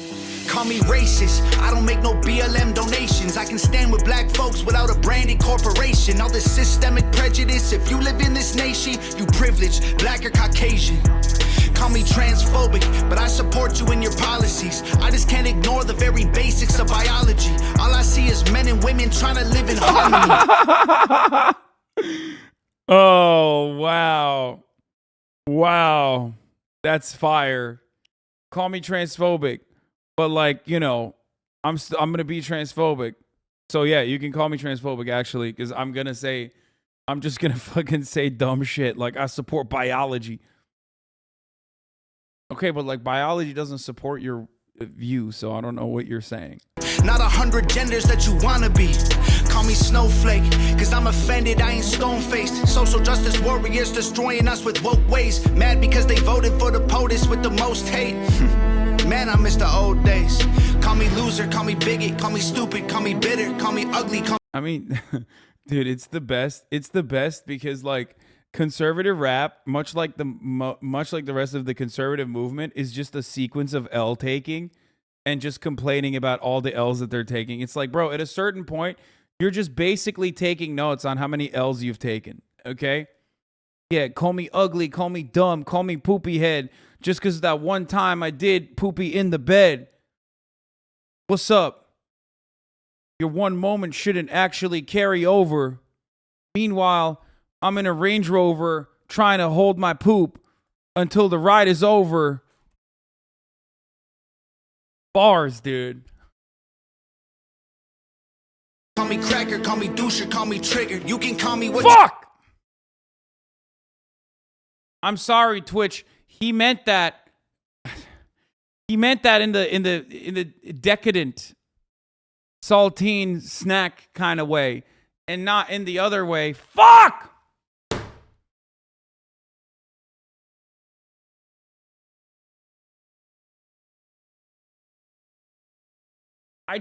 Why, dude? It's okay, he's white? Yeah, that's what I thought too, but... You want, cause at the end of the day, man, they're just names. Go ahead and call us names, dog. Do your thing. We ain't tripping cause we heard it all before. Give a damn about the names, dog. We feel no pain. Your words ain't gonna hurt us anymore. Go ahead and call us names, dog. Do your thing. Y'all are tripping, but I hope you find the Lord. Give a damn about the names, dog. We feel no. I do love that they went from like, y'all are being triggered to straight up crying. Like that was such a funny fucking switch that happened over the course of the past couple of years where conservatives were like, are you triggered? I'm being like ruthless and merciless towards you. Are you triggered because one of my favorite commentators is like doxing trans students at a school that they went to? Haha, are you triggered to being like, no, I'm literally triggered. Please stop. You have been calling me racist for the past 4 years and it's actually triggering the shit out of me. Can you please stop? I'm crying. Call us anything you want, I'm getting bored. They gon' try to call you names, label you with things till you're ashamed. Repeat it till you really start believing what they say. They gon' stamp it on your forehead and scream it till you break. They love to say they woke, they not awake. They're just names, afraid of anyone who ain't the same. So they classify your thoughts as controversial, not okay. Then they cancel you till everything you have all gets erased. They trying to tell the world you bad, they're just names. Call me conservative or liberal, Republican or Democrat. I'm somewhere in the middle, but y'all don't know what to do with that. The system got you so obsessed with classifying right or left. You never call a person human, call them names instead. Call me sexist. Men run the world cause they're aggressive, but behind every man there's a woman just as successful. We will never be equal in every way that ain't helpful. Our differences are why we're great together. Call me white devil. I know you think the system favors me. My privilege is residual benefits from the... Bro, if you buy this dude's merch, this exact merch, you're permanently unfuckable, okay? Straight up. Like, if you want to fuck Minnesota Sixes for the rest of your life that smell like gas station cigarettes, this is the merchandise. That's it. Like, that's it. Only those ladies maybe actually give you the pity pussy, okay?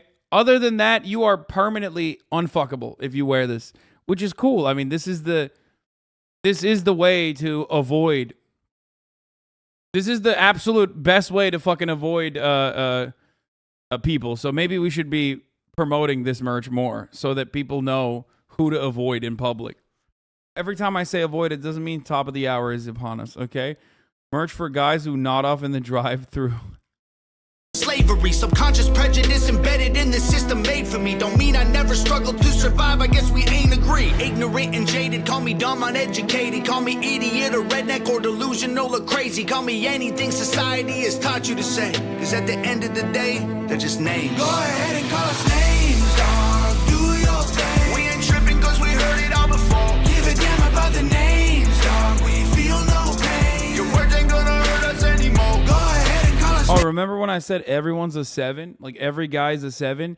If you wear this, you're a -7. It's over. Uh-oh.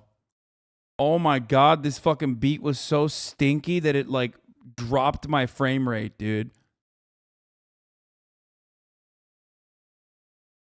This beat was such a stinker that yeah, I had a baby F. My internet cut out. He's doing the no hate type beat. Names, dog. Do your thing. Y'all are tripping, but I hope you find the Lord. Give a damn about the names, dog. We feel no shame. Call us anything you want, I'm getting bored. Your stick. By the way, this rap song is quite literally what I just showed you. I mean, it is exactly... Hold on. Here, I'm just going to show you my last tweet again. I mean, this is the song. This is the rap music version of what you just watched. Like, there is absolutely no difference between what we just saw, because conservatism can be reduced down to this. He just took this and turned it into an album.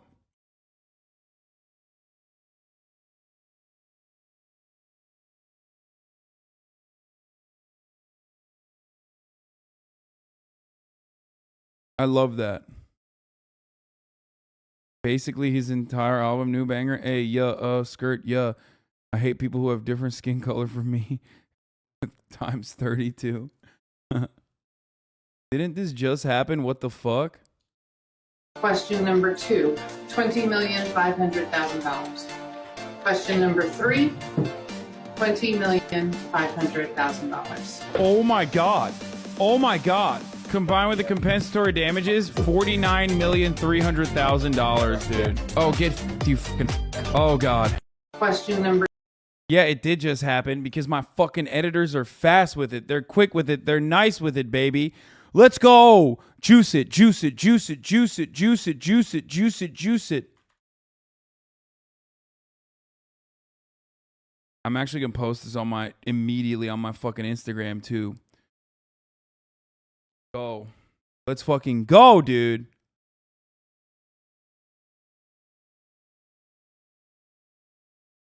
Industrial complex faster. Yeah, we gotta, when I ask you to juice it, because, and this is the first of 3 trials.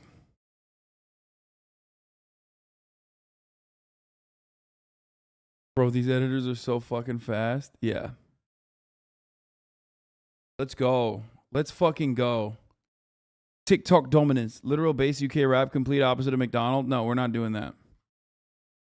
We're not doing that.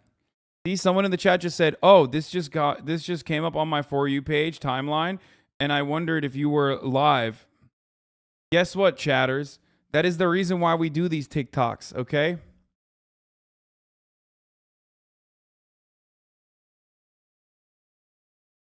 Because you see that and you go, "Oh shit, maybe he's live. Maybe I should watch this." Does he even have 50 million? Yes, he does.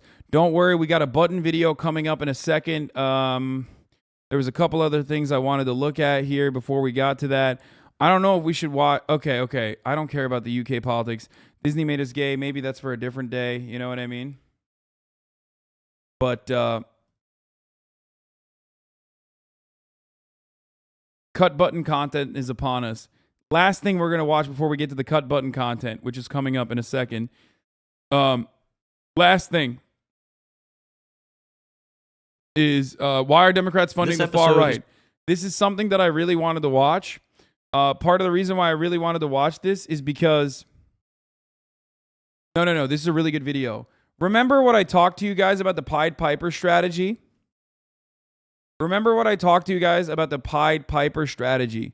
The Hillary Clinton strategy of trying to get Donald Trump to run. That was obviously a demonstrable success because Hillary Clinton became the president, because Donald Trump was like an easily defeatable opponent. And Hillary Clinton and Bill Clinton got together and told the media to basically beef up Donald Trump in the primaries because he was like a much easier target to destroy.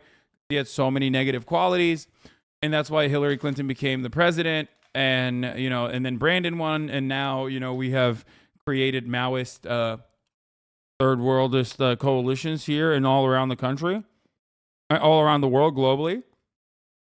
Well, they're doing that again. Democrats are still doing that very successful strategy. Is brought to you by Audible.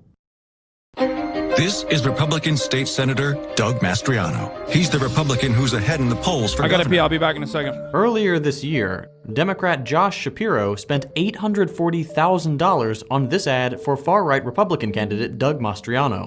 He wants to end vote by mail, and he led the fight to audit the 2020 election. In June, the Democratic Colorado PAC funded this ad for far-right candidate Ron Hanks. And you better believe that back in May, the Democratic Governors Association ran this ad for the far-right Republican Darren Bailey. Before I explain what's going on, look at this ad. This one was funded by a Nancy Pelosi PAC in California. Try to remember that while you're watching it, because this is what these ads look like in practice. Same label, so Republicans gotta check the ingredients. David Valadao claims he's Republican. Yet, David Valadao voted to impeach President Trump. Yeah, Valadao voted to impeach Trump.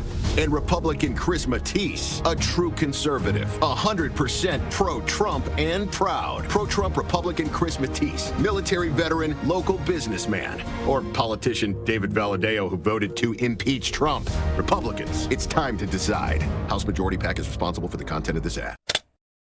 All these ads are essentially the same. They're all targeted at a conservative audience, and they all paint the candidates in the same way, as the most conservative candidate that's closest to Trump. In other words, as the Republican voter's best choice. What the f*** is going on? In simple terms, the Democratic Party is literally funding far-right politicians. Oh my God, my man is doing the Vox.com edits too? God damn, second thought, popping the fuck off, dude. Okay, King.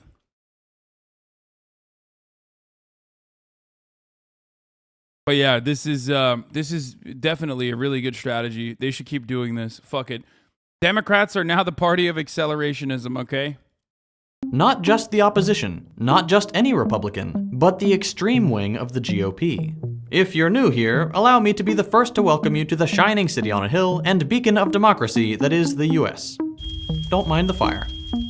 These ads are really, really weird. Not just because one party is funding another, that's already insane. It's the specific kinds of candidates being funded. The kind of candidates Democrats say they hate. It's just cool because, like, if this was a successful strategy, the Republicans would implement it. Like, they'd be out here fucking funding, like, Bernie Sanders and AOC and all them. But they don't. Because they recognize that if they were to do that, the left-wing populist messaging is actually pretty popular and pretty good. And Republicans, unlike the Democratic Party, actually want to fucking win. So they would never do that. If you've been following them for a while, you might remember this clip of Joe Biden talking about how America needed a strong and principled Republican Party. We need a Republican Party. We need an opposition that's principled and strong.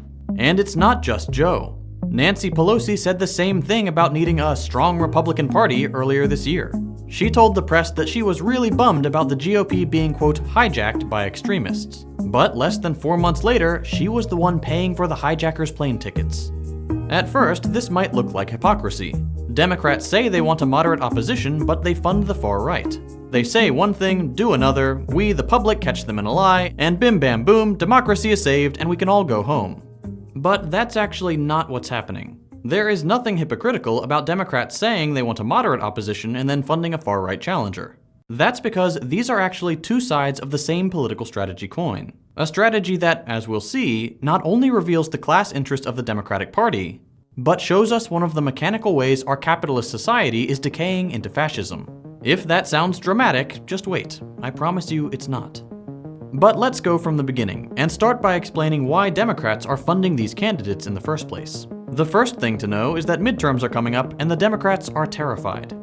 Biden's numbers are in the trash, and all reliable, funding a war in a foreign country isn't working quite as well as it usually does. There is little hope that Democrats will get a majority again, so they need a way to tilt the odds in their favor, and they've figured out how.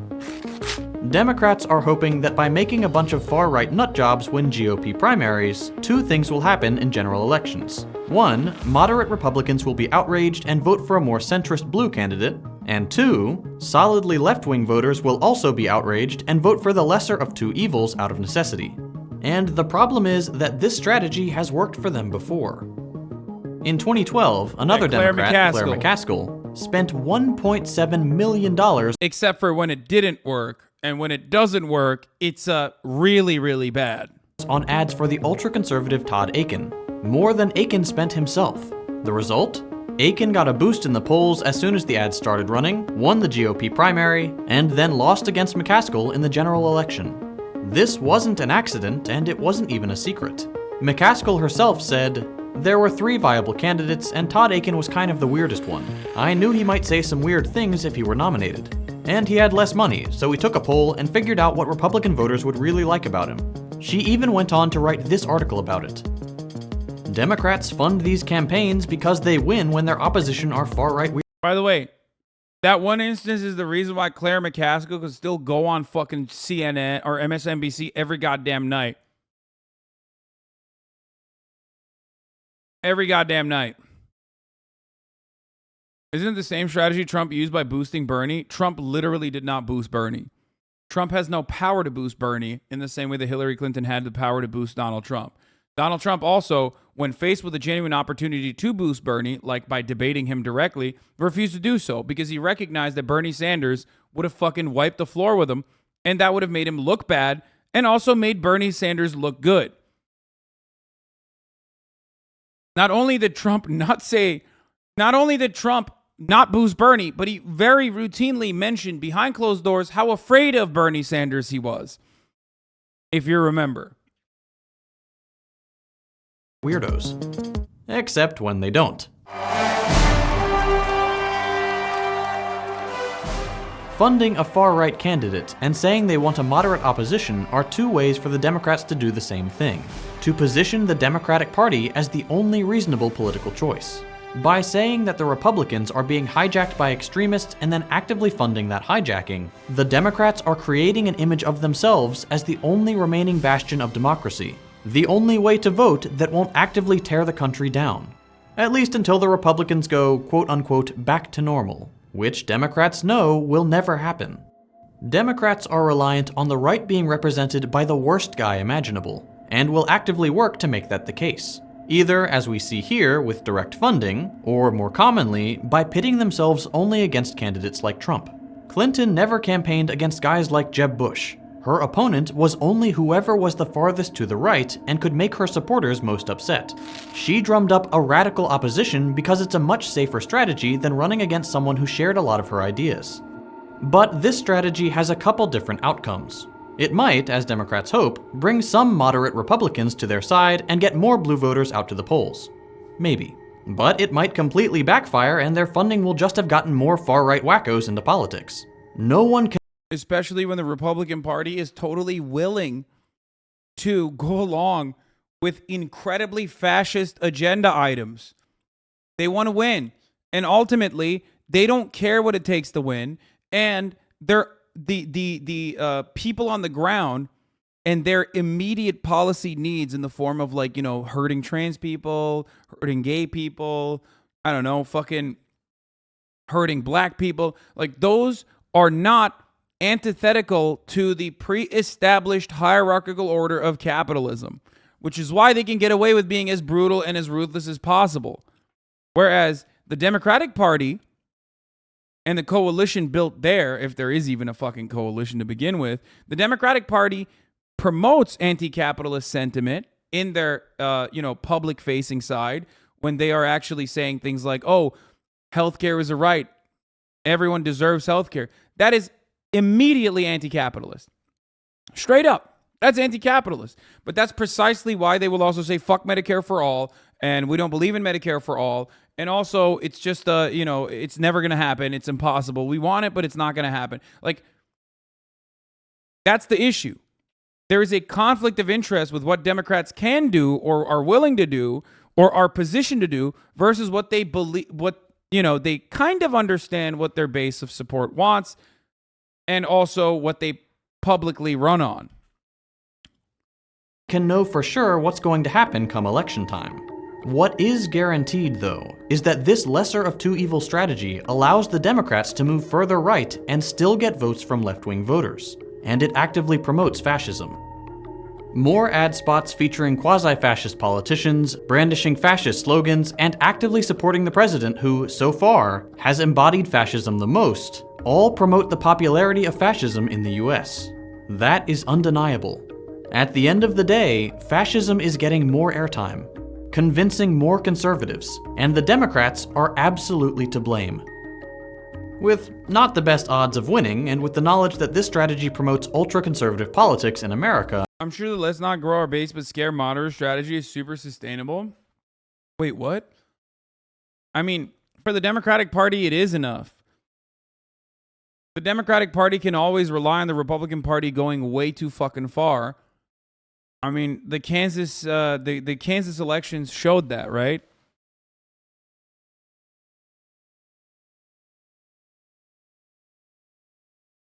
That's the point. That's their entire strategy. But of course, as a consequence of their strategy, people are getting fucked over by the millions. Why would the Democrats run these ads? After all, Democrats aren't fascists. They're liberals. There is a difference. Why are they going with a risky strategy that, even in its best case scenario, actively makes society worse? There are two explanations. One, mechanical, at the party level. This strategy is a direct product of the way the Democratic Party is organized. Another, at the societal level. This strategy is the product of how our entire economy is organized. Let's start with that second one. You may have heard the phrase, fascism is capitalism in decay.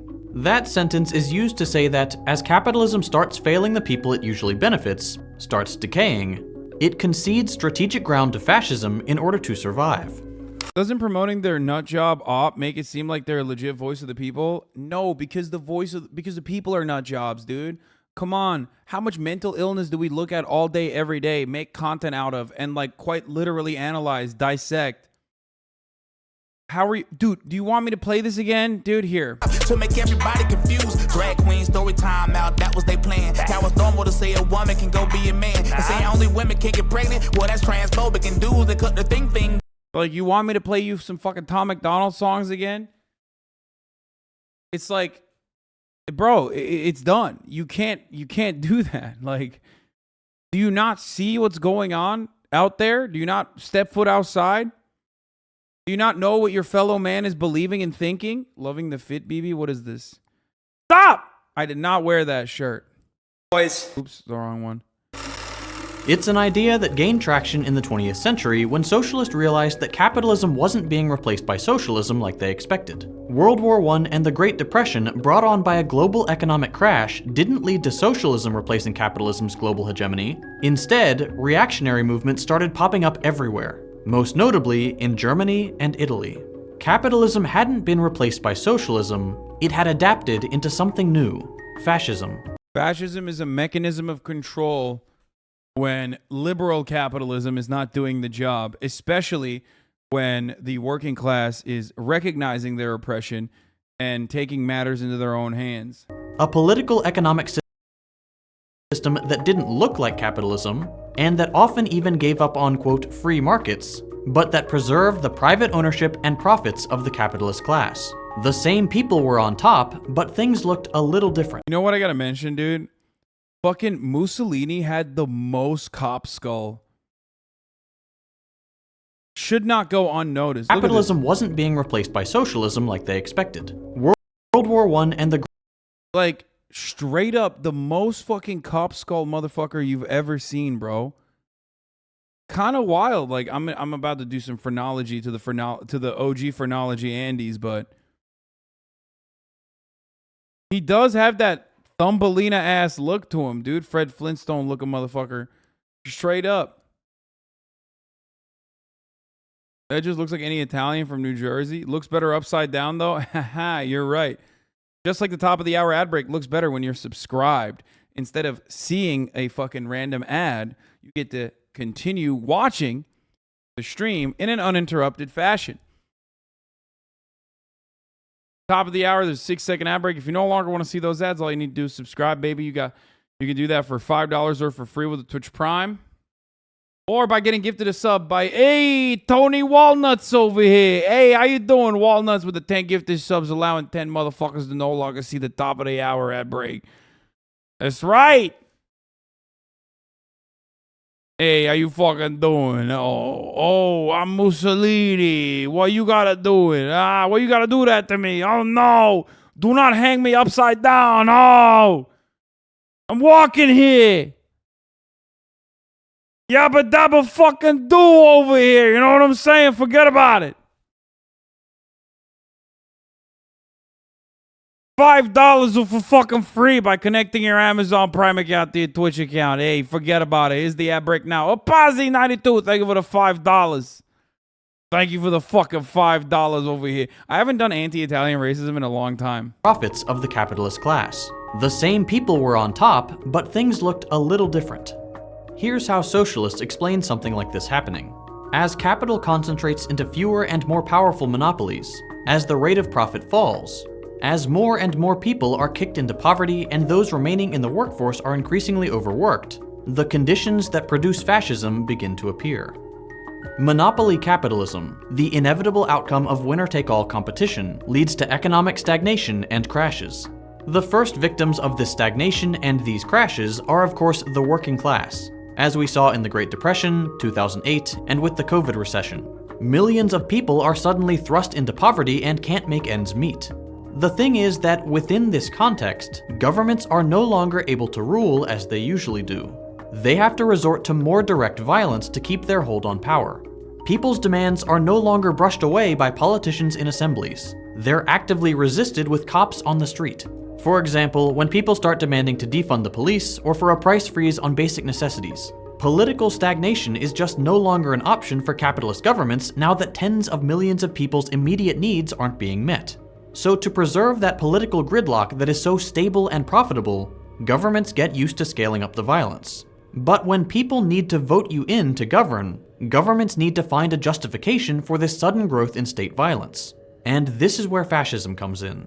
Fascists usually explain the decay of capitalism not by the inherent flaws of the system, but by its corruption by a small minority. A minority usually separated out from the rest of society along arbitrary lines, like race, ethnicity, or place of birth. Fascists assert that it is these minorities, not the natural tendency for wealth to accumulate into fewer hands under capitalism, that has pushed the masses into misery, and therefore that state violence is legitimate in order to punish those minorities and anyone who defends them or advocates for systemic change. After all, the system is perfect. It's those people that are the problem. Fascists explain away the failure of the system and its sudden uptick in violence with scapegoating.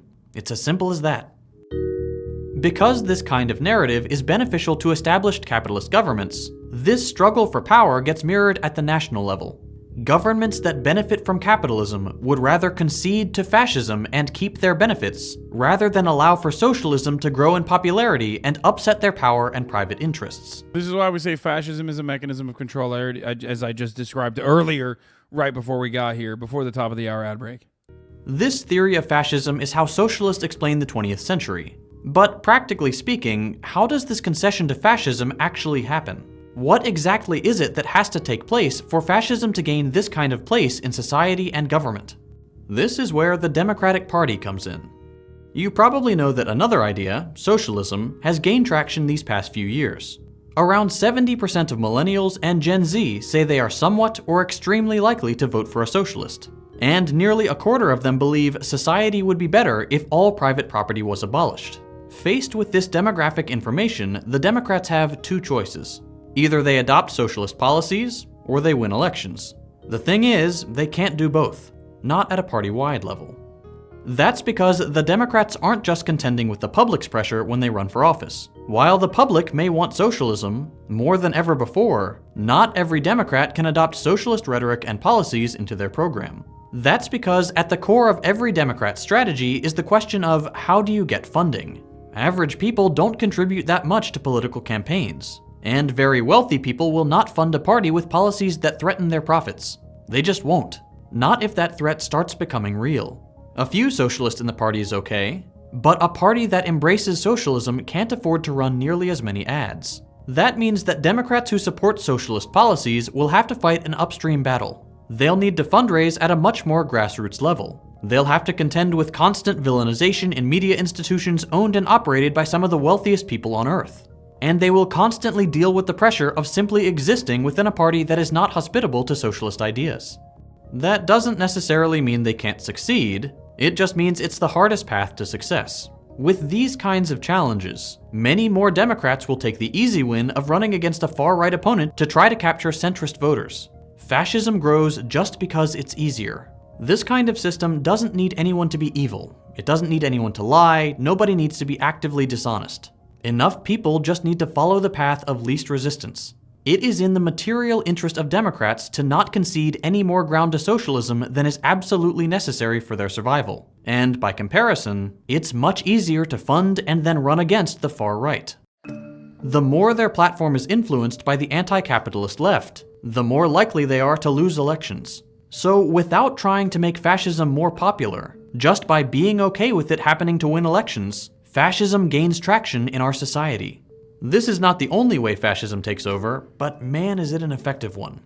That is why I constantly talk about alternative networks of power on this channel. Why I focus so much on the institutions of our government and how they're constructed. Why I keep telling you to organize, unionize, participate in mutual aid, and study up and disseminate information on alternatives to the capitalist economic model.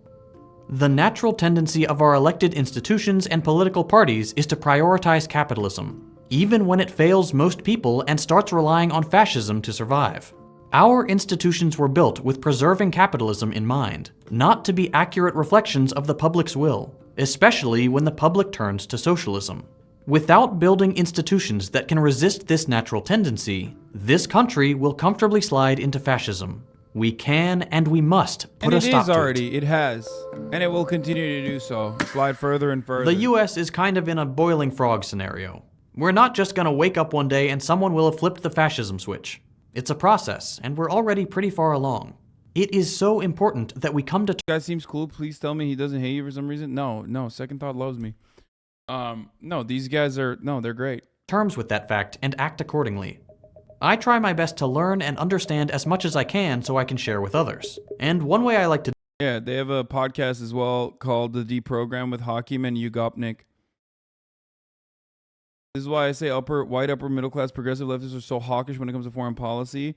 Are only like that because it allows them to feel as they are making some progressive change without threatening their own existence. Yeah. We're not gonna watch the Nelk podcast because we got some fucking fire content lined up. Okay. And no, it's not CCG Grayson. We're back. The button's back. The fucking button is back, dude. Oh my God. What an incredible moment. What an incredible, glorious moment. Cut button content. The Lord, the content God delivered to us. Another button video. Oh my fucking God. Heelys. Yeah. What are Heelys? Heelys are shoes that have wheels in them. So would you consider yourself a— Wait, what the fuck? Why is I did a thing in this video? Damn, I did a thing? When he came out to America, he was working hard, dude. That's crazy. Looks nothing like him. Would you consider yourself a skater? You know Come on, dude. Yes, he does. It looks like him a little bit. what? You can't. I wasn't actually saying that. do Oh my that. God. Only when I light up red can you press me. Oh no. Yeah, Shit. wow. Welcome to The Button, a speed dating show. When the button lights up red, either player may press it and swap out their date for a new person. Get out of here. If two people can last on a date for 10 minutes, they win an all expenses paid second date. What the fuck? She was in a previous video. I guess she didn't find love after all. What the fuck kind of fake bullshit is this? This is the button. Hello. The date has begun. How about you introduce yourselves? I was just working on that button. My name's Evan. My name's Hannah. Hannah doesn't wash her bed sheets. Okay, Evan is quite literally ready to fucking put the finger on the trigger. Look at him. Look at him inching towards it. My name's Evan. My name's Hannah. Hannah doesn't wash her bed sheets very often. It's kind of off topic. Thanks, button. That's so gross. Also, why would you let the button know that? Are we talking like 2 weeks?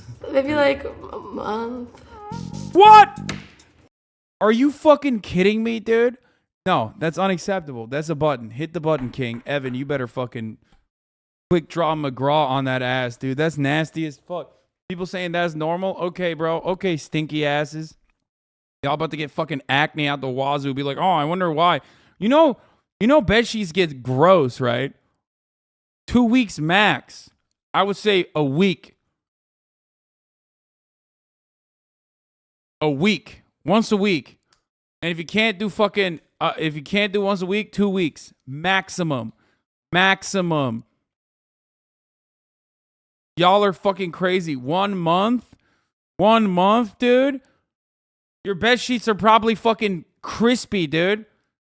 Shit probably feels like fucking frosted snowflakes. What are you doing? Bed sheet equals acne? Yes.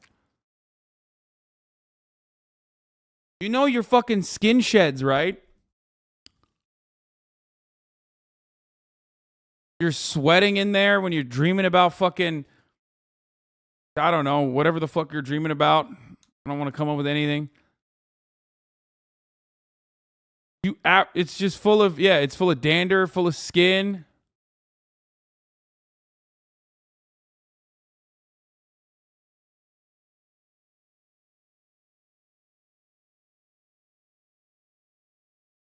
Some of you are about to have your lives changed because you just found out this information. And you're like, oh, what the fuck? Maybe I should do that. Yeah. I mean, Evan, how frequently do you wash your bed sheets?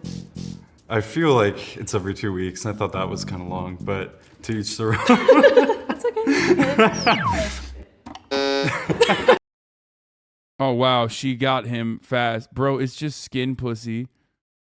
You're wearing it right now on your whole body. You got it.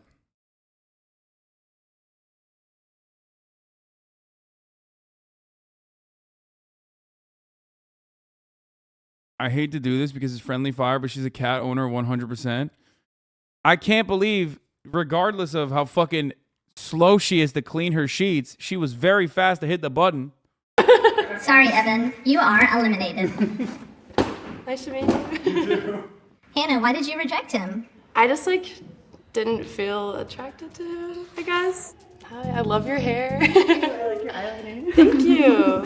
What do you like to do? I like to play volleyball. Oh, really? I play volleyball too. Really? Yeah, What's I your played position? in high school. I was in the back where I was a hitter. Is volleyball a gay sport? Yes, the spandex. The spandex. That's what got us. Yeah. Are you attracted to each other? Yeah. I'm not gonna lie, I can't get over the fucking the bed sheet thing. It's like permanently, it occupies permanent space in my brain. Like once I hear something about a human being like that is incredibly valuable information. It's gonna be very hard for me to not think about that. Like incredibly hard for me to not think about that. I think you're cute. I'm cute. I think you're hot. Thank you. Which is intimidating me. It's okay. What are you two looking for in a partner? Friend first and someone you can lean on, definitely more emotional side of things first. Yeah, no, I totally agree. I'm actually a sex worker, so I am a sexual person. So I can, if I wanted to just have sex with someone, I could, but I want Sorry, Sapphire. Dude, one of the worst parts about this, I'm sorry, but one of the worst parts about the fucking button, which makes it great content also, is how maddening it is. They are applying the classic fucking cutter technique, okay, of elevating someone who should not be there now and putting her in front of more interesting individuals, only for her to arrive at the button first, and literally cut out like more interesting individuals, making me so angry. It's making me so mad, and I can't get enough of it. Okay, it fucks me up, but I just, it's making me so mad. Fire. It's okay. Hannah, why'd you do that? It kind of caught me off guard that she was a sex worker, and she kind of like intimidated me, and that's She intimidated me too. Yeah. Bro, I just like, I hate that like this is the wave now. Like, there's so much spillover in society always. Like, we gotta fucking always go to the maximum extreme. Like, the Tumblr era sexual liberation created some fucking weirdos for sure, okay? And then that got to a point where the pendulum swung way too fucking far. So now we got homies who were just like, yeah, actually the real cool thing is being a tradcath anti-sex work person. Ah! Okay.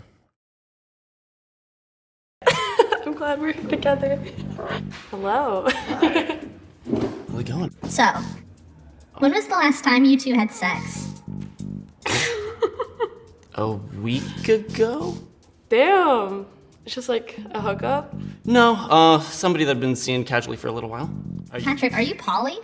I am, yes. Oh. Yes. She's gonna hit Have the you, like, button, been on Patrick. polyamorous? She's gonna hit the button, Patrick. She got a stinky ass fucking bedsheet waiting at home for you, Patrick. Don't do it. Hit that fucking button, dude. Relationship before? This is my first... Stop! This is your last. Bye, Patrick. Why did you reject him? The polyamorous kind of like put me off, I guess. Stop! She has no redeeming qualities. She literally distracted Patrick so she could fucking slam the button. Ah, I hate her. I'm mad. How are you doing? I'm good. How are you? Good. I love your eyeliner. Thank you. I love your makeup too. Thank you. The green, favorite color. It's my favorite. It's my You're favorite color. kidding. Yeah, I love the color green. So, Yeah. so anyway, why are you up here? I go to school here. What do you study? Graphic design. So do I. You're kidding. I study graphic design. You both have so much in common. I mean, yes, green and graphic design, my two personality traits, right here. Let's go! Sorry, Hannah. Nobody's gonna hit the buzzer because her hands have made the buttons. Okay, stop. Finally, dude. Let's switch it up a little bit. By the way, she went for it anyway. Bro, who does she like? Not everyone wants to date a sex worker or someone who's polyamorous, but that doesn't mean they're against sex work or hate polyamorous people, says Isabeau the Red. Yeah, I don't really care about her personal preferences. I just wanted her out, okay? I just like I want to, you know, make the content different. You're so nice. Loved. I also can't personally get over the fact that she said she didn't clean her fucking bed sheets. Meeting you. You're amazing. You had so much in common. I know. I just wasn't feeling the spark. And then also, if I'm being honest, some of the people before were just like, she buzzed them out really fast. And I don't know about that vibe. I don't know. I feel that. Right? Do you think I'm That's cute? right. I mean, yeah. I mean, my gender, I see myself as like a green orb in my mind. So I feel like a button works just as good. I love that. But I do fear AI a lot. Okay, rude. Oh my Let's bring in the next. Bro, I swear to God, Seattle is an autonomous zone already.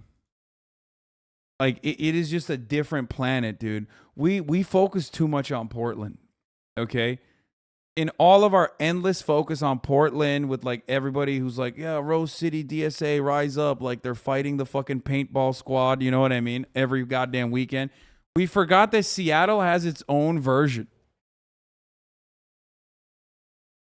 An entire city of people having turf bangs. State. Hey. Hello. Heelys. Yeah. What's your name? Emil. Emil. Nice. I'm Pi. Pi? What's your handshake? Handshake, yeah. Nice to meet What you. are Heelys? Are you at? Bun doesn't know anything. What's this? Okay. Yeah. You want to take this one? I mean, you're wearing them. Yeah, you're right. Heelys are shoes that have wheels in them. So, would you consider yourself a skater?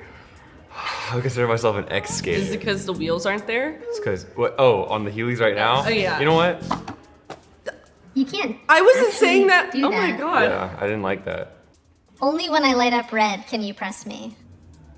Oh, This is awkward. Oh no. Yeah, Shit. wow. Wow. This is so cringe. It I'm is. dying. I'm just gonna hit the button. No. No, I want to hit it now. Alright, now we both want to hit the button. I mean, I was vibing until you wanted You were to make me leave, so. Whoa, shit. What are you two looking for in a partner? Let's try and save this. Yeah, let's yeah. Basically, I'm looking for a partner who understands Heelys. I do, is what I'm saying. You do? Okay. Yes. Alright, cool, I was not making fun of you for the Heelys. Do you like The Cure? Sorry, Emil. Why did you reject him? It just seemed like a certain type that has approached me before and made me not feel great. So I don't know. I hope they're not talking shit about me back there. Yeah, you've been here for a minute. A little bit, yeah. Hi, I'm Leah. Leah, Yeah. I'm Pi. Okay, nice to meet you. Nice to meet you. Leah is kind of famous on TikTok. Tell me about your, how many followers? do you Not have? that many. Not that many? Just like 135,000. Not that many. It's really not. What do you make? What do you do on TikTok? Is it cringy? Like thirst traps, I guess. But it's like comedy, like comedic. I'd watch them. Yeah. Okay. Yeah. Yeah. What kind of dating things do you like to do? I'm in like. I mean, it's TikTok. Everybody's doing thirst traps, you know? There ain't nothing wrong with that, okay? There ain't nothing wrong with that. You do you, queen. Big activity person. I like to be doing things. Yeah. Well, I guess it's like a high and a low. Sometimes I just want to like stay in, take a nap together. I love like somebody who could take a nap with me. Yes, that's so sweet. I love that so much. I get why you've been here so long. You're very likable. Oh my god, thank you so Yeah, It seems like the two of you really complement each other well. I was gonna say, I think you're super cool, so. I think you're cool too. Like Leah, where would you take Pi on a second date? Like a picnic sounds really good. Yes, that would be so lovely. Yeah. And maybe I could come? I don't know if we need you for the prompts anymore. I went to Portland and it felt like it was your chat IRL. Yeah, why do you think Austin's constantly talking shit? I'm gonna light up red one more time. I'll give you both one more chance to press the button. And if you don't, then I think we have a winner here. We're gonna be winners. I want to be a winner. I want to be a winner, and I also want to go on a second like date you. with you. I like you too. I'm so glad we connected. Yes, same. Leah, Pi, congratulations. You have won the button. Yay! This one wasn't that good. It's really jarring to leave Seattle, especially if you're living. Yo, this was 7 minutes long. Give us more, dude. Give us more. It's a mid-episode. I need more drama. I need more content. I need more like fucking choices. Like the button hoggers need to stop. Okay? I don't like it. This was a filler episode. This was a Naruto filler episode. It's really jarring to leave Seattle, especially if you're living in Capitol Hill, which I am. And if you go anywhere else, even a little bit outside of Seattle or some of the different districts, like the University District, there are a bunch of normies there, and they sort of suck. Please, the button is so cringe. Shut up, pay me to throw. Literally trying to throw the content. This is great content. We win! We did it! Oh my god. Now go on that picnic. Have fun. Yes. Yes. Let's go on a picnic. What now? We saw all of it. We saw all of these. We watched all of the fucking cut videos, dude. It just sucks that, there's not more of them. Okay, let's watch this Disney made us gay shit. You know what bothers me? For some reason, all our fans seem to think that we're gay. Now, I thought we made it pretty obvious in all our previous videos. We're just two average, straight friends. But look, we don't want to disappoint all our fans. You've been watching us all this time. Maybe you know us better than we do. So we're going to try our best to become homosexuals, just for you. And we know exactly where we'd have to go to make that happen. Why else would you want to have two dudes or two women kissing in a Disney film? It's about making your kids gay. Gay agenda and queerness and putting it in movies and cartoons. They're being fed these messages over and over. Oh, dude, the Ninja Masterclass video. I can't wait to watch this, by the way. Yeah. In every episode now, they're going to have Mickey and Pluto going at it. So this is a true wake-up call to parents that they can't trust. I wish you could join them. Every time they do gay shit, I get very upset. Not because I'm homophobic, obviously. That's like secondary, but because You know, I'm like, nobody invited me to the party. You know what I'm saying? I feel like Squidward, SpongeBob and Patrick are out there having fun, and I'm Squidward sitting in my fucking prison of my own mind. The things that they used to be able to trust. You heard it. Disney is making kids gay. So if we wanted to be gay, we'd have to catch the first plane to America and go to Disneyland, the gayest place on Earth. And luckily, we had the help of 2 Americans, both of whom were married to women, which inevitably makes a lot of straight men start having second thoughts about their heterosexuality. Wait, but these things are enormous. If these don't make you gay, they're just giant cocks. I just want to sit on it. Yeah. Disneyland is making us gay. That's not even Disneyland. That's really? That's just the introduction to Orlando. Just Orlando's turning people gay. Look, Kevin's so distracted by the giant cock, he can't even drive. He's so horny he can't drive. So we all arrived at Disney and we were ready to start our new lives as gay men. But it was kind of hard to get in. The entrance was blocked by like hundreds of protesters. We assumed people would be upset because we came at a very delicate time. You know, every flag was at half-mast. This was the week that the US exceeded 1 million deaths from COVID. But it turns out that wasn't what they were angry about.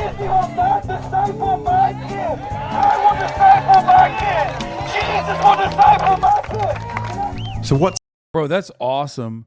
I didn't even realize they were that fucking bent. You know what I mean? Like that they, like people really do take the time out of their day to fucking go out and yell at Disney for being gay, which is funny because it's like Disney's been gay since day one, obviously.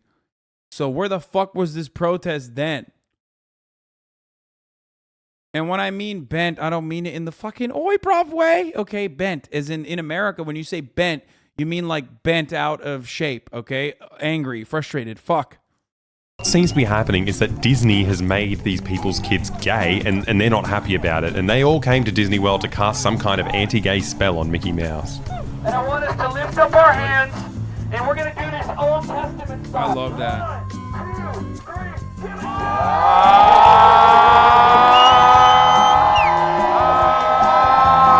Oh my god, the energy was contagious. I just couldn't help but join in.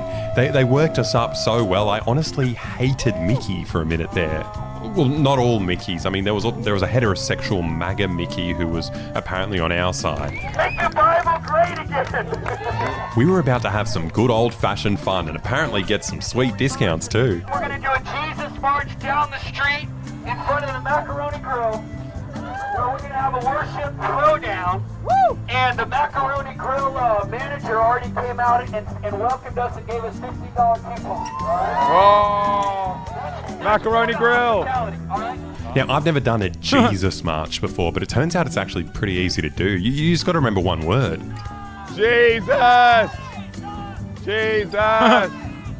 Jesus!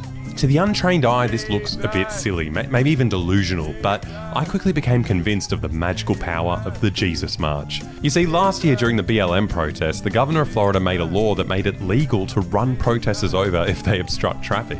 But these people were clearly protected by God, like no car could stop them.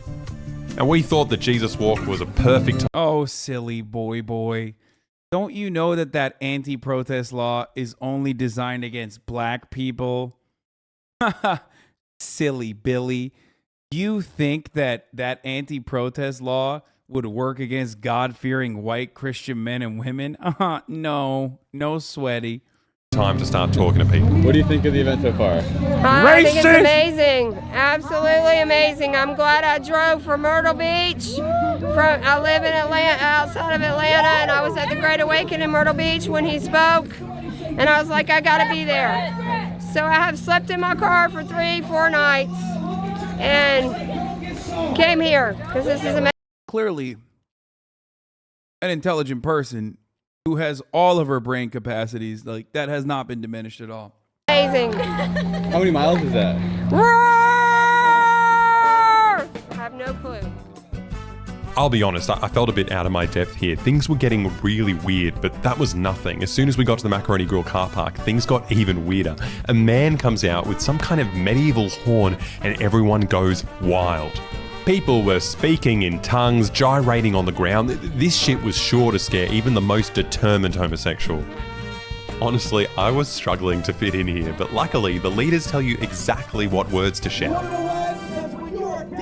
Somebody say desperate. Desperate! You're willing to lay it all on the line. Look at your neighbor and say, don't get soft. Go get soft. Apparently not everyone at the protest was shouting correctly, and the leaders could tell. I think the American collective consciousness just falling apart at a dramatic speed is creating excellent content, though. So for that purpose, I mean, for that reason alone, I'm so in. I'm so invested. I love it. You know, it turns out we had something called a Jezebel among us. We're fighting against Jezebel, and she's already been destroyed, and she can be destroyed again. Wake up, church! Wake up! Disney is approximately 1 kilometer away from this macaroni grill car park, but somehow Jezebel's satanic energy got in here, and then the man on the stage spotted it inside the mind of one of the women in the audience. There's a lady here. There's a lady here. Come on, come on, come on. So everyone had to crowd around and put their arms on her head to exorcise the spirit of Jezebel. We're destroying Jezebel in the body of Christ right now. I want people to get around him and start praying. Just get around him right now. Set him free, God. I had never seen an exorcism before. I mean, don't get me wrong, it was confronting, but I did get a bit excited witnessing Christian magic for the first time. What are we doing here today? Wait, I don't understand. Why is she waving an LGBT flag? What the fuck? We're just basically here to tell Disney we're just tired. I mean, just tired of them trying to indoctrinate our children. They want to brainwash them early enough that it becomes truth for them, the gay religion. They have a not-so-secret gay agenda. Yo, half these people look gay as fuck, by the way. What's going on with that? Like, when I see this person, like, what the fuck? They're like waving rainbow flags and shit. What happened? I thought the gays own that. What kind of cultural appropriation is this? I mean, like, gay culture is not your prom dress, sweaty. To propose and indoctrinate on little children. What's their indoctrination look like? How do we spot it? It's just, I mean, it's just like little subliminal things that they'll put into their movies. When you look at the movies, there's just subtle things about magic. Most recent one that I've seen, Enchanto, I think that's what it's called. It's got a lot of sorcery. Yeah. And dude, that's awesome. That's so sick. This got real. My parents wouldn't let me watch Hogwarts. My parents wouldn't let me watch Harry Potter because of the demonic energy of witchcraft in it. Enchanto! They got sorcery in them. then when you think that Walt Disney was a warlock. Yeah, that's crazy. It's like, really? All the Disney movies really have some sort of sorcery, things of that sort in there. That is very strange. I mean, it goes completely against the Bible as well. There's like magic, warlocks. You got a shirt that says demon killer. What's the best way to kill a demon? Oh, prayer. Jesus Christ, going in the spirit, you know what I'm saying? Come on, bro. That's so whack. Be like, drive a stake through its heart or something. What do you mean? Like... Come on, bro. You're wearing a shirt that looks way cooler than the things that are coming out of your mouth. You know what I mean? Oh, the power of prayer. That's how we kill demons. Like, oh, shit. I'm saying because it's by the Spirit of God. It's not through our strength. It's by the Spirit of God. It's the Spirit of God that kills the demons. It's the Spirit of God. So Disney was using sorcery to make their kids gay. I mean, it seemed believable enough, but I wanted to know why. Why are they doing it? Like, what do they want from the kids? So, I mean, I think there's just a greater agenda to world control, mind control. Step 1, make the children gay. Step 2, I don't know what step 2 is. Step 3, mind control and world power, world control. Okay, well, I feel like you skipped a couple steps. Like, how do we get to world domination if all the kids are gay? Separating the child from the parent. George Orwell talked about that. Why are they doing this? You know, to destroy our country. Yeah. To destroy America. Even the public school system. I swear to God, if I could go back in time, I would have fucking burned every copy of George Orwell's book. I don't care that he was like, he was based or whatever. I don't give a shit. It's just like, the permanent damage it has done to the collective consciousness of conservatives is too much.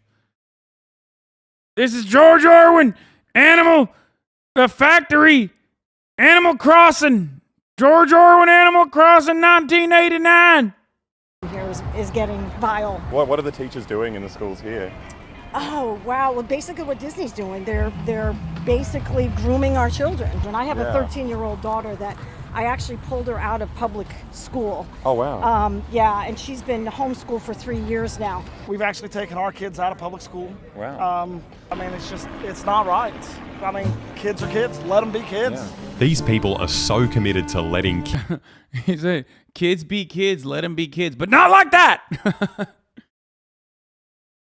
kids be kids that every single parent we spoke to has yanked their kids away from all the other kids and schooled them at home. Now, I'm obviously not a child, but I'm pretty sure all the homeschool kids who were brought to this event by their parents were pretty grateful to be in the Macaroni Grill car park, listening to this adult tell them what to think, you know, instead of being indoctrinated at Disneyland. And it starts with corporations indoctrinating. That's the saddest part, dude. Jesus Christ. Homeschooling is like child abuse, I swear. I know this is the worst chat to say this in because I know a lot of you are products of homeschooling. Some of you recognize how permanently damaging that was. But the rest of you are going to chime in and be like, I was homeschooled because of reasons and it's all right, actually. But like, no, I swear to God, like, it is so bad. Kids at an early age. Which is also kind of funny because, like, you know, half of these motherfuckers were at the lockdown protest because they were like, we need to open up the schools again so we can bring our children back. And it's like, well, bro, you're saying that, but you're also simultaneously fucking homeschooling your children now.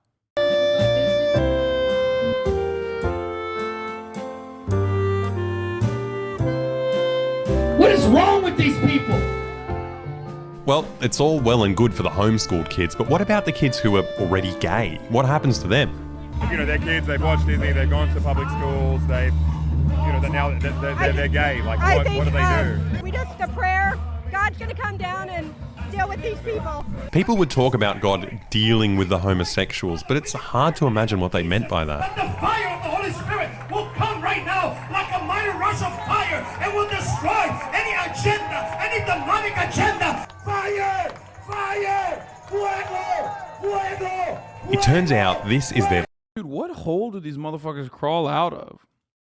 Like, actually. Whenever I watch it like this, I'm so shocked that people like this exist. Even though I watch people like this for a living, basically, I still haven't figured out where the fuck these psychos come from. I guess Florida? Yeah, sure. Florida, that's a good answer, but... leader, Sean Foyt. Now, this is a guy who knows how to get everyone excited. Come on, we want everybody in the Macaroni Grill to hear us tonight. Woo! He's the straightest man in the entire protest. There's not a gay bone in this man's body. He's just a heterosexual man who has heterosexual sex with his blonde wife and makes blonde children. And he's famous for making enormous Christian concerts during COVID. In defiance of state orders to prevent the spread of the coronavirus, they came to see a controversial worship leader and political activist. Last night we gathered thousands of people that came together. The church showed up. Now, I didn't realize this, but it turns... Bro, he looks so gross. Turns out that COVID public health orders and Disney's homosexual agenda are actually linked. With the shutdowns, they groomed the children back then because they had to be masked, they had to be 6 feet apart, so that was just the beginning. It's always so wonderful when the fucking cult leader straight up looks like a cult leader. Like when your insides match your outside, it's fire. And then anything else would be okay, like you could be, you could be a girl today, you could be a pronoun today. Because we will no longer wear masks. We watch Australia. We watch the world. We know what's going on, and we're awake, and we're not going back to sleep. This is pretty impressive. These people seem to know a lot more about Australia than we did. They were forced jabbing children. I personally didn't see it. Have you looked at the stats in your country? Because we're getting your stats here. To me, it is like Nazi Germany. Little kids that were like tackled by the police and injected on the spot. I mean, it's just that it really seemed like true communism. I even heard that you guys can't grow gardens. So when they ask for a vaccine card, the first thing I think of is like, oh, do I need to show my yellow star? Now, if you ask me, none of that stuff actually happened, but I do honestly admire their dedication to freedom and bodily autonomy. We have the freedom here to not take the jab. The freedom here to say, you know, it's a medical procedure. I don't want to be a part of. You know, it's my body. My body, my choice. They're not even allowed to ask. Well, they're not allowed to ask if you're vaccinated. Although their commitment to my body, my choice only went so far, especially now that abortion is illegal in Florida. I mean, I'm pro-life. We don't want abortion. There's no black and white. What would happen if someone, let's say, was to get an abortion in a state? Like, would they just go to jail? Like, what's the? Yeah, if you could detect a heartbeat in that child, aborting after that point would be illegal. And so that's really, really great just to get some of those rights back to the unborn because they deserve them. Look, no offense to the Christians, but we didn't get a lot out. Bro, it's like, I mean, the contradictions are very clear. Everyone has already expressed them a million times over. So I don't want to talk about that. What I want to talk about instead is the fact that, like, these people want to fucking, forcibly carry pregnancies to term. So there are more babies to fucking homeschool and send to, like, these psychotic rallies, only to have them kill themselves when they reach fucking 15. You know what I mean? Because they just were so socially stunted that it's impossible for them to continue living. It's like, why? Why are you causing... No, I'm not an anti-natalist, but, like, why are you literally... causing so much suffering on this planet? Eat my bundar, Hasan? What? Out of these interviews, if we want to get to the bottom of this, we'd have to go about it scientifically. We're going to have to go to Disney to find out once and for all if it'll make us gay. And remember, we're doing this for you. With the protest over, getting into Disney World was easy, but finding our way around was almost impossible. I swear we just come down on this road. But then we went straight, so we had to do like... Why the hell is this place so enormous? Well, it turns out back in the 40s, the working conditions at Disney were incredibly exploitative and there was this massive animator strike. Now, don't let the cute cartoon signs fool you. Walt Disney was a slave driver and they all wished he was dead, and he'd rather die than negotiate with his animation. I just want to run that one more time, dude. God, we really... Not to get all fucking, like, return to tradition on your ass, but, like... think about how things used to be. Animator strike. I wonder where the post-left guys were back then to be like, oh, these guys are pussies. They're not real leftists, bro.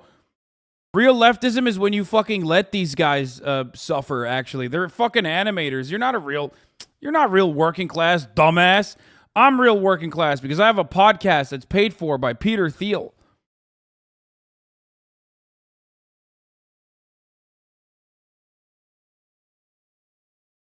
Now, don't let the cute cartoon signs fool you. Walt Disney was a slave driver and they all wished he was dead. This is pretty cool. And he'd rather die than negotiate with his animation slaves. But the US government stepped in and said, come on, Walt, you're causing a scene here. You're going to have to negotiate with your employees. And Walt gave up and negotiated a better deal for his workers. Yeah, this time he was beaten. But Walt thought to himself, if I had my own country, no one could tell me how I had to treat my workers. And that's when he came up with Epcot. Spelled E-P-C-O-T. Experimental Prototype Community of Tomorrow. He wanted to build a giant corporate-controlled society with mass surveillance, no unions, no voting, no retirement, and run solely by Walt Disney. So he bought up 25,000 acres of land in Florida and struck a deal with the government, essentially giving Disney full control of his own tiny country within the USA. Now, I know what you're thinking. Buying heaps of land and making a corporate-owned dystopia is all well and good for Disney, but what about me? How do I get to be lord of my own evil little kingdom? Well, thanks to this video's sponsor, Established Titles, you can be a lord right now. You can buy at least 1 square foot of land on a private estate in Scotland. So go become a lord now. In fact, if you buy 1,089 million of these plots, you could be as powerful as Walt Disney himself. There's enough land here to hold all the ideas and plans we could possibly imagine. Now, luckily for us, Walt Disney died, and his successors scrapped the creepy future city, but kept Disney World's bizarre status as one of the world's only corporate-owned countries. They pay no taxes, they have their own laws, their own private fire and electricity services, even their own private police force. Yeah, no, they got an actual prison. That is fucking bullshit. If you find yourself here, it's because you did something real naughty. And it's not just prisons. We even had to pass Disney Migration and Customs to get in. We just got stopped by Disney police, and now we're going to get, I guess, Disney strip search.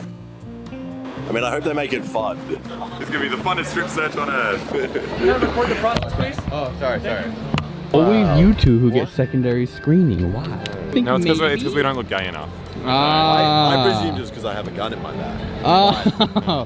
Wow. Yeah. Did they take it? No. They just wanted to make sure that you had enough ammo. Yeah, exactly.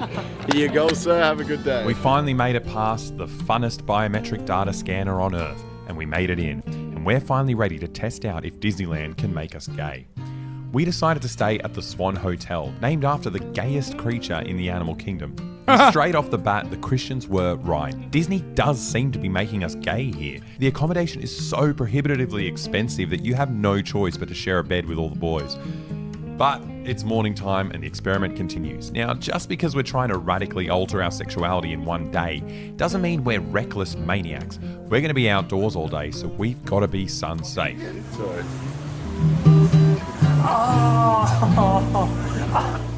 Now, we were only Disney for about half an hour at this point, and things were getting a lot woker than. The funniest part about it is that they're not gay. They're just Australian. They're just lads. That's it. So they engage in the gayest shit possible. It's just the most average Aussie boy-on-boy experience that you can ever see. We expected. How impressive is this, guys? It's like the only city in America that has a mass public transport system. That's true. But I mean, that's practically communism, right? That's one step towards making everyone gay. We call it the commie gondola. Hi guys. The commie dola. I reckon that guy's coming on to me. Oh my God, I never thought about it like that. Epcot is literally a walkable city with mass transit. Oh my God, the only way you can fucking get public transit in a walkable city is if like some psychotic ANCAP purchases the land while simultaneously funding all of the other industries that make it impossible for other places to have that similar structure. I fucking hate America so much. Everyone just says hello to you. Every man and they says don't say hello, they go, hello. They get reprimanded if they don't. Hello. Now, I thought these brightly dressed flamboyant men were obviously flirting with us, but it turns out they might not actually be gay. They just get fired if they don't smile at park visitors. See, every part of their lives is controlled here. You can't take any photos or talk about your job on social media. They have mandated haircut laws. They control your fingernail length, the underwear you wear. They even choose a new name for you. And it's one of the most surveilled areas on Earth, so the mouse will know if you snuck your own underpants into work. You know, at least after a long day of authoritarian scrutiny and forced smiling, you can get home and relax. But more realistically, you'll be sleeping in your car because they earn so little that 11% of Disney employees are currently homeless. So these poor workers get fired if they don't smile, but also 43% of them can't even afford dental care. I don't know what's going on here. You know, they definitely weren't making us gay, but they were making us cry. Don't worry, maybe it'll get gayer. On to the main attractions. Oh my God, the more I hear about it, the more fucking, it's just the more maddening this content is. Holy shit. Also because it's literally so hot in here. What the fuck, Mom? Oh my God, Mom. Anne!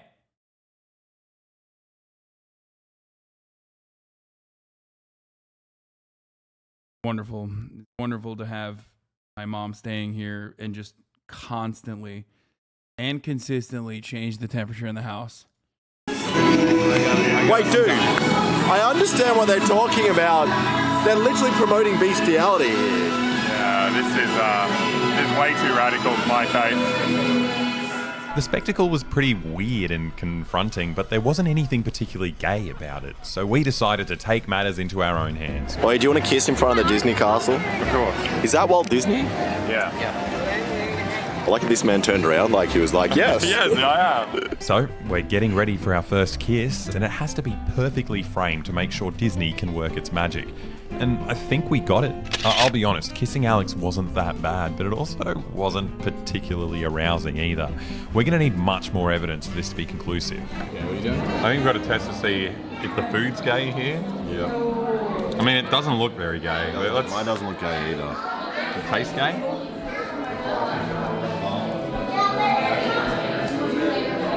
Doesn't taste very gay. Should we try kissing? How was that? I didn't like that. It was better than when we did it in the sun. But no, I don't think the food's very gay here. If anything, the food at Disney was aggressively straight. That's what a vagina looks like, William. Yeah, I think we accidentally ordered the straight ones. There's the ones that are lesbians are meant to eat. I'm starting to feel like Disneyland isn't making us any gayer, but we're not quitters. We don't give up so easily. Look, we were told that Disney grooves kids, right? So I'm sure if we go on a kids ride, we'll see it for ourselves. So we chose Small World. Did I miss it? Did I miss them kissing each other? Hold on. It doesn't taste very gay. Should we try kissing? How was that? I didn't like that. It was better than when we did it in the sun. But no, I don't think the food's very gay here. If anything, the food at Disney was aggressively straight. That's what a vagina looks like, William. Yeah, I think we accidentally ordered the straight ones. There's the ones that are lesbians are meant to eat. I'm starting to feel like Disneyland isn't making us any gayer, but we're not quitters. We don't give up so easily. Look, we were told that Disney grooves kids, right? So I'm sure if we go on a kids ride, we'll see it for ourselves. So we chose Small World, a ride full of animatronic children from around the world. I fucking love these guys, simple man. Kids ride about They're Disney great. and international children. What could go wrong?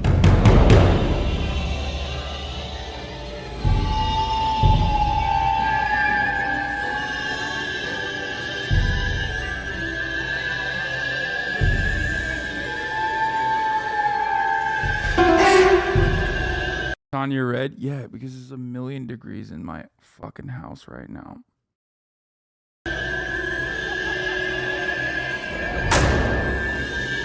Did you show the channel name? No. Oh, fuck. I accidentally did. It's Boy Boy. Why am I not subscribed to him? Boy Boy. Friend of the show, Boy Boy. And I did a thing. And also, other people in the video are, I forget the other dude, but Willie Mosman. Let's not talk about Small World ever again, okay? Luckily, there are so many other exotic parts of Disneyland to take our minds off it. I think we're in mystical Syria or Iraq or something.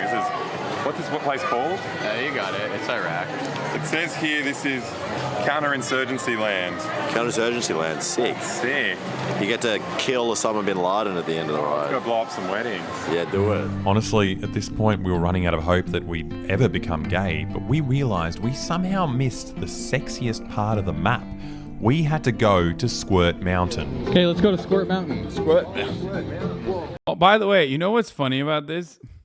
All you motherfuckers would make fun of me if I did an IRL stream and make these exact same jokes from top to bottom. Meanwhile, we're over here sitting, laughing, and appreciating the content. But if I did an IRL stream at Disney, this would be the exact same thing. I would do this in the exact same way, which is why I realized after the last sequence of IRL streams that after the last sequence of IRL streams, that like I shouldn't fucking cave to the weird chat. Yeah, but they're actually funny. Shut the fuck up, chat. You don't know anything about being funny. We saw your fucking TikToks. I realized like I should just do what I do best, which is make political jokes when I'm, you know, when I'm doing my IRL streams as well. Kevin, have you ever been on Squirt Mountain? We're at Squirt Mountain. Oh, this is Squirt. Oh my god, what the hell was that? Did you catch that on camera? It got all over the camera. That was so sexual. The camera just spat in my mouth. Squirt Mountain, Squirt Mountain, Squirt Mountain, Squirt Mountain. Oh, it's wet. Surely, if we kiss on the big drop on Squirt Mountain, we will feel Disney's satanic gay sorcery. The problem is that we could never really tell when the big drop was coming, so we just ended up kissing on all the drops, and this is where Disney's gay spell actually started. Now that I imagine you making those jokes, I have an urge to complain. Oh yeah, 100%. Working. What? Is the fact that when I closed my eyes and kissed him, I almost forgot that we were about to do a massive drop. It made me feel more comfortable. Yeah, it made me feel a bit more comfortable as well. Maybe there is some truth to this. Maybe... Oh, now I'm scared again. I don't like it. Now this kiss was different. It wasn't like any of the other kisses. As soon as we touched lips, the screaming stopped. We were strapped into the steel contraption, hurtling down to earth, but in my mind, we were just gently floating, higher and higher and higher. We must have floated too high because tragedy struck. Oh, there's a chance it might hit us. Yeah, it's gonna hit us as well. Yeah, we're God! We're lightning. Oh God's punishing them for doing homosexual kisses. That's right. I knew it would happen. Yeah. You did gay too much. You do gay one time. You do gay twice. That's fine. Even then, you know, maybe God's like, all right, I'm having an off day. Didn't notice that. I'll let this one slide. You do gay 3 times. I'm coming for you. God. This is what happens when you kiss. Wow. You have anger. Also, how the fuck did William Osman bring a... How the fuck did William bring a bong with him to... Is that added in to the photo? God, very much. All right, we were warned. We make a run for it? Yeah. As we were running through the rain, I realised this day had been a big disappointment. Apart from that brief moment on Squirt Mountain, we didn't feel any gayer at all. We were just tired and wet, and Alex got a nasty beard rash. I mean, the Christians were right in a sense that Disneyland is a demonic hellscape, but it definitely didn't make us gay. But these conservatives believe this shit with all their heart, like so much so that after 60 years, Florida's Republican Governor Ron DeSantis is officially revoking Disney World's status as an unaccountable, unregulated corporate country. This state is governed by the interests of the people of the state of Florida. It is not based on the demands of California corporate executives. Now, don't get me wrong, this is an amazing move, and there are a million good reasons to do this, but the Conservatives chose the only insane reason for doing it. I don't get it. Like, do we cheer for DeSantis? Do we defend Disney? There's only really one thing I know I want to do right now. All right, get nice and close together. Yep. And then go a little bit this way, friend. That's right. Go a little bit this way, friend. Right there. You're exhausted. 1, 2, 3.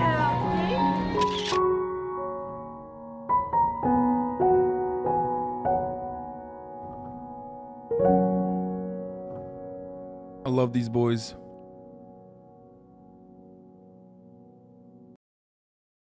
Wonderful, wonderful content creators. Boy, I did a thing. You know, they're great. All the fucked up things about the park interest me as much as the tech stuff. I mean, they put out bangers like this. Unfortunately, the irony, of course, is that how much free stuff can a fake politician get is like probably his worst video, in my opinion. But it got like incredibly high views. Like, it's his simplest video out of all of the really like complicated stuff that he puts out there. You know what I mean? I guess like North Korea haircut, 1.4 million. That's fire and deserved. But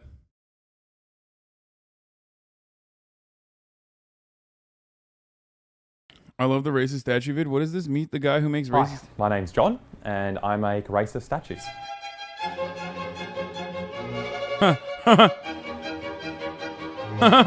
My great-granddad made racist statues, his dad made racist statues. I'm continuing a proud family tradition. Why do you make racist statues? Because not a lot of work in statue making, you know. As soon as you put up a statue, you can't really put up any more statues in that same area. You know, it gets too crowded. It's just a nightmare, really. So our business model, we've been making racist statues. So the idea is that someone's going to want to tear it down because it's racist, and then we get commissioned to make a whole new statue. Pretty good. Yeah, we've done all the big ones. We did Captain Cook, pretty proud of that one. We did the Warlord, Lachlan Macquarie. He's the guy who hung all those Aboriginal people off trees. We did the drug dealer, Queen Victoria. She just kept killing Chinese people until they'd buy her opium. These are all the things we look for when we're trying to make racist statues. You know, right now, we got commissioned to make 3 I wanted the TikTok like it. statues for the Vatican. Should be good. Hi, my He name. said drug dealer. Oh, what a fucking dumbass, dude. The drug dealer. Ay. You have to watch the Ukraine one? No, I'm not gonna watch that right now, dude. We're having different vibes. I want to watch. Andrew, you can't. I took Ninja's masterclass, baby. Restock your merch. You don't know how. Sandwich. Hey guys, welcome back to another episode. That's right, dude. Drew Gooden fucks up his life and yours. I've been waiting for this fucking video because I'm too cheap to go and buy the Ninja Masterclass myself. Also because I can't disrespect Ninja like that, you know what I mean? I personally would never be able to watch the Ninja Masterclass because what if I learn his secrets? His deepest, darkest secrets. Instead, I'm going to watch Drew watch the Ninja Masterclass because I will like stealing. That's the other reason. That's the real reason, actually. I just like theft. And this way I get to steal from both Drew by watching his video and steal from Ninja by watching his masterclass and steal from masterclass in general. Let's watch. Episode of my braless wife bringing me a sandwich I didn't ask for. So I made a Twitch account in 2018 with the intention of streaming regularly. And in the 4 years since, I have streamed. Let's see if this person I keep is telling ever written myself in here. I'll go back to it, but as with everything else in life, I remember it's just so much easier not. Now that that's an argument I can get behind, 427, Captain, 621. He should live in a beautiful jail cell, 7/16/2021. Drew Gooden has not been in this chat since 2021. Okay? Let me tell you something about that, Drew. You want to be fucking masterclass, dude? How about you start writing in the chat and watching me again? Okay? Maybe because I steal his videos. That's why he's like no longer in here. Okay. Anyway, let's keep going. Not to, so I don't. But today, that all changes. Thanks to the help of one man, Tyler Ninja Blevins. If you don't know who Ninja is, he's sort of the Michael Jordan of having blue hair. If you do know who Ninja is, you probably expected me to say he's the Michael Jordan of... To be fair, I only found out about Drew, Curtis, and Danny because of you. Wait, really? That's funny. Twitch streaming, but that would imply that he's one of the very best at it. I don't know if that's true. I think at this point, there are tons of people doing an equal or better job of representing how fun and exciting Twitch can be. Ninja might just be the only... Wow, I wasn't even in that compilation, but Daph was. Okay. That's cool. It's fine. I'm not upset about that. It's fine.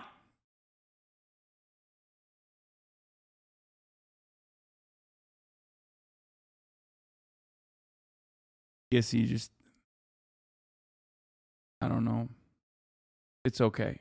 Only streamer that like your grandma has heard of because she saw him on Ellen. Since there's such a large portion of the general population that had no idea what a Fortnite stream was when their kids told them it was their new favorite thing to watch, I think someone had to be anointed as like the face of it. And Ninja is a high energy guy. He's very good at video games. He made himself super marketable and he used to stream all the time, which made him constantly accessible. He was the right dude in the right moment playing the right game, and to his credit, he totally embraced it. Not everyone in that position would have said yes to as many Check his logs in Dav's chat. I can't. Things as he did. Sometimes it's actually okay not to do everything that's offered to you because you never know when you might end up unsuccessfully trying to cheer up a bunch of cold, wet New Yorkers by flossing like your life depends on it. I'm not seeing enough movement! As far as I can tell, Ninja is just a guy who got way Dav didn't mod. I'm taking my sub back. Sorry. Oh, he moved on to Dav, dude. I see how it is. Daff is a better streamer. I'll take the L. I'll hold it. I'll hold it. Way It's more fine. famous than he ever needed to be. And apart from his weird creator beefs and notoriously bizarre tweets, I don't really have too strong of an opinion about him at this point in my life. Anyway, all of that brings us up to a few months ago, March 2022. Ninja launches his exclusive masterclass. With years of clicking and yelling now under his belt, Tyler is finally ready to share the secrets that led him to the top for the low, low price of one annual membership to masterclass.com. For the record, That's the wildest thing about this entire process is like Who the fuck wants to learn about how to be a better Twitch streamer from Ninja while simultaneously learning how to be a fucking, like, learning how to be a better politician from Hillary Clinton? You know what I mean? Meanwhile, for the cheapest price of $5 a month, you can literally just avoid the ads at the top of the hour here at the HasanAbi broadcast. That's right. Because at the top of the hour, every hour, there's a 6-second ad break. And if you no longer want to see those ads, if you're like, fuck, man, I really love this broadcast, I want it to be uninterrupted, I think it's worth it to give us on $5, then you can do that. You can subscribe for $5. If you're like, I don't have $5, you can do it for free with the Twitch Prime or by getting gifted a sub. If you're lucky, that is, of course. If you're a good boy, girl, or MB. That's it. Here's the 1 minute ad break now. For the record, this is a 1-month class, but in order to take it, you have to be subscribed to the website for an entire year, which will cost you $180. A small price to pay once you find out they have classes from both Clintons. So you are— Yeah, that's what I'm saying. It's like, what? Who the fuck's like, oh man, $180 that just dropped in here to watch Ninja and Hill and Billary Clinton. Why did I say it like that? Actually, it sounds better that way. Okay, let's go. Already know the drill. I'm going to sign up for this class. Thank you, Velvet. And I'm going Lovecraft to for the 5 gifted. Full disclosure, I signed up for this already. I'm filming this intro after the fact. Can someone tell me why the fuck I bought the Duo version? Did I think I was going to be watching him on 2 devices at the same time? What would that even accomplish for me? So anyway, I spent $240 on this class. Most people will choose to spend a little bit less. Why is there a Duo version? Fun for the whole family? It's like when you and your... Why is that even an availability? That makes no fucking sense. Okay. One of the first things he gives you at the start of the class is a PDF document with all sorts of gaming and streaming lingo. I cannot overstate how helpful this glossary is. There are some extremely advanced terms on here that would have thrown me for a loop had I heard them casually used throughout one of the courses. You know, things like... Bro, if this fucking shit doesn't show me how to have a braless wife deliver me a sandwich that I did not ask for while I'm in the middle of carrying a league game, I will fucking lose it, okay? I will ask for a return on my original investment. Keyboard, YouTube, mouse. Apparently that's the thing that you click with, but I don't know. I'm still new to this. The true beginning of this class is a section that has equipment for all different budgets, links on where to buy everything, and honestly, that's a pretty valuable resource to have all in one place. But I can't help but laugh whenever he says something like this. You only need 1 monitor. If you can afford more than 1, then that is definitely recommended. But if you can't afford 2 monitors... If you can't afford a second monitor because I made you spend the cost of one on this class, then you know what? That's on me. That's my bad. Sorry about that. That's kind of the irony of this whole section. I mean, the reality is, like, what fucking Zoomer doesn't know how to Twitch stream at this point, right? So this is literally designed for boomers to watch, but also what boomer is going to watch the Ninja Masterclass and be like, I'm going to be a Twitch streamer. That's why it's describing terms like mouse. Recommend that you spend a good amount of money on your gaming PC. Relative to other hobbies, streaming can be very expensive to start out. Even the lowest end computer that he recommends is about $1,000. And you still have to buy a microphone, a webcam, a mouse, and keyboard. Yeah, well, here's my fucking masterclass, which you guys know already. I started streaming by strapping a fucking camera onto my PlayStation 4. That was the cheapest way to do it. I had a PlayStation 4 already, okay? And what did I do? Well, I strapped the PlayStation Eye onto it. I don't know how much it is, but that's basically how I started streaming. It was the cheapest way to start streaming, so that's what I did. And I didn't actually like end up buying a computer and even going full desktop until much, much later. 2 things we just learned about earlier. He really tries to stress how every dollar is so important when you're starting out. So it's like, I don't know, maybe save 180 of them for equipment and then just watch an OBS YouTube tutorial for free. Speaking of which, I love this line. It's plug and play for a reason. It may seem a little scary, but it's not. There's tutorials everywhere on the internet. Ninja, I don't know if you know this. You're filming a tutorial. Don't outsource the work to someone else. Just tell me how to do these things while I'm here. in the class that you're teaching. In this second clip, you will already immediately see the evolution of my streaming personality.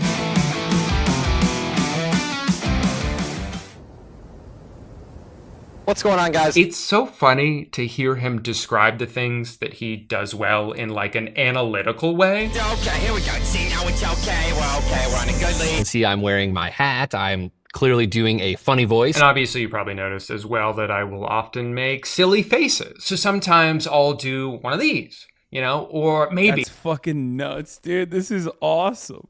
I'll hit him with one of these. And that's just one of those funny ass things. Yeah, ninja, but like, it's like masterclass, but teaching you how to bait LSF. Masterclass, but also like ninja teaches you to do the, remember when he did that thing where he was like making fun of thoughty streamers or whatever? Like, oh, this is how girl streamers are.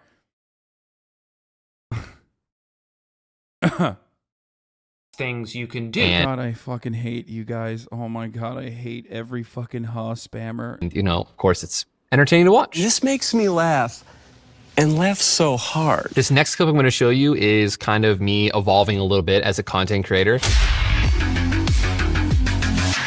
Hello, everybody. What do you guys notice that has changed? My background has changed. I had a better chair. Okay, so evolving as a creator means buying a more expensive chair. You don't need any of this shit. You don't need any of this shit at all.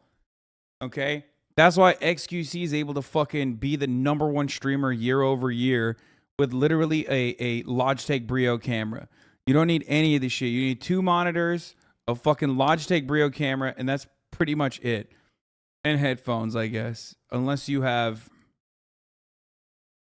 You don't need any of this shit. I have all this fucking new shit because, you know, holy crap. Like, I wanted to maximize the house I bought, you know what I mean? But like, I don't need any of it. You don't even need to speak. You don't even need to know how to speak English. Again, XQC can't speak English properly. Light setup was totally different, way more appealing. All right, well, I thought maybe he was going to talk a little bit more about like evolving your personality, but it seems like his advice is just to, you know, spend more money on the wall behind you. Hey, he's the master, and this is his class. Things in the background were more appealing. You know, you have the gaming fridge, of course, with the energy drinks in there. That's always fun to look at. Yeah, I have a lot of fun looking at that fridge. Hey man, we're gonna go wear suits to the new Minions movie. You trying to come? No can do, big guy. I have got my day filled. Oh, wow.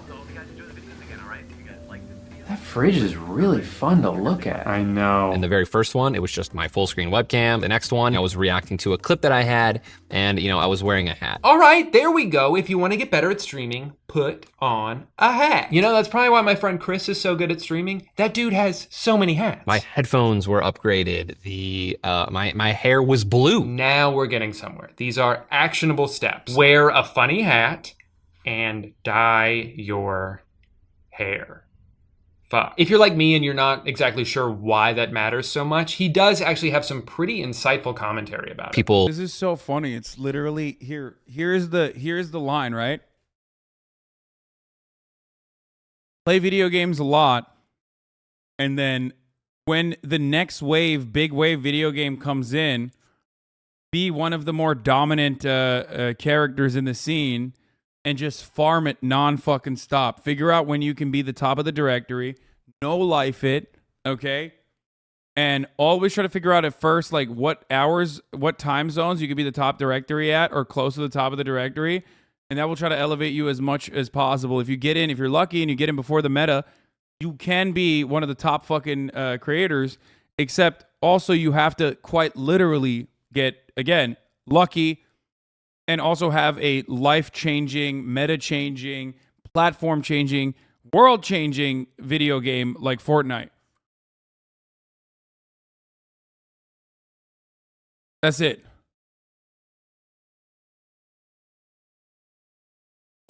Really wanted me to always have my hair blue, and it just became a part of my brand.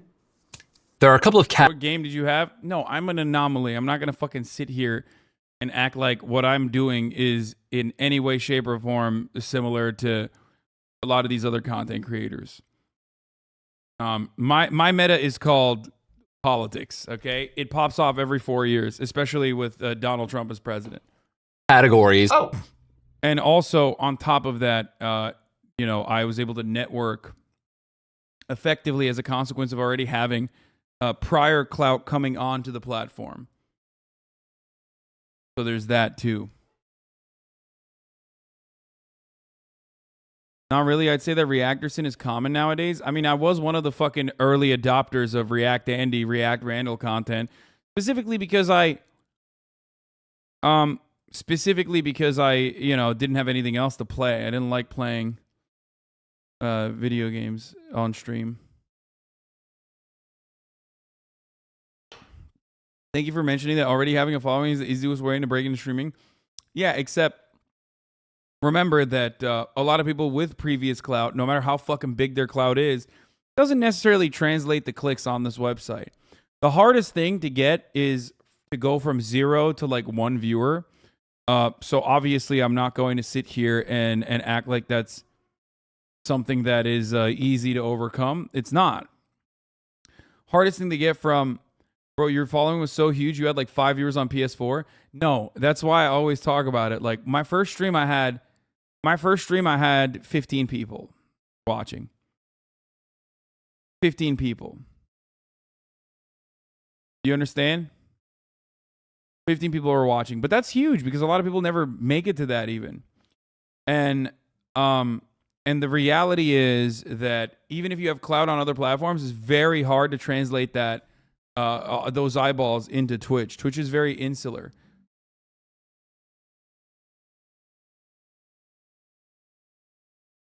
That's massive, Lamau. Yeah, but not every fucking 15 viewer Andy becomes a 31,000 viewer Andy, obviously. There was a lot more luck that helped me out along the way. That's my point. 15 viewers, 0 to 15 is incredibly hard to achieve. One of them was my cousin, okay. Yes, I had 15 viewers and one of them was my cousin. So technically I had 14 viewers. Are you happy? Why are you trying to undermine my accomplishments? That's literally true. I had 15 viewers and like probably 2 of them were the people that were on my stream. And then one of them was my cousin. Okay. You got to do what you got to do. Fuck you.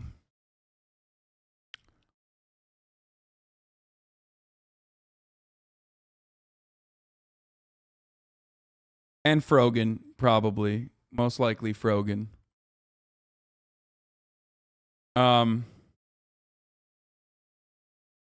Anyway, the point is the real reason why my like prior social media clout helped me was because it allowed people like the person who's actually about to walk in here right now, literally right now. Austin, come in here, quick. He just walked into my house. But straight up, Austin, it like genuinely helped me reach a much, much larger platform at the time. I think he had like 10K people watching him, which was huge for the moment. You know, his shows were popping. And it was a mutually beneficial relationship, but like that was a huge deal. Bye-bye, Anne.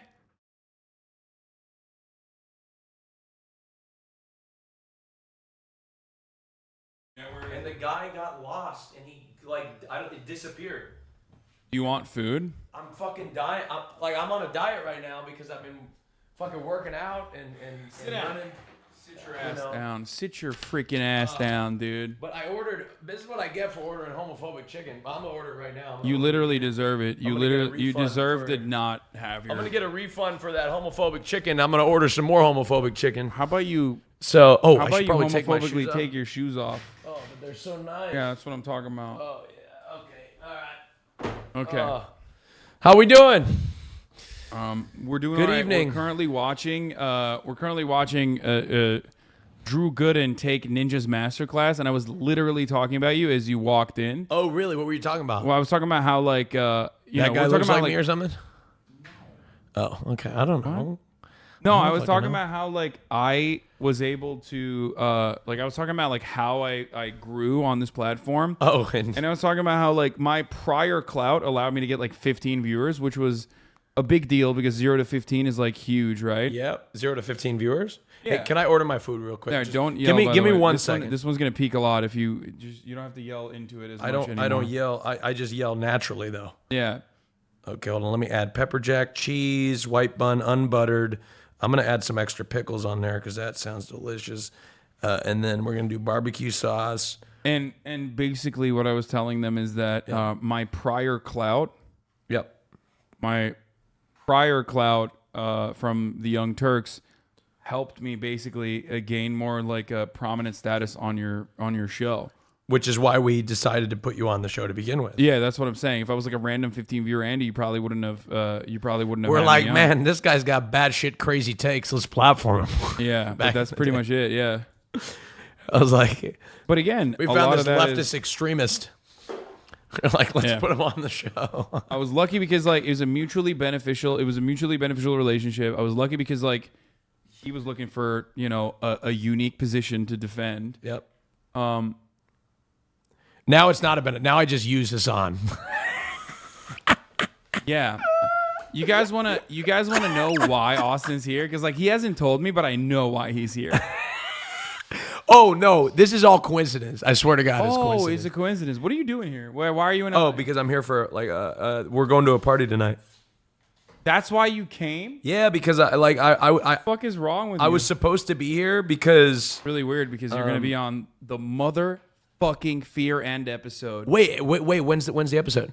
Tomorrow we're gonna film it. Oh yeah, I'll be on it. Yeah. Yeah. Well, What time? Because you literally were not on the last episode. Was just fucked up. Am I because you are supposed to be on the? Dude, it just wouldn't let me You're change. literally the third host. Oh, that's true. You're the third host, and you didn't even show up. You fucking diva. Dude, you didn't even ask me to be there. I didn't even know what was happening. Like, all I see is something about Pussy Riot, and yeah, and we wanted to do a straight episode. That's why we didn't. Yeah, we it was excluded homophobic. You. Yeah, I heard that you alleged that I was a conservative on the podcast. Is what I heard. There was allegations. Wait, really? About what? I don't even know that I was a conservative. Is it peaking that hard, Chad? Jesus Is it really Christ. that bad? Hold on. Let me. You want me to just not talk into it? No. I lowered it. Where I the lowered fuck it. did It you should be put good this? now. Yo, it's Bro. Cian, sandwich delivery for HasanAbi in Austin. Please enjoy. There's no need to tip me as it's included in the delivery fee. He left the food. Where is this? Hold on, real quick. Where is that? What the fuck? Wait, here. Let me show you what here. Bro, don't show it on stream. No. I'm not going to. But Because while I can't figure out where the fuck that is, I'm sure someone else would be able to. Hold on. Let me show you what I ordered. What? Here. I ordered to right here. Yeah, that's right. That's the correct one. Yeah, that's what I fucking put. Yeah. Okay. Well, I don't know. Anyway, can we? All right. Sorry. Can you do know that I have a stream going? Yeah, I know. I'm sorry. This fucking But guy. I know, but I know. Comes I know, crashing I know. in, dude. I know. I'm so sorry. I need to get my money back real quick. He's but like, I'm gonna get help. I found a screenshot of you with 3 viewers. Oh yeah, this is it. Yeah, that's what happens when you get Austin on the show. Fucking plummets. Yeah. Hey. You count plummets. Okay, I guess that's it. Absolutely Okay, we'll watch great this editing there. Gotta love the cut right as he's opening his mouth to say more. I couldn't believe, actually, how many times he mentions his blue hair in this class. Okay, so we have Ninja blue hair, right? I dyed my hair blue and everyone thought, okay, now blue-haired person, me dyeing my hair blue and my hair was blue. It's almost like he's convinced himself that one of the secrets to his success is that he dyed his hair a funny color. Well, I mean, I think it is though. I think that like that is what his branding relied on. Like that actually separated him from the crowd. Straight up, don't show anything. We're talking about Ninja and his success. Ninja did a masterclass. Do you know what a masterclass is? Your lib ass would love masterclass. Are you kidding me? It's like Hillary. I'm no longer a liberal. It's Billary and Hill Clinton. They are on it. I do. Yeah. You know. Well, anyway, they're fucking on it. There's a bunch of like Neil deGrasse Tyson, like all these people are on it, and they teach you how to be like them, I guess. I'm a retired liberal, by the way. Okay. It's not surprising.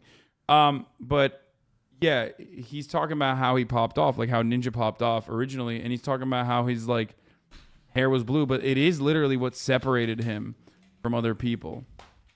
I think it was the Drake collaboration. I mean, yeah. Since it seems to be such an integral part of his brand, maybe we should check in on a stream now and see how it looks. Listen, just know that I will set my alarm at 5 a.m. so I can see all of your guys' morning wood. I forgot to look at his hair. I think most people's experience with this class will be that it's very front-loaded with content. He's got a little over an hour about the basics of what you need to just hit the go live button. And then the next section is 23 minutes. Everybody call it that.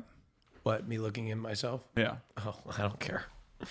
I mean, yeah, I do that. And it's long. He starts flying through these short lessons that are like, practice the game that you like. And also don't stream too much, but don't not stream too much. Good luck. He even spends 2 of these very crucial minutes just rambling on about one specific Dead by Daylight trick he saw once. And it's like, dude, could you have written something down for this? It's called like a 360. Why does it seem like half the class is him going, oh shit, what else? And then you just do it. No scopes. No scopes are cool.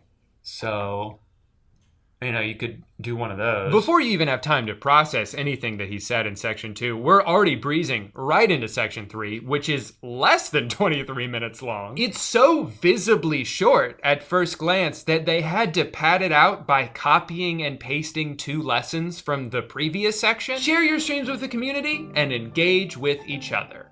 And now, do it again. Listen to your chat. The next time they come in, if they say something about their dog, maybe their dog isn't feeling well, and they come in the next day and you're just like, hey Jack, what's up buddy? How's your dog, man? The real mascot series is also such a joke. Tony Hawk's skateboarding is one of the worst pieces of content I've ever seen. Yeah, I mean, this is not surprising at all. Do you listen to your chat? What? Do you listen to your chat? Yes, a little too much.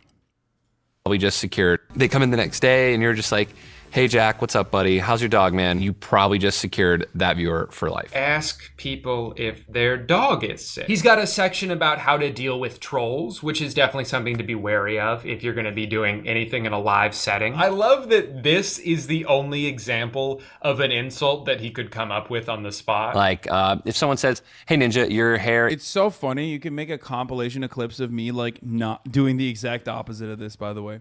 Oh yeah, listen to your chat. And it's just like a rage compilation of me being like, "Oh fucking video game you, you fucking piece of shit, fuck yourself." Is insult that he could come up with on the spot. Like, if someone says, "Hey Ninja, your hair is looking really blue today." He's a content creator. Also, this is the most tame troll, dude. He had to really reduce it for masterclass. Right. Kind of weird. I'd be like, yeah, that is kind of weird. Dude had one thing on his mind that day. Blue hair. I really liked when he went on this long explanation of how to ban people and specifically described each and everything to do. This guy doesn't really seem like a fan But they of never Ninja. showed his screen. I mean, you can kind of see it in this shot, but it's a little blurry. Oh, here, now they're gonna show us. So this user, I'm going to demonstrate how to ban and unban them. It is literally as simple as pressing 2 buttons. So you have their username, you click ban, Ninja, and you simply just unban. I can't see what you're doing, buddy. This happens multiple times. It kind of makes me think that they just forgot to record his screen while he was doing this section, and instead of attempting to recreate that B-roll, they just gave up and put nothing there. It's so bad. That's not even Tyler's fault, you know, but it does show a general lack of caring from everyone involved. There are times where the crew is either pranking Tyler with the editing or they just don't give a shit. This is a real clip from... Yeah, for free 99, you get to see me ban the living fuck out of people daily, like 1,000 a day. You know what I mean? The masterclass. Talkies. Gaming is intense, but talkies are seriously intense. And that's not the original commercial. He doesn't shit and fart in the actual ad. Call out your regulars and loyal viewers. They'll keep coming back. What up, this? How you doing, bro? Fufo, I think the tier 1 sub. Make sure to always talk to your chat. After all, they're your friends. Welcome back, Dick Lord. Thanks for the 6 months. How's your dog doing, by the way? You don't have a... Then get one so I can talk to you. you now have a lot of pressure on you to set good examples. It is going to be up to you to instill good morals or the morals that you have into your audience. You know, not promote harassment and not promote, you know, being negative. You can make a fucking copy of him not doing that. That's for sure. You're trash. You're awful. You're so stupid. You know, and just when I thought some of his advice was starting to dip. Okay, he went really nice with that one. There is significantly worse things that he could have shown of Ninja. He was being real nice. Quality. He drops this banger. I have a Fortnite skin. It is no surprise that the best titles can grab potential viewers who are scrolling through channels. Bro, yeah, just become like literally the most popular Fortnite streamer on the planet so you can get a Fortnite skin before almost anybody else pretty much and then promote it on your YouTube. That's awesome. Yeah, so, you know, if you want to get a lot of views on a video, just get Fortnite to make you a skin and put you in the item shop. And then just tell people about it. Guaranteed millions of views, dude, and it works every time. You gotta try it. Actually, a lot of the final section of this class is about these like completely unattainable things you could do to get bigger. I always express my personality in gaming, but wanted to break out and do other forms of media and entertainment to expand my audience. Welcome to the Daily Show. Thank you for having me. Don't just be Bro, that's crazy. Bro, that's a crazy piece of advice to get.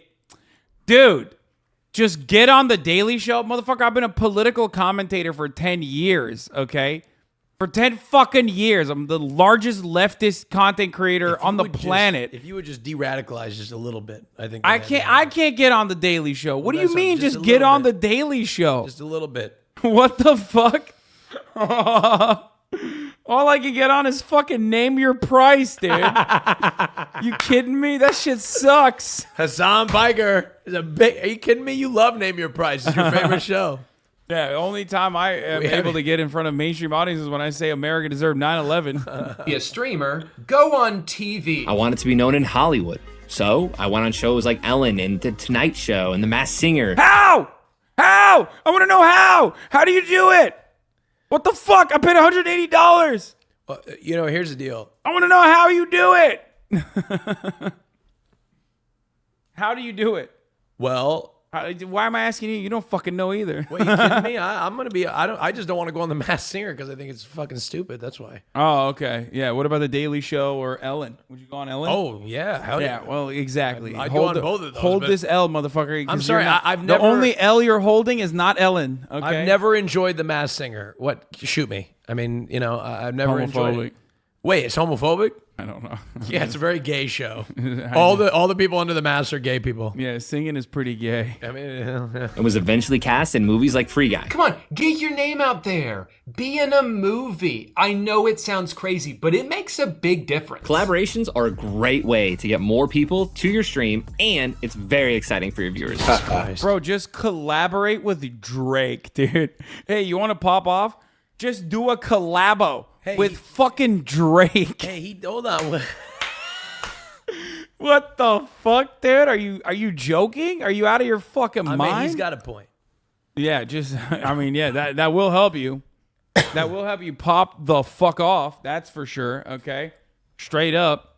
And of course, you gotta play Fortnite with Drake. You may think, I don't need to do that, but don't underestimate how big that could be for your career. Starting out, you might not get to game with a celebrity. Dude, I'm literally always like, Drake's always hitting my line. I'm like, nah, I don't want to do that with you, bro. But he is right. You do need to collaborate. That's correct. It's true. You know, and then before you know it, you're stuck in a cycle of collaborating with the content creator that like helped you grow originally. And then, you know, you develop a lifelong friendship, which is abused and used all the fucking time. Hasan okay, forgets about all the moments. All the fucking time. Hasan forgets about all the moments where I'm slaving away next to yeah, him. No, totally. Providing insightful commentary. Move your head into that direction right there. Yeah, there it is. Yeah, you. I'm always here. I'm slaving away, providing insightful commentary. You're literally only here because you want to promote. I don't agree with most. No, actually, I didn't even think about that. The trailer's popping off. Such a fucking liar. I texted him this morning. I was like, "Yo, the trailer dropped." Yeah. Low key. Hey, but you know what? I already watched it on I'm already stream. taking a lot of sacrifices. I'm a man of God, as you can see right here. Yeah, what's up with that? I What's don't know. going on? I just decided to put it on today. You know what it feels like? To me, it feels like camouflage. No, not camouflage. But it feels like I'm breaking the rules a little bit. Like I'm a bad boy because I'm wearing a cross. That's so funny and I that suck you've literally kinked out Christianity. Yeah, like to me, it's like, dude, I don't know. Like me having sex with a guy that was wearing a cross would be so hot. I don't know why. Is that fucking weird? You are literally kinked out, dude. You are so. Oh my god. But Ninja, you just said I could. Where he could have at least stuck the landing a little bit with some Wait, please solid be careful. marketing. Oh shit, they're gonna fucking. Oh fuck, I'm gonna get murdered by. What? No, you're. Yep, the branding section at the end just annoyed me because of how unspecific everything is. It's basically just a long list of Tyler's accomplishments, most of which you're probably already aware of if you spent $200 to take a ninja class. He continually stresses the importance of branding, which I agree with, but doesn't give you any tangible steps on how to do it. And I don't expect this class to suddenly transition into a graphic design lesson, but you know, if this is Masterclass's definitive how to stream course, they could at least go into some detail about the basic stream assets that you need to make. Your subscriber emotes, right? your channel banner, your alerts, the screen that says starting soon or be right back. You know, all those things. It's amazing when you research the history of the Bible. To you. He barely how little even they mentions talk about any of those things. He's kind of just like, look at my logo. Little they talk about. Isn't it a cool logo? Homosexuality. Joke's on you. It's not even my fucking logo anymore. I made a worse one. Oh, Also, we're watching the video why right now. even I'm sorry. include a section about brand deals? This is a 30-day class. No one starting a stream from scratch is worried about doing a brand deal before they've even streamed for a Are you guys month. watching this? This is something that's going to be online forever and hopefully teaching people how to become amazing professional streamers for decades, for a millennia to come. Yeah, dude. 1,000 years from now. 1,000 years from now, people are still going to be watching this class. Voila. I think that a good portion of the beginning of Oh, this no course wonder they delivered is the food helpful wrong, to 'cause I someone get- who I wants put to the start wrong streaming and address they have in. no idea what Whoops. to do. But it is very clear to Whoopsie. me that not nearly enough care or attention was put into this for it to be worthy of the cost. Also, like, I don't think Ninja is just this undeniably affable guy. He's just really fucking good at Fortnite. And you can't teach someone to be as good as he is. You especially can't teach someone to be really good at a brand new game and be better than everyone else at it before they've all caught up to you. Because that was kind of the initial wave of the early days of Fortnite for him. So to be someone who already has a net worth of like $50 million, and then you charge all your most hardcore fans off the promise that maybe they'll be famous like you, it's bullshit, man. This sucks. What I did genuinely You can never have enjoy too much the most money. about this was the community aspect of it. Like I said, there's a point where Ninja kind of puts the burden on you to support each other's streams, but for the most part, people did. And that's cool because it's pretty easy to get selfish when you're starting something and you're like, you know what? That's great. Yes, I you see literally that you're can. streaming. Guys, I love can you that for fucking take a joke? Just But lighten could up, all right? someone watch my Dude, are you kidding me? You're talking about leftist chat. They're like permanently fucking stuck. They're hard Somebody in stuck the chat was like, yes, you literally can. Yeah, I mean, dude, don't get started. Dude, Twitch chat is the worst place to ever discuss money because like most of the people in here that are adults are never going to chime in because they're already like they're making money, they're adults, they're normal human beings, so they're not going to write. And everybody and the typing. people that fucking type half the time are going to be the worst neats. So the moment that you start talking about money, they're like there were people yesterday unironically advocating that like Brittany Griner should not be allowed to go to Russia to make like $3 million one summer playing basketball because she already makes $300,000 playing basketball in America. It's insane. Like insane. Be like, aha, how dare she? Yeah. So, you know. Yeah, I can't believe that. I think I think there's limit. Oh, one thing I'm against though is adding 87,000 IRS agents. That's what I'm against. Okay, dude, let's not get into that, please. So it was cool to see people go out of their way to compliment someone's setup or answer a question that someone had. But it's funny to me that potentially the most valuable part of the class is the one part that Ninja has no involvement in. There's The so libs are many the ones that cool want it. people taking this class with all different kinds of content. I saw a Lego building stream. I saw a couple that streams at Disneyland. But my favorite streamer by far was this kid, Plushy Orca. If we don't get this dub, I'll eat a spoonful of mayonnaise. No spoonful of mayonnaise for me. Tell me that that's not the most badass clip you've ever seen. To their credit, the class does have its own TA that goes around, you know, interacting with people's posts, but it's never anything super specific to that person. What's your favorite piece of decor? What's your favorite conversation piece? What's your favorite piece or prop? Are you working on building connections in other communities? Are you working on building connections in other communities? Tom, are you building connections? Let's go. Anything else? Anything else? Anything else? And before you ask, the TA is not Ninja himself. Not that I would expect him to be, although it would be really funny if he was commenting on these in third person. No, the TA is a mysterious and unknown entity. AI, one who's right? really only there to make the community section seem more valuable than it actually is. The one silver lining with this course, if you spent... Bro, this is literally OnlyFans. This is just OnlyFans. Wait, no, people on OnlyFans, they're real people talking to you. No. Wait, what are you talking? I've had great conversations. Yes, you're having just great kidding. conversations with a dude in I'm Bangladesh. just kidding. I don't ever. The only conversations I have on OnlyFans are when I like. I'm a big supporter and advocate for sex work. Go on. Okay, Explain. Huge and big supporter of an advocate of sex work. I've always been, right? And sometimes I'll request a piece of content. I've done it before where I'm That's just like, not that. Even that is not handled by. yeah, but I don't care who it's handled by. I just want a piece of content. I'm not talking to them. I'm just like, hey, do you have this? Is this available? What is the nastiest shit you've demanded? No, I don't. I don't demand, but like no. ask. I never. No. Here's the deal. I never ask for custom stuff because it's like it takes too long.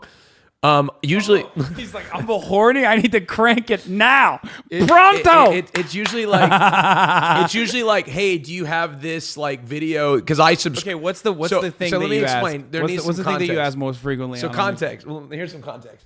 Like, I need to provide context because it's very important.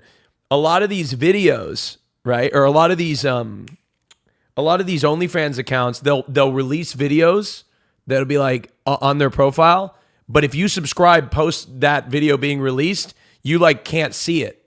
And so like I'll be like, yo, can I get that video? Okay, that's the most tame one. Give me a good one. No, but that's literally all I do. Give me a clippable one so we can post it on TikTok. Wait, hold on. What's the weirdest? Yeah, what's the weirdest? I don't request weird shit. I just want to see fucking basically. So what do you just go, show me that cock?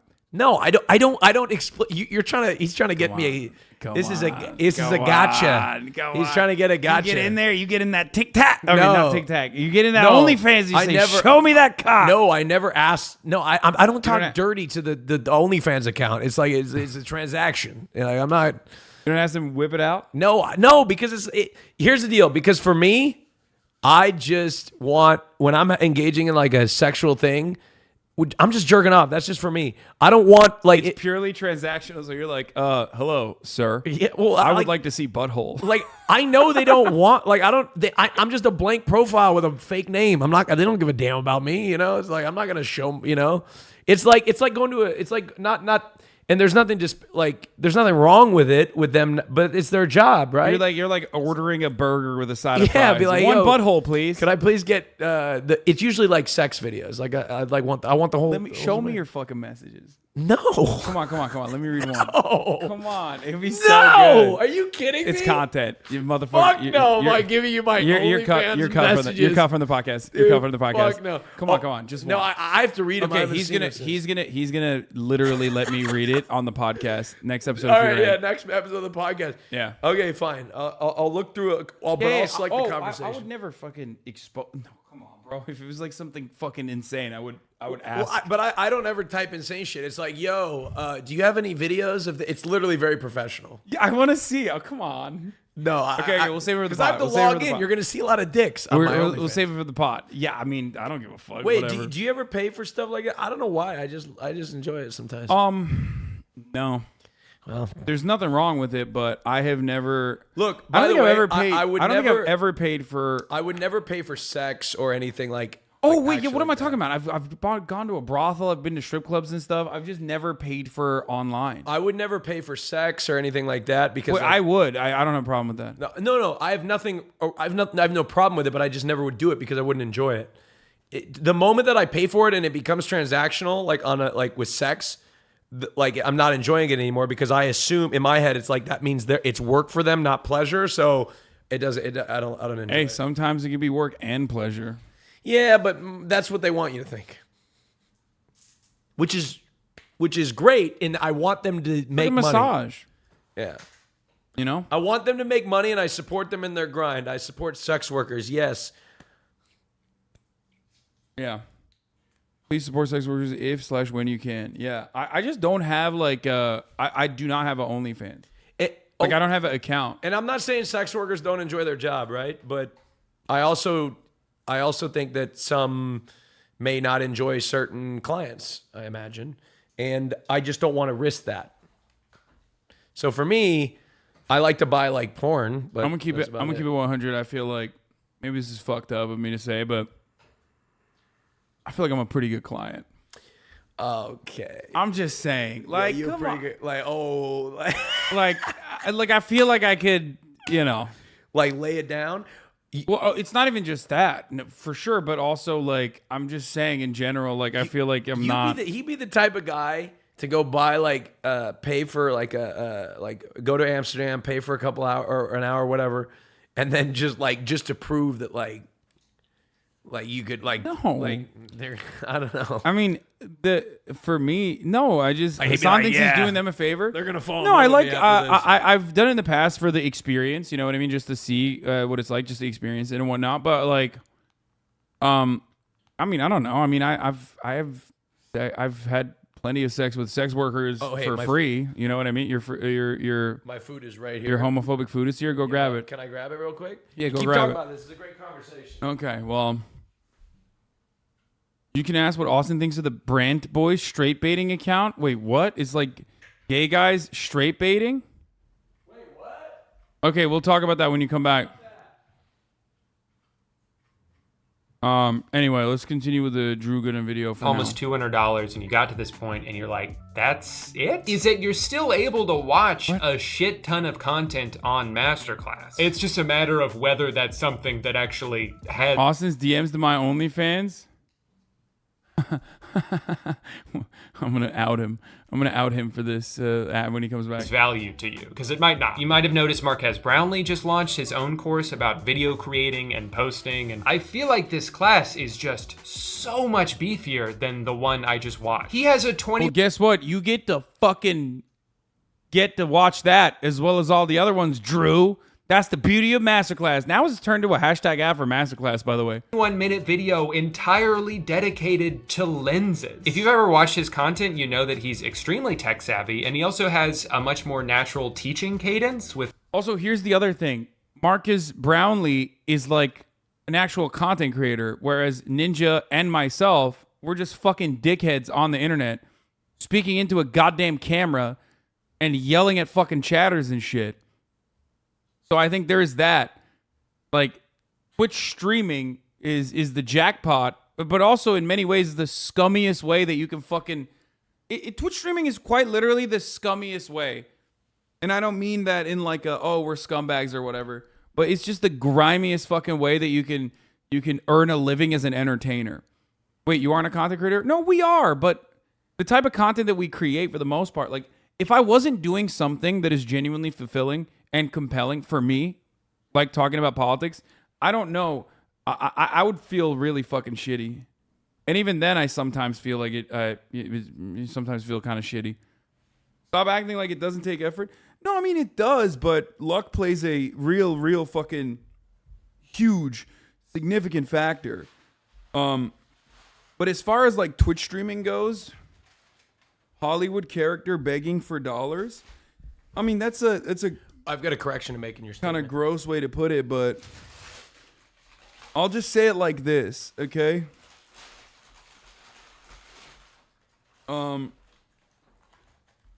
YouTube is TV, Twitch is radio. Yeah, I think it's kind of like that. I'm having deja vu. Did we already cover this masterclass? I mean, I made jokes about it. I made jokes about the masterclass when it first came out. The fact that you're saying this at all, you're the fucking man. I mean, I am very... I mean, I've talked about this before. Like, I think that we create a sense of, you know, shared perspective, a community.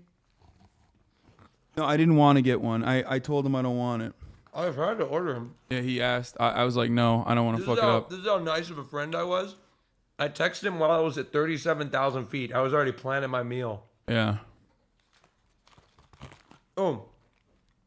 Nothing is stopping you from streaming less and doing scripted videos again, bro. Yeah, but I love what I do. I like what I do. I just got a text from Gideon is banned in my chat because his fan base was fucking constantly calling me racist for the longest time. That's why we auto banned it, but we can unban it now. So there's Go a ahead. correction. I heard from one of my friends who's an OnlyFans creator that the vast majority of messages that are sent are from the creators themselves on OnlyFans. Yeah, because we're talking depending on the percentage, right? If you're in the top 1% and signed to an agency, most of those people don't handle their own communication. I'm talking about like, and that's the top 1%, right? So the 99% of OnlyFans content creators are small content creators, which is why they probably deal with their own messages. Mm-hmm. You know? Anyway, I follow the mom and pop OnlyFans creator. That's me too, actually. Yeah, you're always out there looking for... Austin wearing a cross necklace and eating Chick-fil-A is literally the gayest thing he's ever done. Yeah, what a juxtaposition, dude. He just, like, he loves sucking cock, but also at the same time wearing a cross and eating Chick-fil-A. Respect. Just sucking down on this fucking chicken sandwich. I'm so hungry. I've been dieting for like 3 weeks. OnlyFans is lame. The minute I see a famous person naked, they're boring. What? They're boring. That's why I'll never get naked. All right, let's continue with this The video. way he lays out information. Whereas Tyler, I assume, was just riffing things off the top of his head, which is probably why he constantly trailed off into silence. Streaming just gave me the platform to, and I think that's how, you know, but I mean, my recommendation is, But you know what? It's not fair of me to just sit here and criticize Ninja without taking his tips and tricks into the real world. So for the next 3 weeks, I will be following his advice to a T as I create my own Twitch channel and try to build it from the ground up with no promotion whatsoever. Hey, I did it. Obviously, I don't want this Twitch account to link back to me in any way. If someone finds my channel, I want it to be entirely organic. You want to so do I'm ban going appeals? to try to create a persona that's both generic and yet You're still exposing me? true to my... God, man, Yeah. he's so good looking. Who? Those guys in there. Are you talking about Boy and I did a thing? Bro, look at this man. No, but well, look. He literally was like, he was watching them fucking... No, not like... It's too You are ridiculous, dude. Keep it in your pants. Bro, you cannot talk. You'll be like watching like a serious documentary and a girl will walk across the screen. You'll be like... And you'll do this. You do like your big eyes and you'll... Facts. That's you'll true. do, you know? It's true. You cannot talk. Shut up. Shut the fuck up. This is my stream. You're not talk at all. Okay, hold on. I'm exposing him and will do ban appeals homophobic edition. Homophobic edition? Yeah, and I'm just saying that. Oh, okay. It's not going to be. That's good. There you go. Gas this chat. Juice it. Juice it.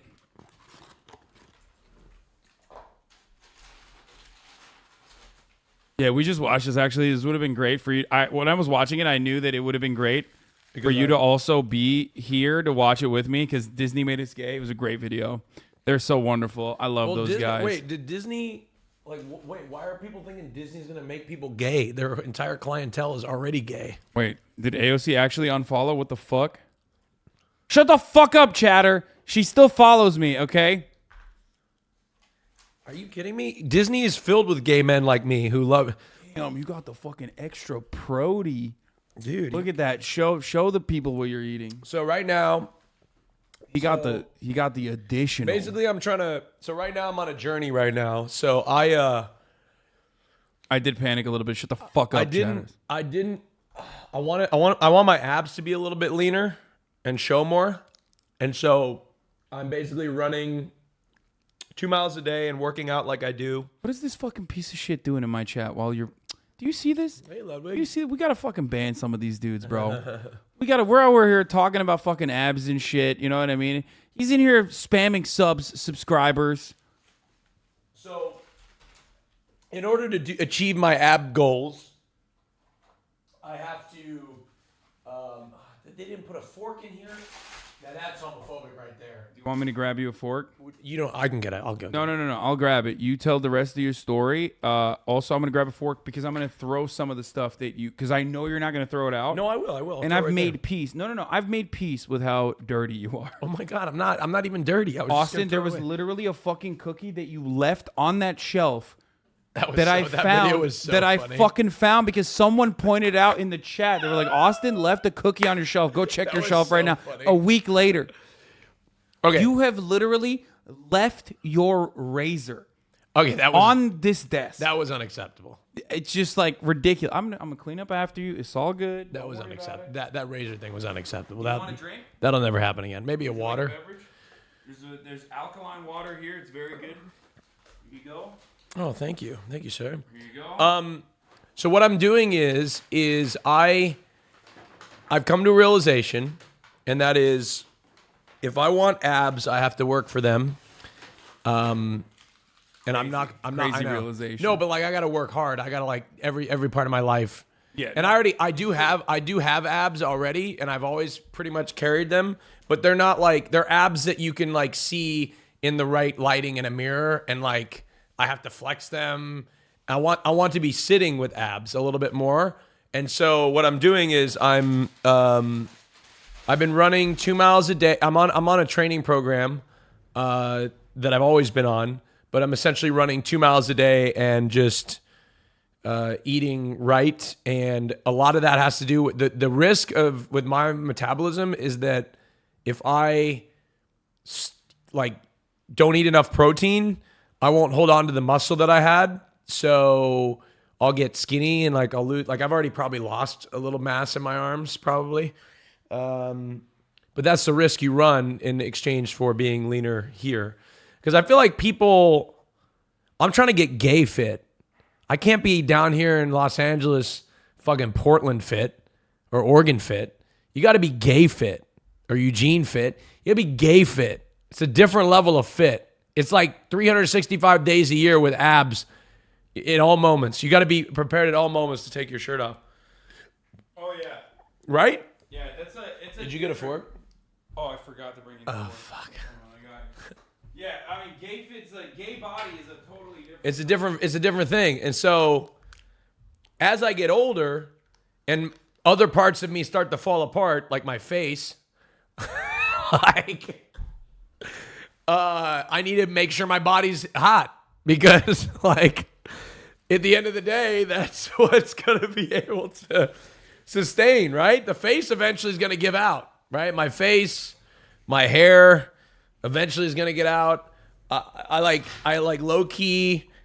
I don't think I'm losing my hair. I went to a hair doctor like a couple years ago. I may get a retouch up, but like I'm afraid to take Propecia because like as a preventative because my dad's got a full head of hair and so did my mom's dad. Full head of hair. My dad's got long hair, slicks it back, and he's like 65. But all my brothers lost their hair, but they don't have the same dad as I do. So, but my guy has some shit to unpack. I take Propecia. Yeah, I'm afraid my dick will stop working. Honestly, I think you and your Lebanese blood and me and my Turkish blood, like we're so horny. I think we're too horny. I mean, I it's like ask your doctor, obviously, but I do believe that like we are so fucking horny that, bro, this dude literally sent a share iCloud link. Like, what the fuck is that? I don't know how to post photo links, but very important news. And then it's a share.icloud.com link, dude. Why did you click it? I don't know. Motherfucker sent me a virus, dude. And then you clicked it.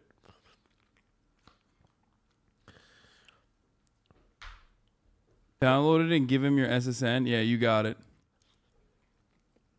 But my trainer told me, he's like, you got to take a day off. I've been doing too much.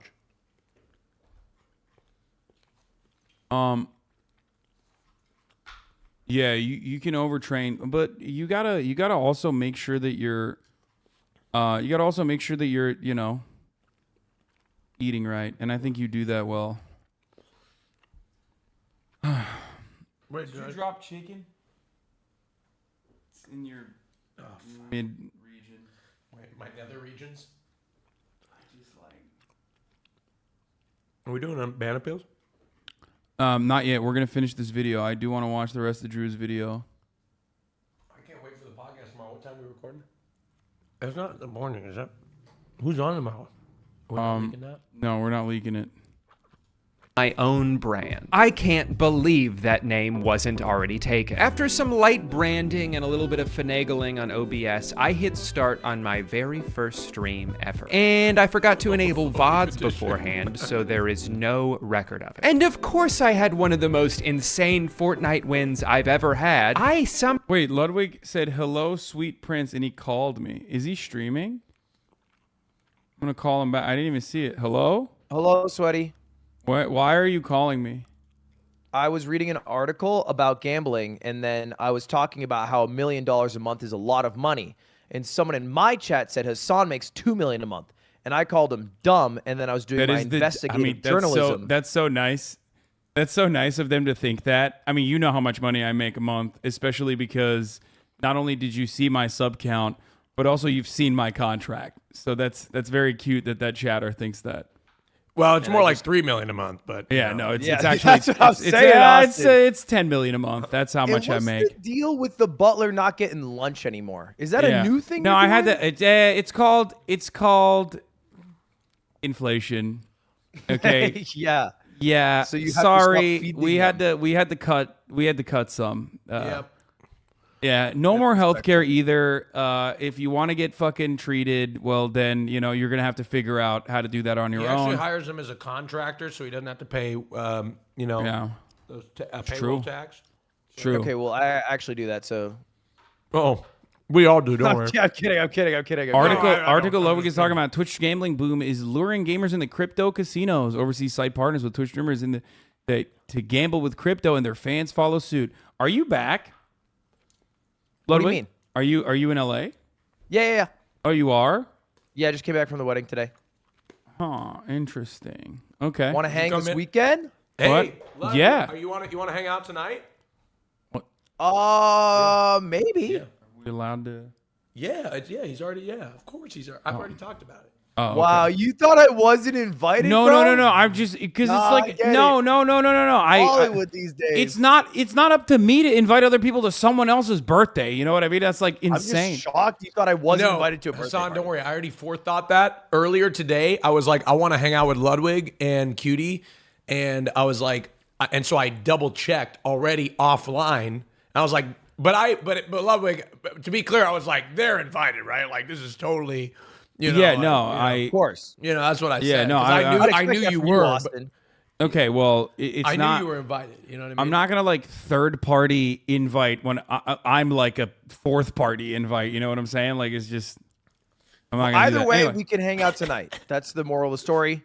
Oh, are you gonna be here? I'll come hang. Ooh, Yeah. sheesh! Wow, dude, weddings changed you. What do you? I went to one wedding and now You went to one wedding and now you're like a good guy. I ended up. I gotta. Instead of a bad guy.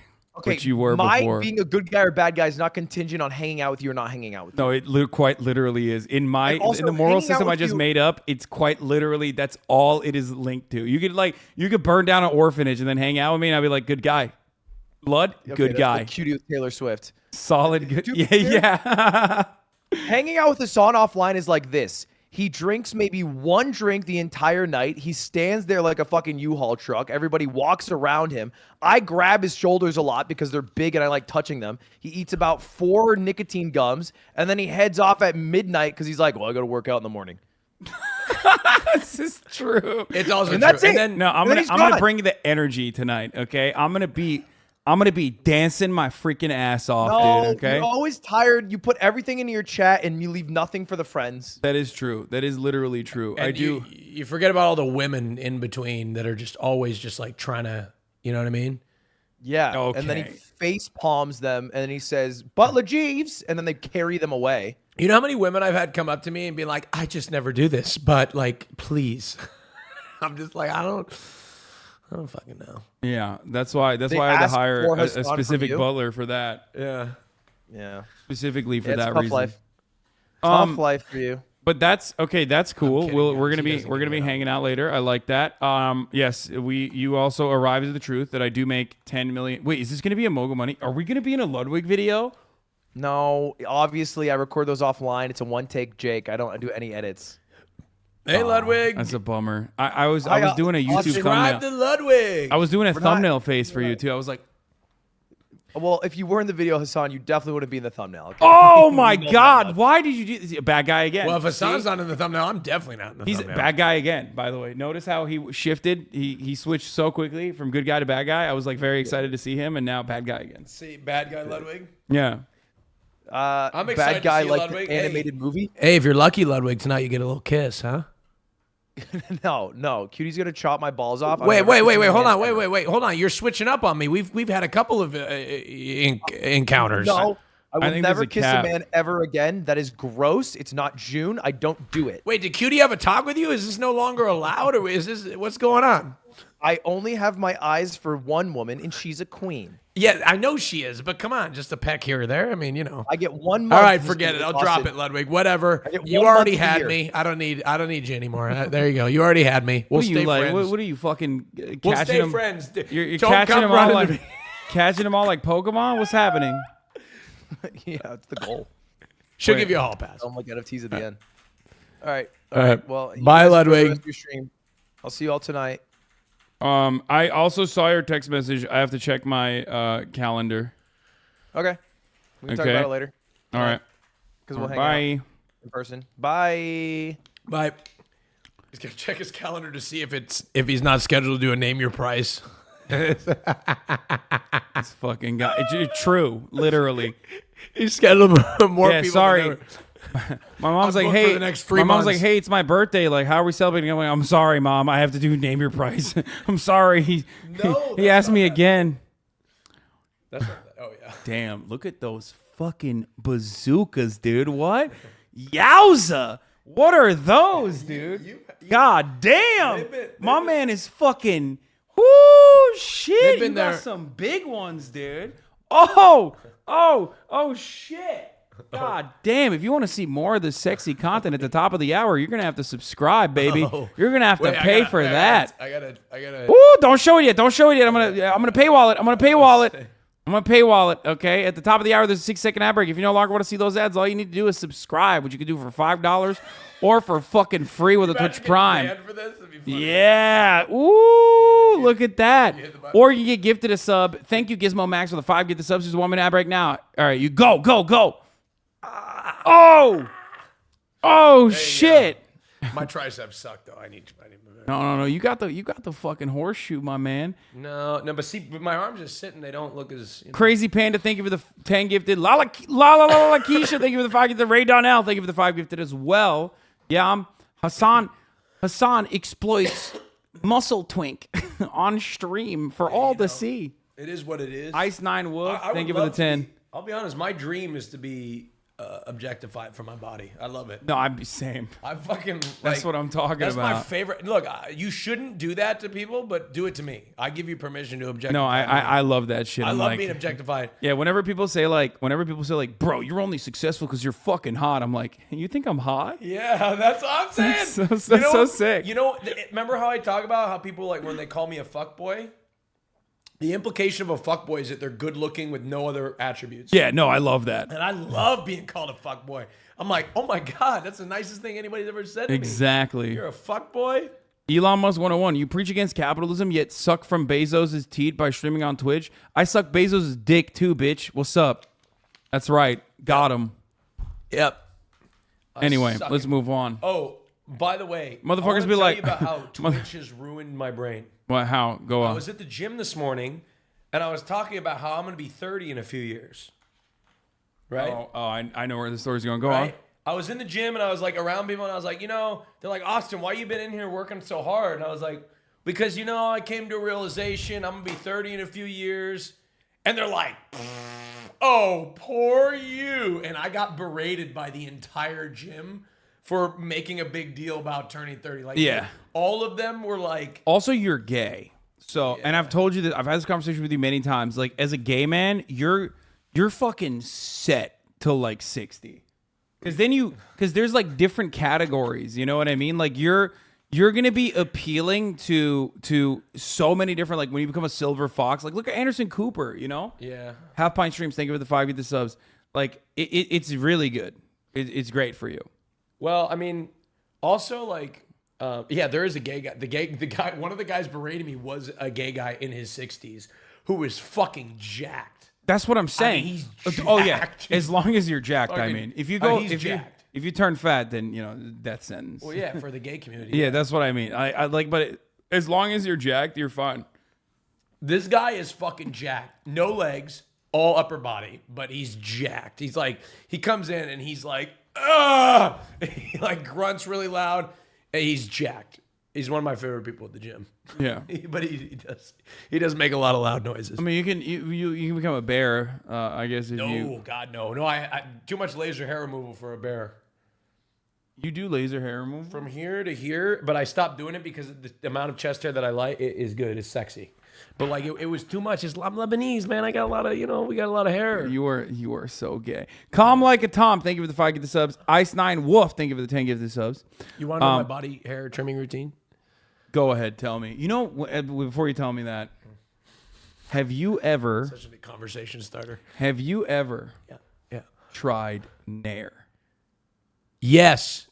See? Yes. That's some menace shit. When you're desperate and you're like a teenager and you're like, I'm so hairy, I hate this, like I wish I wasn't hairy. Yeah, I've done that. I burned my ass cheeks off from that. Ooh, yeah, it gets into places where it's not supposed to. Smells so bad. Oh, it was awful. I tried that when I was, I tried it because I was like, this is a more efficient way to shave your pubes or whatever. I hate that word, by the way. I think that Fear and area, Malding episode 1. Oh yeah, I said that. Pubic is such a disgusting like word, but like hair down there trimmed and maintained is essential and sexy, but the word pubic is so fucking gross. I hate it. It's got such a terrible connotation. Can we just call it I don't want to call it hair. We need to invent a new word for hair above the shaft. Pubes. No, pubes is a disgusting word. That's literally the word. We need to call it like... Someone was like, that's not hair. We need to call it something different. And they call it pubes. No, we don't like that. It's hair. No, but I didn't like hair sounds good. Let's go. Not dick beard. That's terrible. Dick hair sounds awful. Oh, God. Peach fuzz sounds like... I think you're conflicted. I don't know. Forget it. Someone said dick fur. What's your manscaping routine? I got like a body groom thing. Yeah, I got that too. And I just fucking...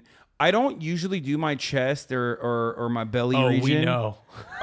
No, but I did. I did before we went to Amsterdam in the UK. And it was terrible for like 3 days. I was so itchy. I'm probably never going to do that again. But nowadays... Like every now and then it's like good to still like do a little bit of upkeep. I literally did it because I felt insecure because I have a lot of white chest hairs. That's the reason why I had done that. You could dye it. Yeah, no, I'm not doing that. Just for men. Fucking insane. But yeah, as far as the PP region, fucking all gone except for like a V, I guess. Like I leave like a little bit. You do a V? I leave like I like to manscape a little bit. Wait, like so I'm doing design landscaping. You design it. Well, I just leave like a little landing pad. You know what I mean? But it's not like thick. I just leave like a little bit. Wait, so you're like bald with a V? Everything else is bald, gooch, butthole, everything. I just you fucking shave your butthole too. Yeah, 100%. Good for you. Yeah, 100%. That's sophisticated. Yeah, oh, of course. I'll tell you my manscaping routine. So down above the, whatever. Yeah, I got like a little Avatar style arrow. Down above the, you know what I mean? Trimmed, like pretty far down. Pretty far down. Like not crazy, but trimmed. No butt hair, no whole hair, no trimmed. Like there's definitely no hair in this region right here. No hair here for none of it. Can't have that. And then if I have chest hair, if it's a little bit, I'll leave it. If it's too much, I'll just grind it down. And then no hair. Grind it down. No hair anywhere else. Such a weird way to. Oh, I do trim my legs too sometimes. What the fuck? Okay, that's crazy. Whoa. I don't trim. I don't do anything to my arms. I shave my shoulders. I shaved my arms before Amsterdam. I shave my shoulders because I think they get a little too hairy. I don't like that. Yeah, I don't like it. Ooh, armpits. I forgot about armpits. Yeah, I shave my armpits. I don't too. shave them all. I trim them. I trim them because I think armpit hair on men is sexy. But not too much. It's got to be maintained. But I think just trimmed, not maintained. Trimmed. Yeah. Okay. Yeah. Trimmed, maintained. But I think armpit hair, and it's not all armpit hair is treated equal. Some people are, have less. But yeah, but I think why do you think guys like going like this? It's sexy. Like a lot of people like going like that. Why do you think that's hot? It's because that's like people like that, right? Yeah, your legs are hairy. Where do you stop for your ass? Like around. I don't have a fetish. I don't have an armpit fetish. I just do like. No, it's not the bicep. No, it's the. Why would you? Come on. I know a lot more about men than a lot of you. Okay. What's most open post on Reddit is about how I didn't know there was a word for that. A pit pig. No, apparently there is. Like there are. Wait, hold on. You want to see this? Hold on. A pit pig. I found out this actually. So I looked up. I googled Hasan armpit or HasanAbi armpit. I guess. Pit pig. HasanAbi showed his armpit. Okay, so that's like a YouTube video, which is wild. Okay. It's got 34,000 views. That's nothing, dude. It turns out that's like a thing that people, this vid, want to worship his big beefy ass so bad. Jesus Christ. Largest gay fetish collection. I'm sorry, I don't. Discover, wait, oh fuck. There's actually, beefy ass. There's like literally, can I smell your armpit after you work out? Gaybuckbarnes.tumblr.com. No, I don't want to smell your No, armpits. that's like a thing. People are into that. I'm not into smelly armpits, no. But I will. I did not know that. I will stick my face in one, but not it's a just, smelly one. It's just kind of crazy to think about because, yeah, it's just a wild thing to think about because like it's a dude invention. Earlier this morning we were talking about it at the gym with this lady, and she was like, "Yeah, that's not a real thing." I was like, "No, it's a real thing, okay." And I realized like it's definitely a man invention.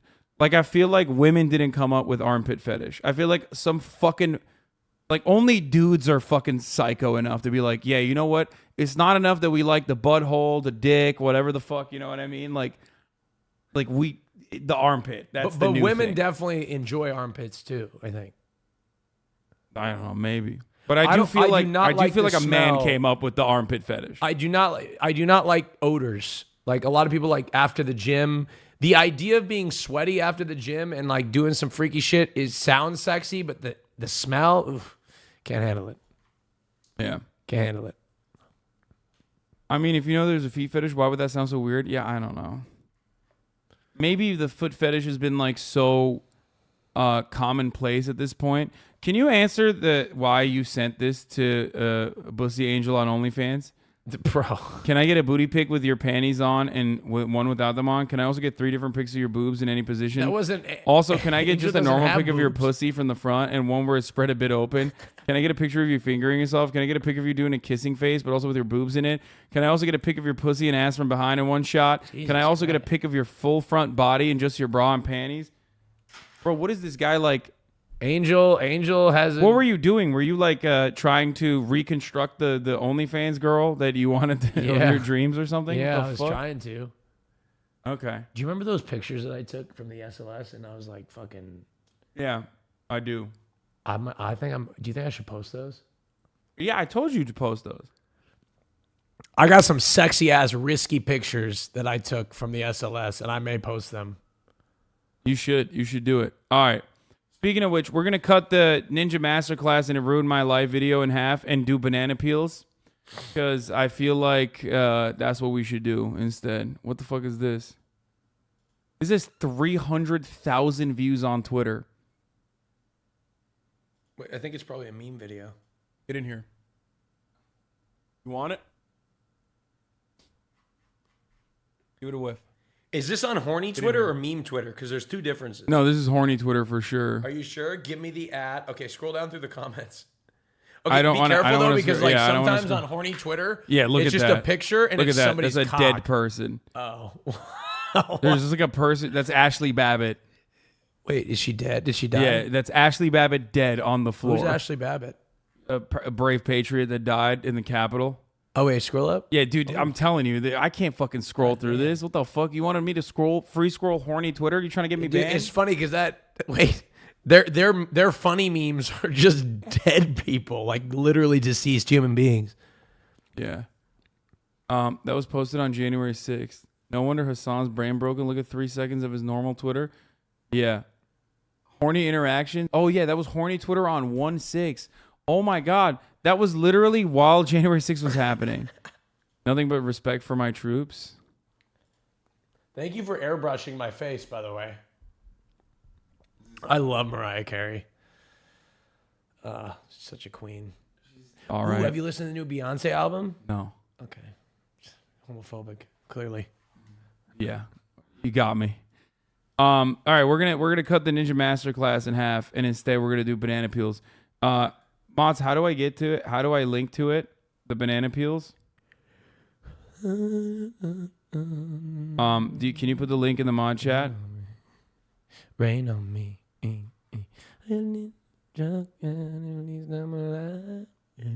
Thank you.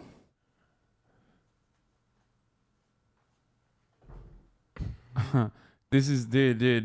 Here's a new one. One of the latest ones.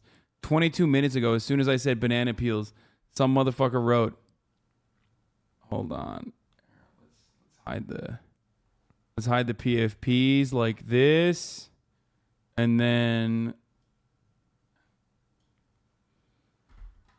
I need to take a master class on how to find the banana peels. Yeah.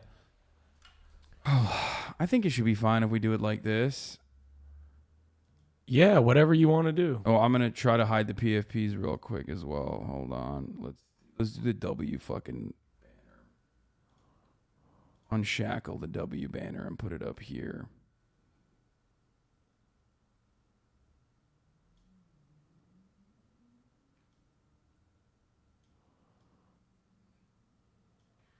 Okay. All right. Okay, we're doing it. We're doing banana peels. Let's go. Let's get some W's in the chat. This person says Sweden also has a fighter jet. On pause. Worse than train wrecks. Don't skip. Finish the clip. Monka W. Stand in shade. You are giving him too much attention. Reddit. Pepe Live. Reddit. I got deja vu now. Ego hurt. Sag. Lake McGroove banned. Rapid. He says, I said his ego was hurt after XQ put him in B in the tier list. Didn't think it was that bad. What are we thinking?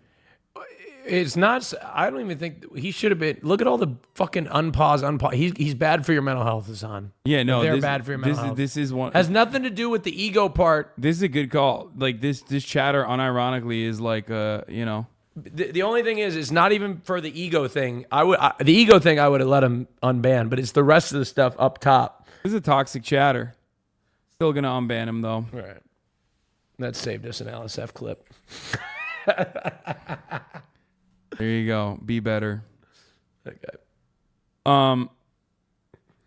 Made a dumb parasocial joke, got clapped. Oh, you and Maya are so cute. Glad she upgraded from Ms. Okay, dude. Fuck this. We're going to the oldest first. I'm not even touching this fucking psychotic shit. Okay. Happy Fingers 44. This person was banned by Fizz. Banned at 123/3/15/2021. We have, by the way, 3,000. Is it 37,000 or 3,000? So do you get like through 20 of these and then you just... Yeah, usually I just get like mentally fatigued after fucking 20 of these. You hate black girls. That's what he said. Why do you hate black girls? People Baba, sorry Hasan, I was trolling. Okay. I mean, what a weird troll. Very, very odd troll. All right, it's been a while. Here, we'll unban. I don't know why I'm in You're a good... all about you're about rehabilitation. Yeah, I mean, it's been a year, dude. Read the mod comment. Why do you hate black girls? You hate black girls' context? So someone was saying Candace Owens is a white supremacist. Oh. I could see him. Sending him an unban. Does this character also think America deserved 9/11 like Hasan? I made a funny joke. I was actually funny. Calm down. Wait, that is actually not that bad. Obvious troll. Oh. I mean... Yeah, I'm gonna deny this person. Wait, why? Normally, because this seems like first fucking comment, dude. I bet this person, this was a great, like, this was probably like a sock account. You know what I mean? Which is weird because it's like...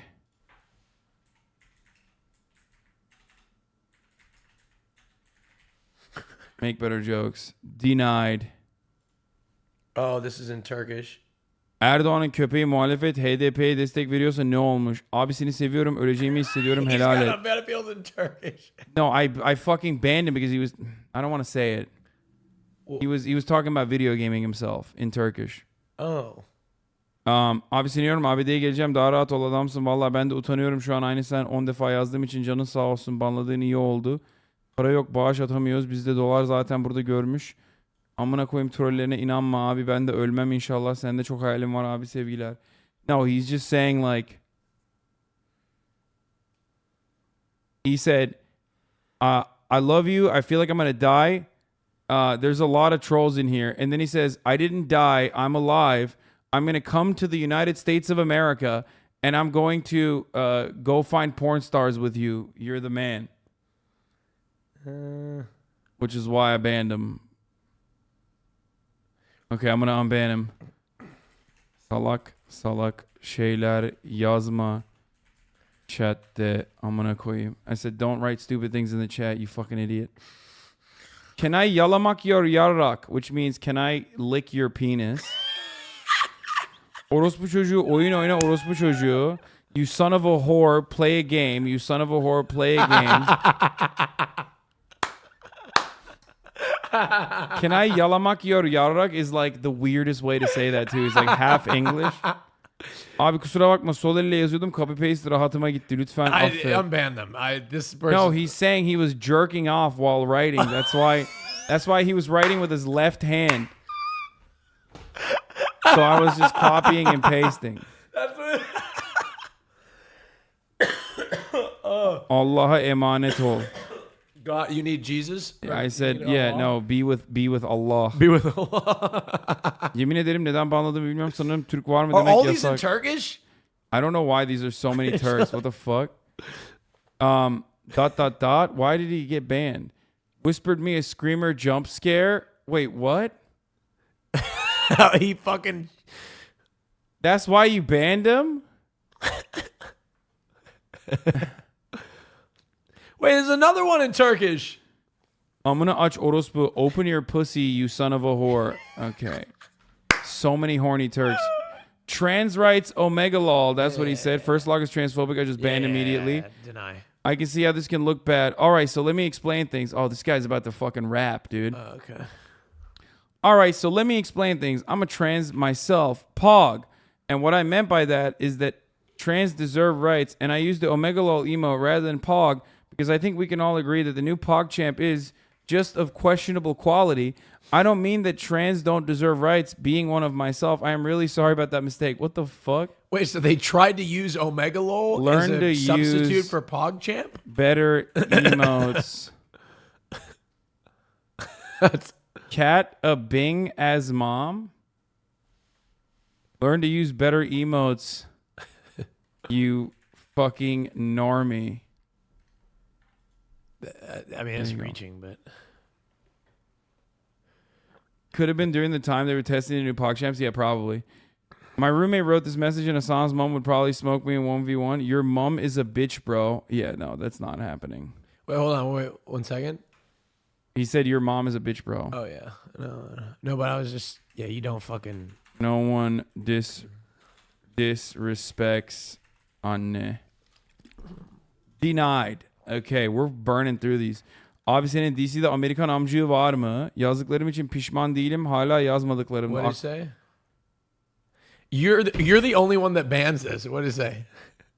Okay, he's saying Kürt var mı? Abi senin DC'de Amerikan amcığı var mı? He says, yo, older brother, my friend, is there American pussy in DC?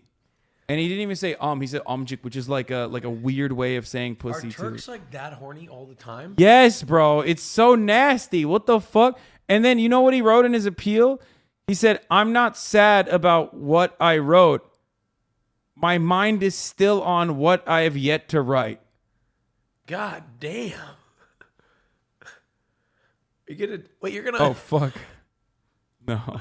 Your Turkish Hayvan. reflex. I said Hayvan. Fuck Armenia. My bad, dogs. I wasn't expecting to get banned for this, to be honest, since it's basically just an F word, lol. Would really appreciate the unban, fellas. What the fuck? I don't. This is another Turk. Bro, too much Turk posting, bro. Dial back the Turk posting. Okay. 911 ABD'nin 15 God Temmuz'u. damn, I can't even participate in it. Are you going to talk about the Hulk bond case? Why don't you talk about the Hulk bond case? It's about USA also. I'm sorry. After that, I will just talk about politics. I unbanned him. No, he was just asking about like one specific Turkish fucking case that I'm not going to cover in the middle of like, you know. Why did I... Is this like unban appeals? Turk appeals, dude. What the fuck happened? Send it to... Just in case. I was quoting Bill Hicks, bid on gays in the military. I don't want to stand next to the gays when I'm killing kids. It does sound like a quote of like... Yeah, it does. That's. I think that's fine.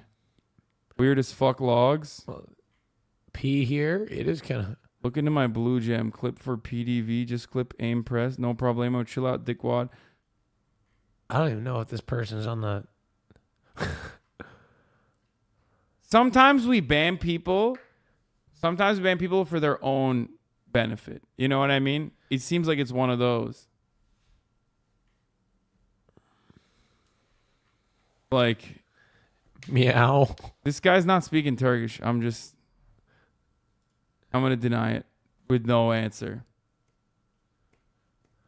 That's how AW court works. He's defending his client. That's what he's doing wrong. That's how a court system works. What's your idea? Luckily, this isn't being decided by your opinion. Yep. Arguing with you about the case shouldn't be a ban. My only point is that even lawyers have to defend scumbag murderers. Okay, you know why we... Context in the Chauvin trial. Oh. I see. No, because like, I understand how the fucking legal system works. I'm still shitting on him. Okay? And the reason why we're not going to unban him, we're going to deny him, is because wannabe debate pervert lawyer edition.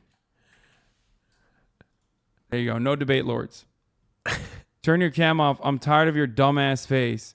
Mods, his cam was destroying the RP immersion. I simply don't care for Piker's heart rate, but I understand the coarseness of my comment, and I'm able to refrain. Do we even unban this guy? He's probably... I'm going to unban him because he's... Wait, he's been banned one time. Okay. This is an RP frog. I'm going to unban him because I don't do RP anyways, Lamau. Yeah, let him go. Hayırlı kandiller. Did you see Emrant? She slept 8 hours on stream. What the fuck? Are you watching porn? S.A. Türk var mı? Said, are you watching porn when Hasan was watching the Derek Chauvin trial but not showing it on stream? The Amaranth shit is cringe. Okay, we'll unban him. He's Turkish. He can't help himself. Hayvan oğlu hayvan. And his ban appeal is S.A. Türk var mı? Selamünaleyküm. Are there any Turks in the chat?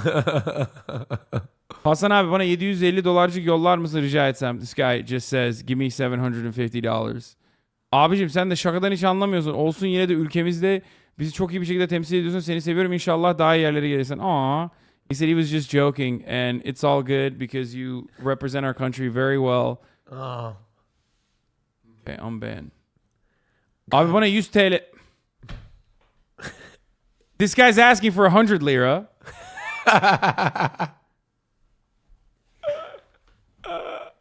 Abi bana 100 TL gönderir misin? Abi para bitti, ben sana 4 sene sonra havale yapacağım bir 100 TL. What did he say? He's still asking for $100. 100 lira.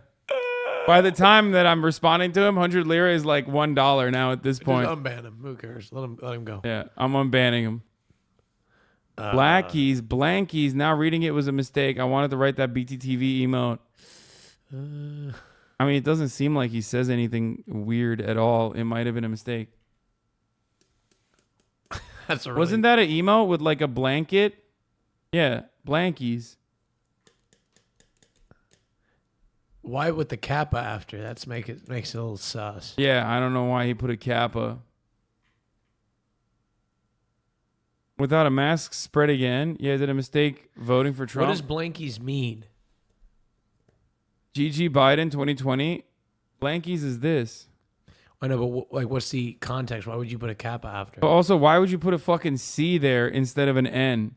A C and an N are very, very far away from one another. Right, and go scroll up to the top. I think he was like a Trump supporter. Max Copey, what do you mean? Is he jealous because Trump is losing? Biden got Georgia and Pennsylvania, and now fake because GOP are losing all. They're going to lose, of course. This election is historical. No, sir. No, he's a lib. Okay, that's... God, libs wouldn't make this sort of mistake. What? I'm unbanning him. Is the counter for the word literally per hour? Is the counter for your cam on the word literally per hour? I apologize. Could I be unbanned? Please be nice. It's just you. This was one of you were annoyed. You at haven't him said asking. literally in over 20 seconds. You haven't said literally in over 40 seconds. I'll be honest. These type of people are the most infuriating human beings when you're pissed off, though. Yeah, no, it's just like the most when you're pissed already at something and they fucking just poke. Especially because like I'm talking to like a fucking stadium full of people for 8 hours on end. Yeah. And some of which are being antagonistic, like this fucking asshole. And the irony is like, no, this guy, bro. I'm pointing to the fucking camera. No. Not camera, the fucking thing, this thing right here.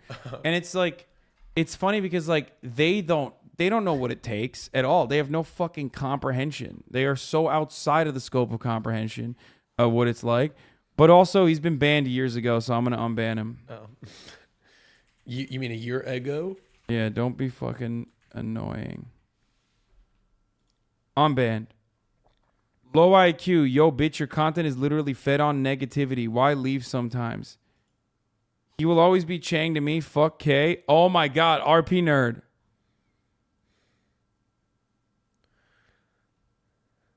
RP nerd. Your content is full of negativity and drama. Ex is CIA. Why he got banned the first time? Cry more, kid.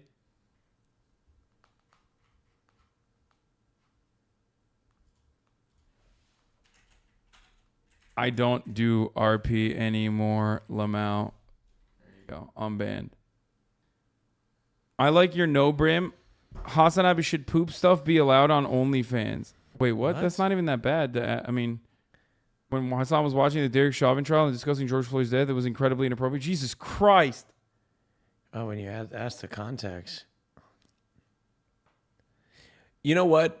Some people have bad internet and they come in and they don't know what you're doing and then they just type that stuff. I think we fucking clapped a lot of people because we were literally doing, because the Derek Chauvin trial, I wasn't showing. It was just like my face. Well, that's what I'm saying. I come in sometimes and muted and I'll just type in the chat and completely like misread the room. Yeah, I think like I've not said anything weird like that, but I've definitely come in and just like said some weird shit. Me during 9/11, but for real though, Hasan should put his OnlyFans butt. Yeah. Okay. I mean, here. This was during a very important trial. Do better. Oh, wait. Deny? No. Unban. Fucking, I'm not going to write it again. All right. Impregnate Mia. I'm sorry for my statement. I don't remember why I typed it. It was at TwitchCon, but I think, what the fuck? This guy got banned in 2019, bro. Wait, this was the date. What the fuck? This person is like, what the fuck's this person up to? You know what I mean? This was the fucking... This is the date that I had you on the stream for in 2019. God, do you remember that? Yeah, I'm going to unban him. It's been so many years. I don't even know if he's alive still. Openly attacked Steven Crowder and Mug Club for 6 months. What? Before I sub, I need some guarantees. Got $10. Not them bucks like some of the losers on his website. Join Otaku Party Alliance. Oh, dude, stay banned, dude. Basically, Opie is a think tank for artists. A sub on my YouTube channel, Blood of Black, and 1 follow on Instagram. Openly attacked Steven Crowder and Mug Club for 6 months. Verbally, you degenerate? Motherfucker thinks like, I mean, what? Don't ever think weebs are welcome here ever again. This motherfucker was doing a trade offer. Here, I unbanned him. Okay, 4/5/21. That's when this guy was banned. I virtue signaled the end. What? I don't know what virtue signaling means. Only a Turk says agrees with that tone. Amount that puppy better pay for the healthcare. Look, I don't even know who the fuck XQC is. I virtue signaled the N-words. I don't know what virtue signaling means. Well, I don't think you want to do anything with the N-word. Yeah, I don't think... I love the idea that he got banned for saying virtue signaling. Denied. I don't think whatever word you put... Who put booba on that man? I made a dumb boob man joke. No, this is transphobic. Context lied to me during is it ever too much makeup? Jubilee react. Transphobia.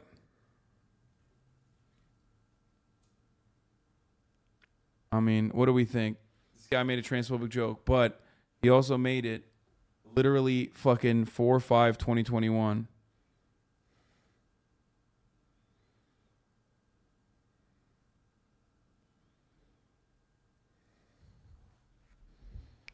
This is a safe space. I know, but like what? So the way I usually go about this, 2 bans on transphobia. No, 1 ban. Only 1 ban on transphobia. It's just context. Nice bathroom. There's 2 mod comments because they wrote the comments. But he got banned 1 time, I think. Wait, what? No, this is 7/23. Oh, no, this was written after the fact. Lol, this is not a safe space. All right, we're not doing it. Denied. Transphobia is not okay. So usually if you write an apologetic, like I understand what I did was wrong kind of message, and while you were being transphobic, and it's been a long ass fucking time, I'll usually unban you. But the fact that they just said it was a joke and it wasn't. Yeah. Like, oh, I'm sorry, it was just a joke. Millions of women wear makeup. Why is Jubilee trying to push a pro-trans agenda? Sorry, I was being a dumbass. I won't be a transphobic dumbass anymore. I've learned my lesson. P.S. The shapeshifter thing was about people with and without makeup. I simply repeated something Hasan said. I understand the comments I made after were inappropriate, though. My sincerest apologies. I missed chat. See, this is just like that. Literally, fucking a person who I will unban. Pog you. This experience. Nice to have you back. There you go. That's it, right on the money. What kind of mental illness meeting are they doing? What did I get banned for? The girl literally talking about mental illness being a major factor for what girls do. Maybe I phrased it wrong. Sorry. This is the most cowardly fucking thing, dude. I wonder if they've said anything transphobic before. I don't know.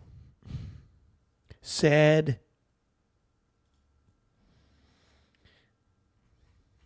All right, well, just deny it.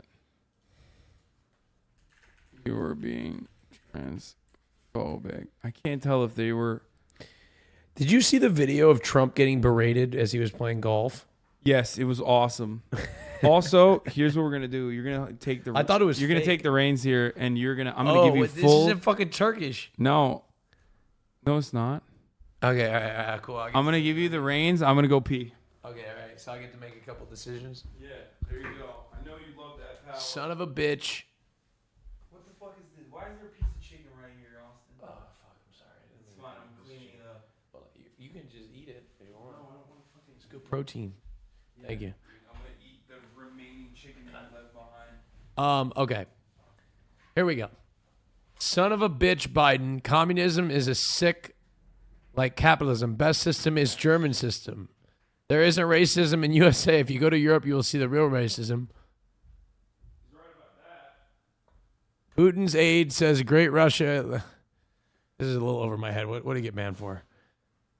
Turkish troll that said "Free Chauvin," probably for attention. I was just kidding. I was acting like Republicans. Please unban me. I'm sorry. God damn. All right, chat. What do you think? It's my decision.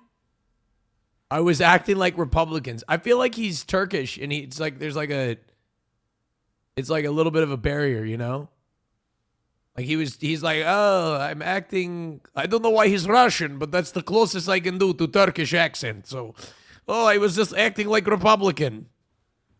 No, yeah, that's all right.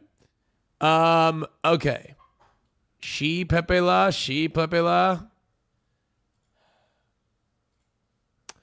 Will said Caitlyn Jenner was running for governor in California. Hasan said she is so stupid. My dumbass wanted to be funny. I'm sorry. I usually don't say shit like this. I love reading chat, Pepe Hands. Here's the deal. It didn't explain exactly why. You know what I mean? Like you were clearly transphobic, okay? And you didn't talk about why you had learned your lesson. And therefore, I'm going to have to deny this appeal. Wait. Let me see. You're drunk with power. What? She, it was about Caitlyn Jenner. She, Pepe Lapi. And then he said, like, it was my dumbass wanted to be funny. It's not that bad. Get up. What? What you think? I'm banned? No, deny it if you want. Deny it. No. Do whatever your heart desires. No, now I feel bad. Now I gotta. No. Do whatever your heart desires. What? I feel like You're such a fucking cuck. You have to. I don't even know. I'm just trying to. You can't go off the whims of chat. They're fucking bloodthirsty psychos half the goddamn time. Oh, okay. What's this one? Let me do a few more. Come on, let me do a few more. Come on. All right, here we go. Turkish. This is a Turkish one. You gotta do this one. Oh, okay. Anani siki sene Türk yarbet kabramne Oscar alvide sıktı kondu Türk. No, that's a psycho. He said. He said, "You're son of a whore. I will fucking turn you into a Turk by fucking your mom over and over again," and then said that, yeah. All right, here we go. She said, "I'll fuck your mom to death" or something. Okay. I love Brazilian logic. You lose a lot, though. Context. Toxic RP frog. You lose a lot, though. Scuff boys. Nah, keep him banned. Some of these fucking... Wait, I was going to... Oh, sorry. Go ahead. I didn't think that this was that bad. No. You lose a lot, though. Here's the thing. In a lot of instances, like what these guys are, they're so fucking toxic. They only come into my chat while I'm playing RP, only to be like dickheads. You know what I mean? Because like I'm like from an opposing faction or something. So they're like, I mean, they're never gonna come in anyway. Do whatever you want to do. I was gonna unban them because, like, I mean, it's just like. What are you gonna tell them? Yo, don't be toxic, please. Sincerely.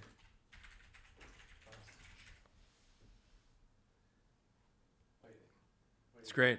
Fired off. Making an Instagram video?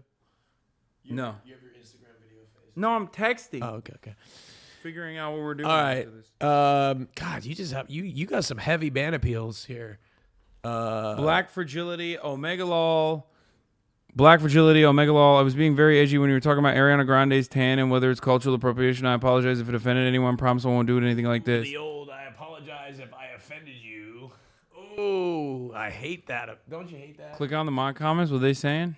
Mod comment says, someone's talking about racism and blackfishing. Black what? Blackfishing. It's a term used by Black Twitter to point out that white content creators oftentimes like get, you know, they adopt the aesthetics of being black only to cast it aside after they're done playing with it. Okay, you make this decision. Oh, what happened? Oh, I didn't realize. I thought this was You're in going to the be hot seat, bitch. This is a political commentator. I'm gonna deny it. Here we go. Oh fuck. Watan Hai, he says I'm a treacherous, like I've done treason to the Turks.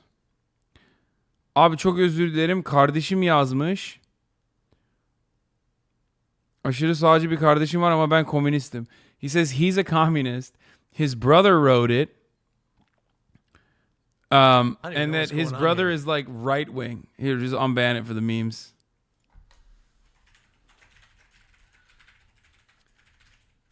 I don't speak Turkish. Austin show. All right. Lady boys.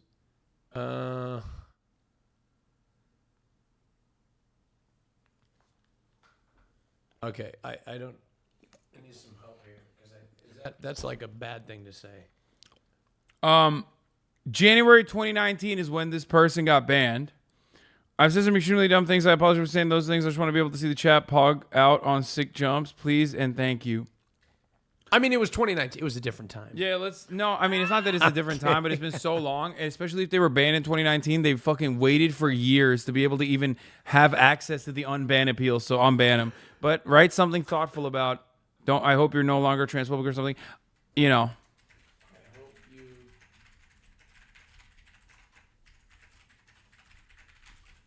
Damn, I didn't realize how many transphobes were there in this room. Yeah, no, there aren't here because we sniped them. Stop thinking that everyone in the fucking chat is transphobic.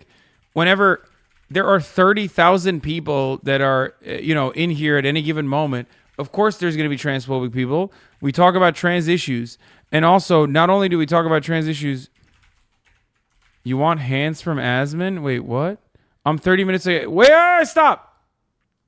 I'm 30 minutes away. I'll come jerk you off. Okay, no. Do not unban. Do not unban. You're the one that was telling me to. Do not unban, dude. Okay, deny. Okay. All right.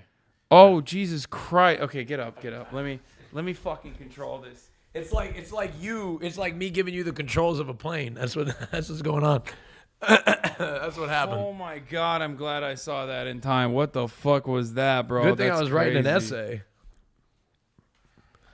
Science-based. I don't believe in science. K-Cone Americans defending Nazis. Wait, what was the... Try to claim that Hasan was defending Nazis after he said Derek Black is a reformed Nazi. Okay. By the way, can I say something? What? Why is every time in the flight sim stream, why did I get put in the... Like, why was I flying the plane into the tower as well? Like, why was, every time? Because you did that. I did not do that. You fucking I was did like, that why did I get roped into that? Because you should own it. All the you did memes it. of, me, I was like, why did I get roped into that? So, Hasan, you F a trans? You'd F a trans. I was out of control during Trump control. I will be calmer. I'm sorry. I was out of control during Trump control? Megan Fox sexualized herself to the top. I hope celebrities rig the election our way. So many dumb people out here acting. It will actually follow Donald. Bro, this person is literally fucking... I just don't even understand what...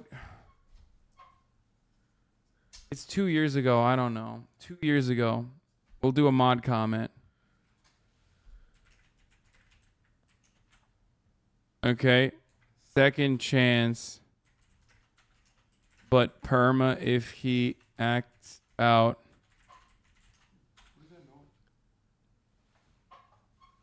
Oh. You are like a baby, dude. I swear to God. It's like having a baby next to me while I'm streaming. It's a big Now hairless, but originally hairy baby.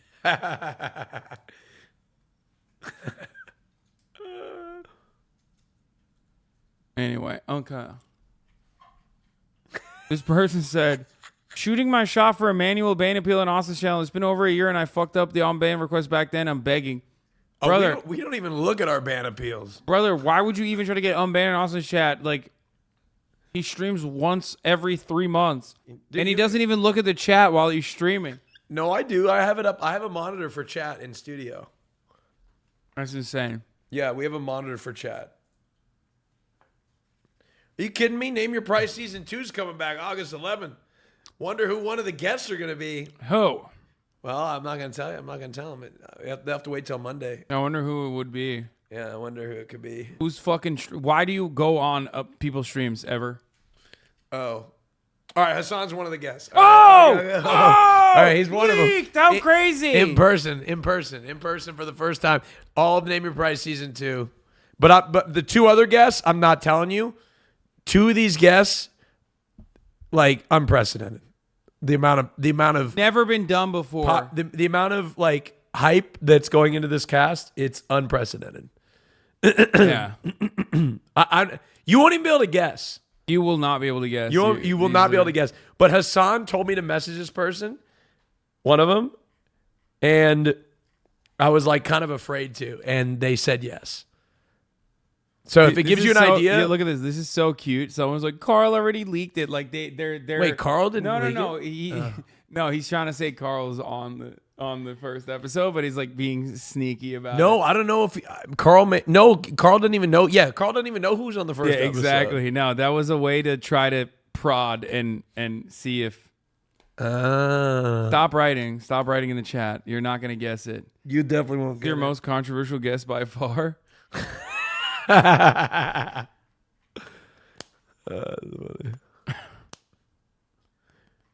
oh God, I love Dua Lipa. Sometimes all you need is yourself for real. You know what I mean? When you got no one else. Yo, I thought my community was gay. I tweeted Beyonce lyrics like the day after that album drop, and like nobody knew. They're like, "Are you okay? What are you talking about?" I was so disappointed. Wait, what the fuck is this? So disappointed. Oh, you guys said Maya is stealing your content. She's not. Would anybody like some seaweed? I thought she was. Wow. No. What's she doing? This is why I'm under 100. Wow. This is what happens when you write in any of your friends' chats. You just write hi, and then it just like gets lost in the sea. Paper. I got a fever. Hi, Hasan. Hi, Maya. Whine about it. Imagine being like Hasan and putting effort into a stream and like doing important news and shit, or being like me and leeching a host. And then just sitting here and eating seaweed. Hi, Maya. Well, they can't hear you. Couldn't be me. I don't think she's watching. No, that could be me. Hasan couldn't be me. Hasan, let your viewers have free speech. Hi, Austin. Hi, Hasan. Let your viewers have free speech and dismantle the echo chamber. Did you try to ban this person in Maya's chat? I really want to. I want to. Yo, Maya, make me mod. Guys, is if Stop came to OBS. You got stun locked. Now he's stun locked in Maya's chat. Yeah. He's not watching him, right? Maya Brogan sighting. Maya, who's your favorite in Big Time You're Run? gonna stun lock in my chat too? How does she know? Because they're typing. They're typing. I got a fever. Maya, please do squats with your back facing camera. See, this is what I'm saying. I can fucking clap these guys. Make me a mod. Let's go! Get that. Get him. Where is it? Where is it? Where is it? Get him. Where is it? Where is it? Where is it? Nobody give him something to panic about, okay? Nobody say anything. Why can't I find it?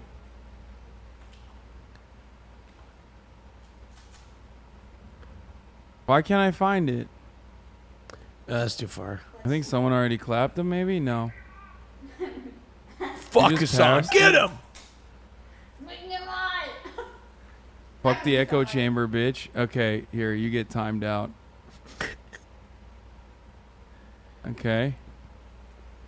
Where's the fucking Fuck creepy- the echo chamber, bitch, as they shout from their echo chamber. It's so fucking I think they got clapped. Hella people are getting clapped already. Oh, here it is. First time chatter. Boom! Banned. Blasted into space. Maya, please do squats with your back facing the camera.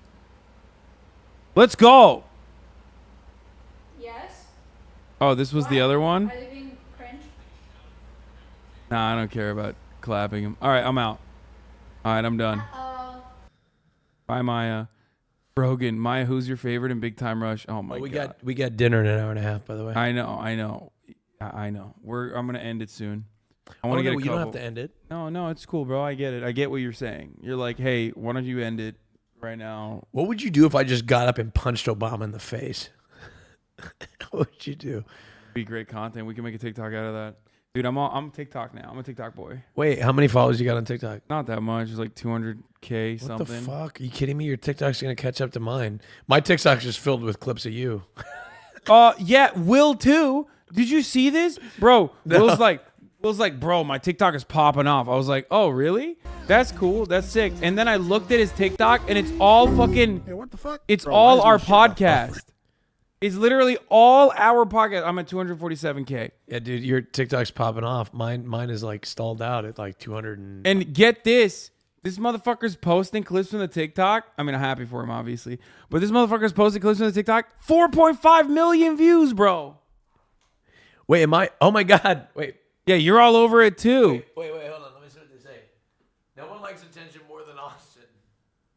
Yeah, he's just been fucking blasting TikToks of all of us without us knowing. That's so funny. And then I asked this dude to fucking hit up Courage, and then he forgot to hit him up.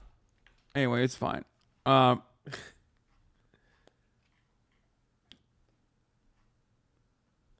no reason. Don't worry about the Courage thing.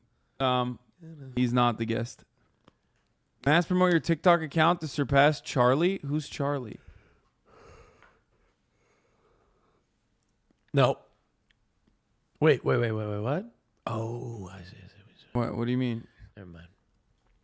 I want you to tell me who the guest is tomorrow. I'm so excited. Okay, I'm gonna unban this guy. Are they famous?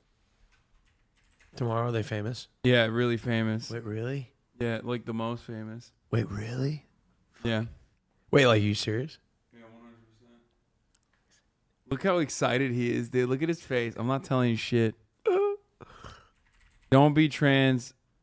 You know what? I'm not gonna unban him. Actually, I'm gonna keep him banned. Denied.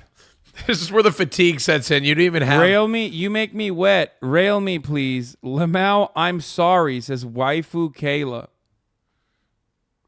Waifu. Don't be trans. No, I was going to write, don't be transphobic, you fucking assholes. It's so funny. Got him. We got him. Boys, we got him.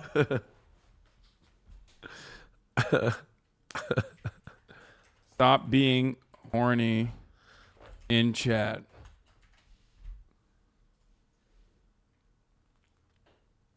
Okay, not your average African. IESP for fun. Channel should be called not your average African. Imagine getting banned asking a question. He disagrees, so he bans you. Hashtag one-sided channel. T-Bone. What the fuck is this? T-Bone Wiz OG sock account. Oh, fuck. Where are we? Oh my God. Oh, this is one of my favorite things. Okay. Are you guys ready for this? This is when fucking dumbasses openly fucking mention their sock account to another moderator after they get banned. Half the time. Is that your stomach growling? Yeah. Holy shit, that was loud, bro. I don't eat takeout anymore. I think I'm a little... I don't know. Bro, don't give up the trick, please. Okay, well, they're still so stupid, they'll keep doing it. Bro, why did he resist? So they just hope they don't get shot? See, this is what I don't understand, okay? What are you doing? Sorry. I accidentally hit my Spotify. Why do you want to be unbanned so bad, you fucking weirdo? Denied! By the way, I have a gavel for this. Oh, you do? Yeah.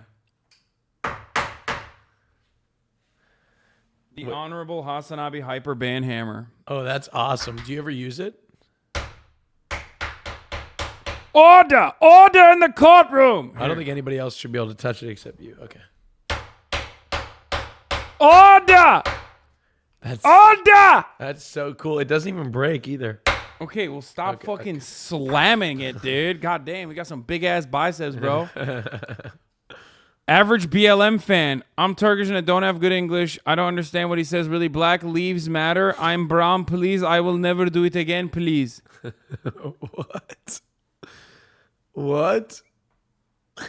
He said Black Lives Matter. Are you? I think he's fucking. No, he's definitely Turkish because look at the eyes. That's a Turkish keyboard. He's writing a capitalized I. He's 100% Turkish. No one like that. The capitalized I in English is different. You don't have the dot on top of it. Oh, fuck.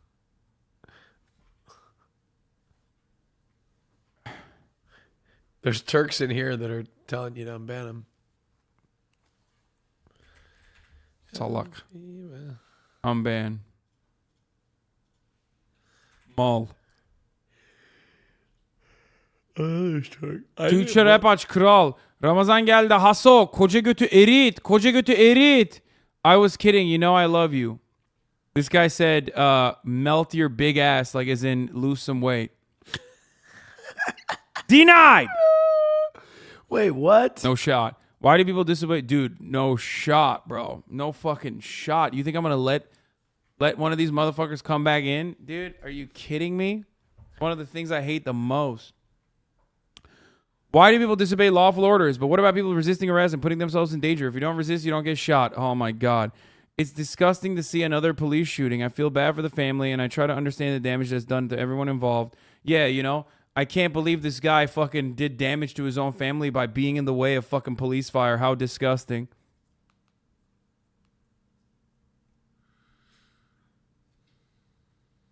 He's right. I wasn't meant to be hateful, even though I can see it look otherwise, especially with everything going on. We're all at a breaking point. I don't want to be a bad person. I listen to a fair amount of more right stuff, but I like trying to hear both sides and appreciate your political takes because it makes me more aware.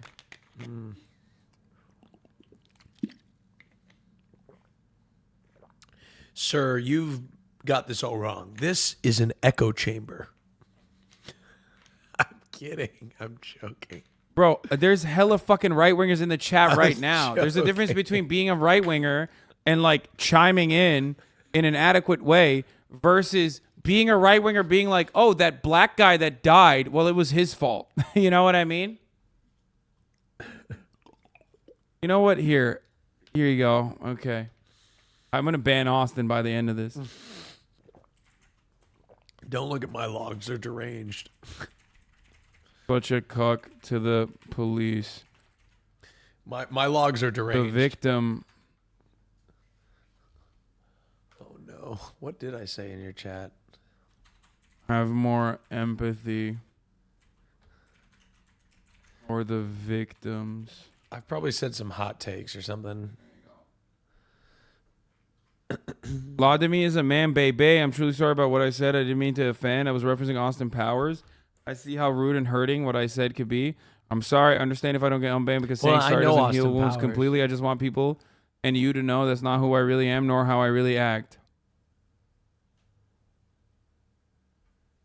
Oh, he was basically okay. So there's a skit in Austin Powers. You know what I'm talking about? Yeah, we know, old man. Okay, dude. Okay. Okay. Fucking old ass dude. Bro, at least I wasn't born in the 80s. Okay. I wasn't born in the 80s either, so I don't know what you're talking about. Whatever. Why do you act like you were born in the 80s though? Bro, I'm a man of culture in taste. 2019, this man was banned. Once again, a Muslim shill. I'm really sorry for my terrible behavior in the chat a few years back. I've grown a lot, and I realized my comments were uncalled for, immature, and deserve my ban. I still enjoy Hasan's content. I rarely comment as I'm mainly a lurker. Forgive me. Holy shit. 2019, this man was banned. I think he knows it. A successful case of rehabilitation. We're unbanning. Order! What were you going to say? What were you going to say? I was going to say, I think he knows it needs another 3 years. But You're fucking brutal, bro. I don't even know her Twitch. You were obviously sarcastic about that. She definitely cried because of the amount of hate. I don't even know her Twitch. I assume. Wait, what? Hasan, mods banned that fucker. Okay, boss. Context, Evil Shatner was crying because of how much love she was getting. This person was trying to spread misinfo and saying she was crying because of hate. What? RP? I assume there was going to be chat hoppers who were like, you are so dumb for doing that. She started crying. That's my reasoning. Won't assume. Okay. RP frogs are a different breed. Komik Milan, at Hasan. Don't speak bitch. Hasan kendine basan. Anla at dedim diye mi banlandım? I'm so sorry. Çok özür dilerim. İngilizcemi geliştirmek için giriyordum bu yana. Hasan'ı severim. İyi günler, iyi Ramazanlar. He's just trying to fucking speak better English. Oh. You tell me, literally agreeing with everything you said, but disagree with destroying people's stuff. And all I asked was, why did he resist? Which was the current discussion at the time. No one should die from resisting. Unfortunately, some butthurt mod disagreed or read my comment on context. Go figure, so they muted me. Always a fun debate in this channel, ... But dude, why does he say this? Who doesn't know criminals? How would you not know? Get notified. Should excuse he resisted. Why did he resist? It's so funny. Oh, this is the guy. This is the same guy.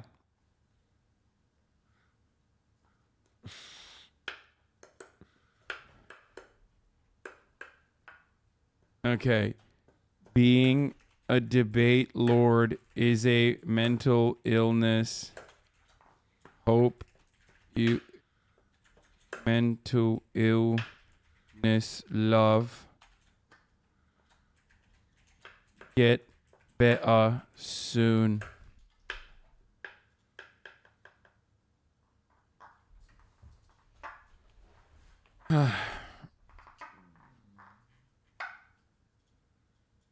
Yikes, take a week off. What'd they say? They just said yikes. Yeah, 7 days. I said mental illness love. Got a fever. Can you check? Immediately clap. I don't know if that yike was to you. I think it was onto the chatter. Okay, you can unban him then. Him getting back in the car negates everything else that happened. He resisted at that point and clearly on video. Banned for stating a fact that cops won't be charged. That doesn't mean I agree. Lol. Can't tell.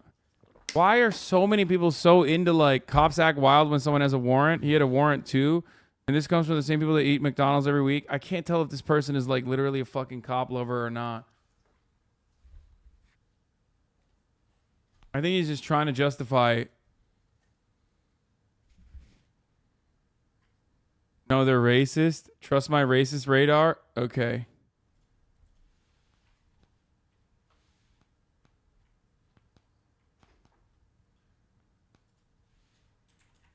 Nice bathroom.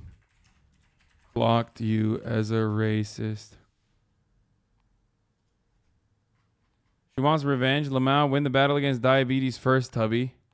Kimberly Jones, they're lucky what black people are looking for is equality and not revenge. I was calling Hasan Tubby first day in chat. I mean, I wasn't going to unban him because he said that to Kimberly Jones. While she's talking, she's doing her like famous rant. But I'm certainly not going to unban her now, especially because he said I was Tubby. Denied. What, do you know how many times the officer shot Duante? It was several. Bro, Google didn't tell me. If it was one, she thought it was a taser because tasers only shoot once. Dude, I was trying to figure out if he got shot several times. White supremacy is an excuse liberals use to get votes and push their BS politics. I respect your right to be a racist.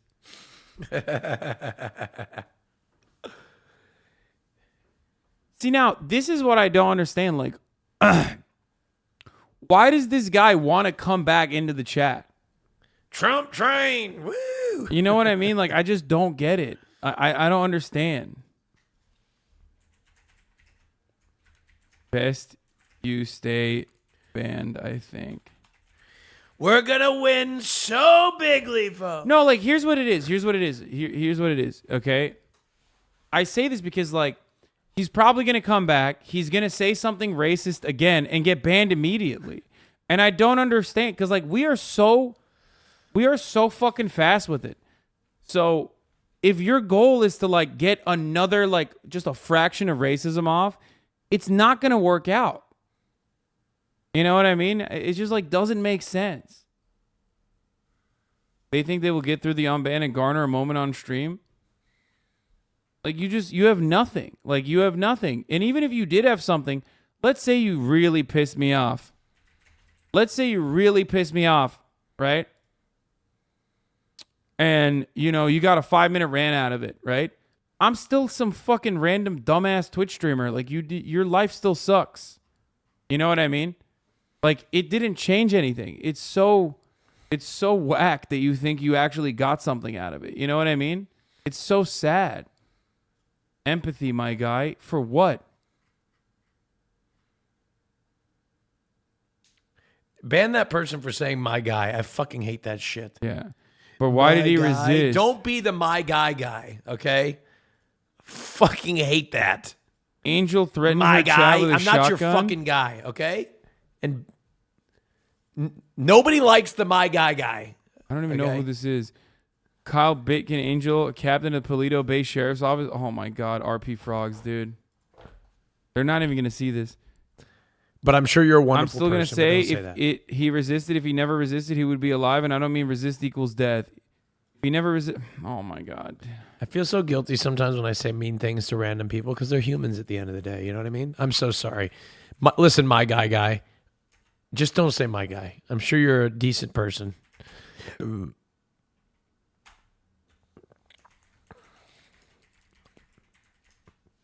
But fuck you for saying my guy. This guy is brain broken. Okay, I'm brain broken from watching this, dude. I'm done. I can't do this anymore. Oh my God. Every time we do ban appeals, I'm always like, oh, this will be fun. This will be fun. And then it's all like just a sequence of motherfuckers being like, it's like Derek Chauvin. Yeah, it just sucks. This sucks. Imagine Miles going through this. Yeah, I know. It sucks. It's the fucking shit. Anyway, yeah. Don't forget to thank your local cops, aka your mods, okay? Like for all of the sea of like, there's like a couple funny ones, but then the rest is like a sea of awful things. Lil Krish turned 18, unbanned. Thank you for the 10 gifted subs. Lake deserves all the love for cleaning it up. Thank you, Lake. All right, we're done for today. I'm gonna run the last 3-minute ad break here. Thank you, Austin, for coming over. Okay. Thank you for having me. I Austin flew in for this. I'm gonna fly out right now. I've done my promo already. Yeah, he flies on a fucking private jet. That's right. All I'm the a time. Multi-millionaire. He flies in for like 5 minutes and then leaves on purpose. He's like, I hate the environment. I'm doing this specifically to fuck the environment up further. How crazy is that? That's literally, he told me that. Yeah. I did. I told him that exactly. Anyway, thank you, Austin, for coming on. Yeah, thanks for having me. Thanks, Chad. Hassan and I are now going to go do rich and out of touch people things. Oh my God, you're getting me cooked right now, dude. No matter what you say, they think that anyway, so it doesn't matter. Yeah, I'm going to do rich and out of touch things like go to a friend's birthday dinner. Yeah. No, someone literally the other day tried to say I was flexing because I was playing basketball with friends. Really? No, literally. I was like, yeah, last night I played basketball with friends. He's like, oh, okay, Mr. Flexer. Well, yeah. I mean, that's ridiculous. Friends It's playing ridiculous basketball? to think that you wouldn't be working a 9-to-5 job. You wouldn't have time for things like pleasure. Yeah, of course. Yeah, no one. Being a leftist means when I had a misery. 9-to-5 job, I never played basketball, famously. Anyway, bye, everybody. See you tomorrow. Peace. Review in the P.O. box, Uncle Iger's face. Sudden discord at your prop. Great names take on race. Tiny Bernie Sanders, LGBTQ Air Force.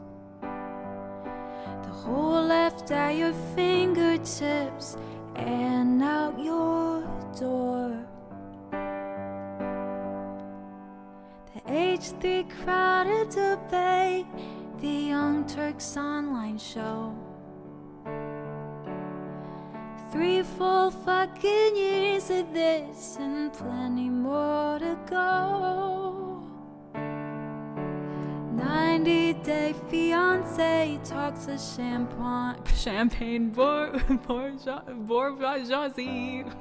I can't say that word. A Trump rally, live reaction, a mass riot in DC.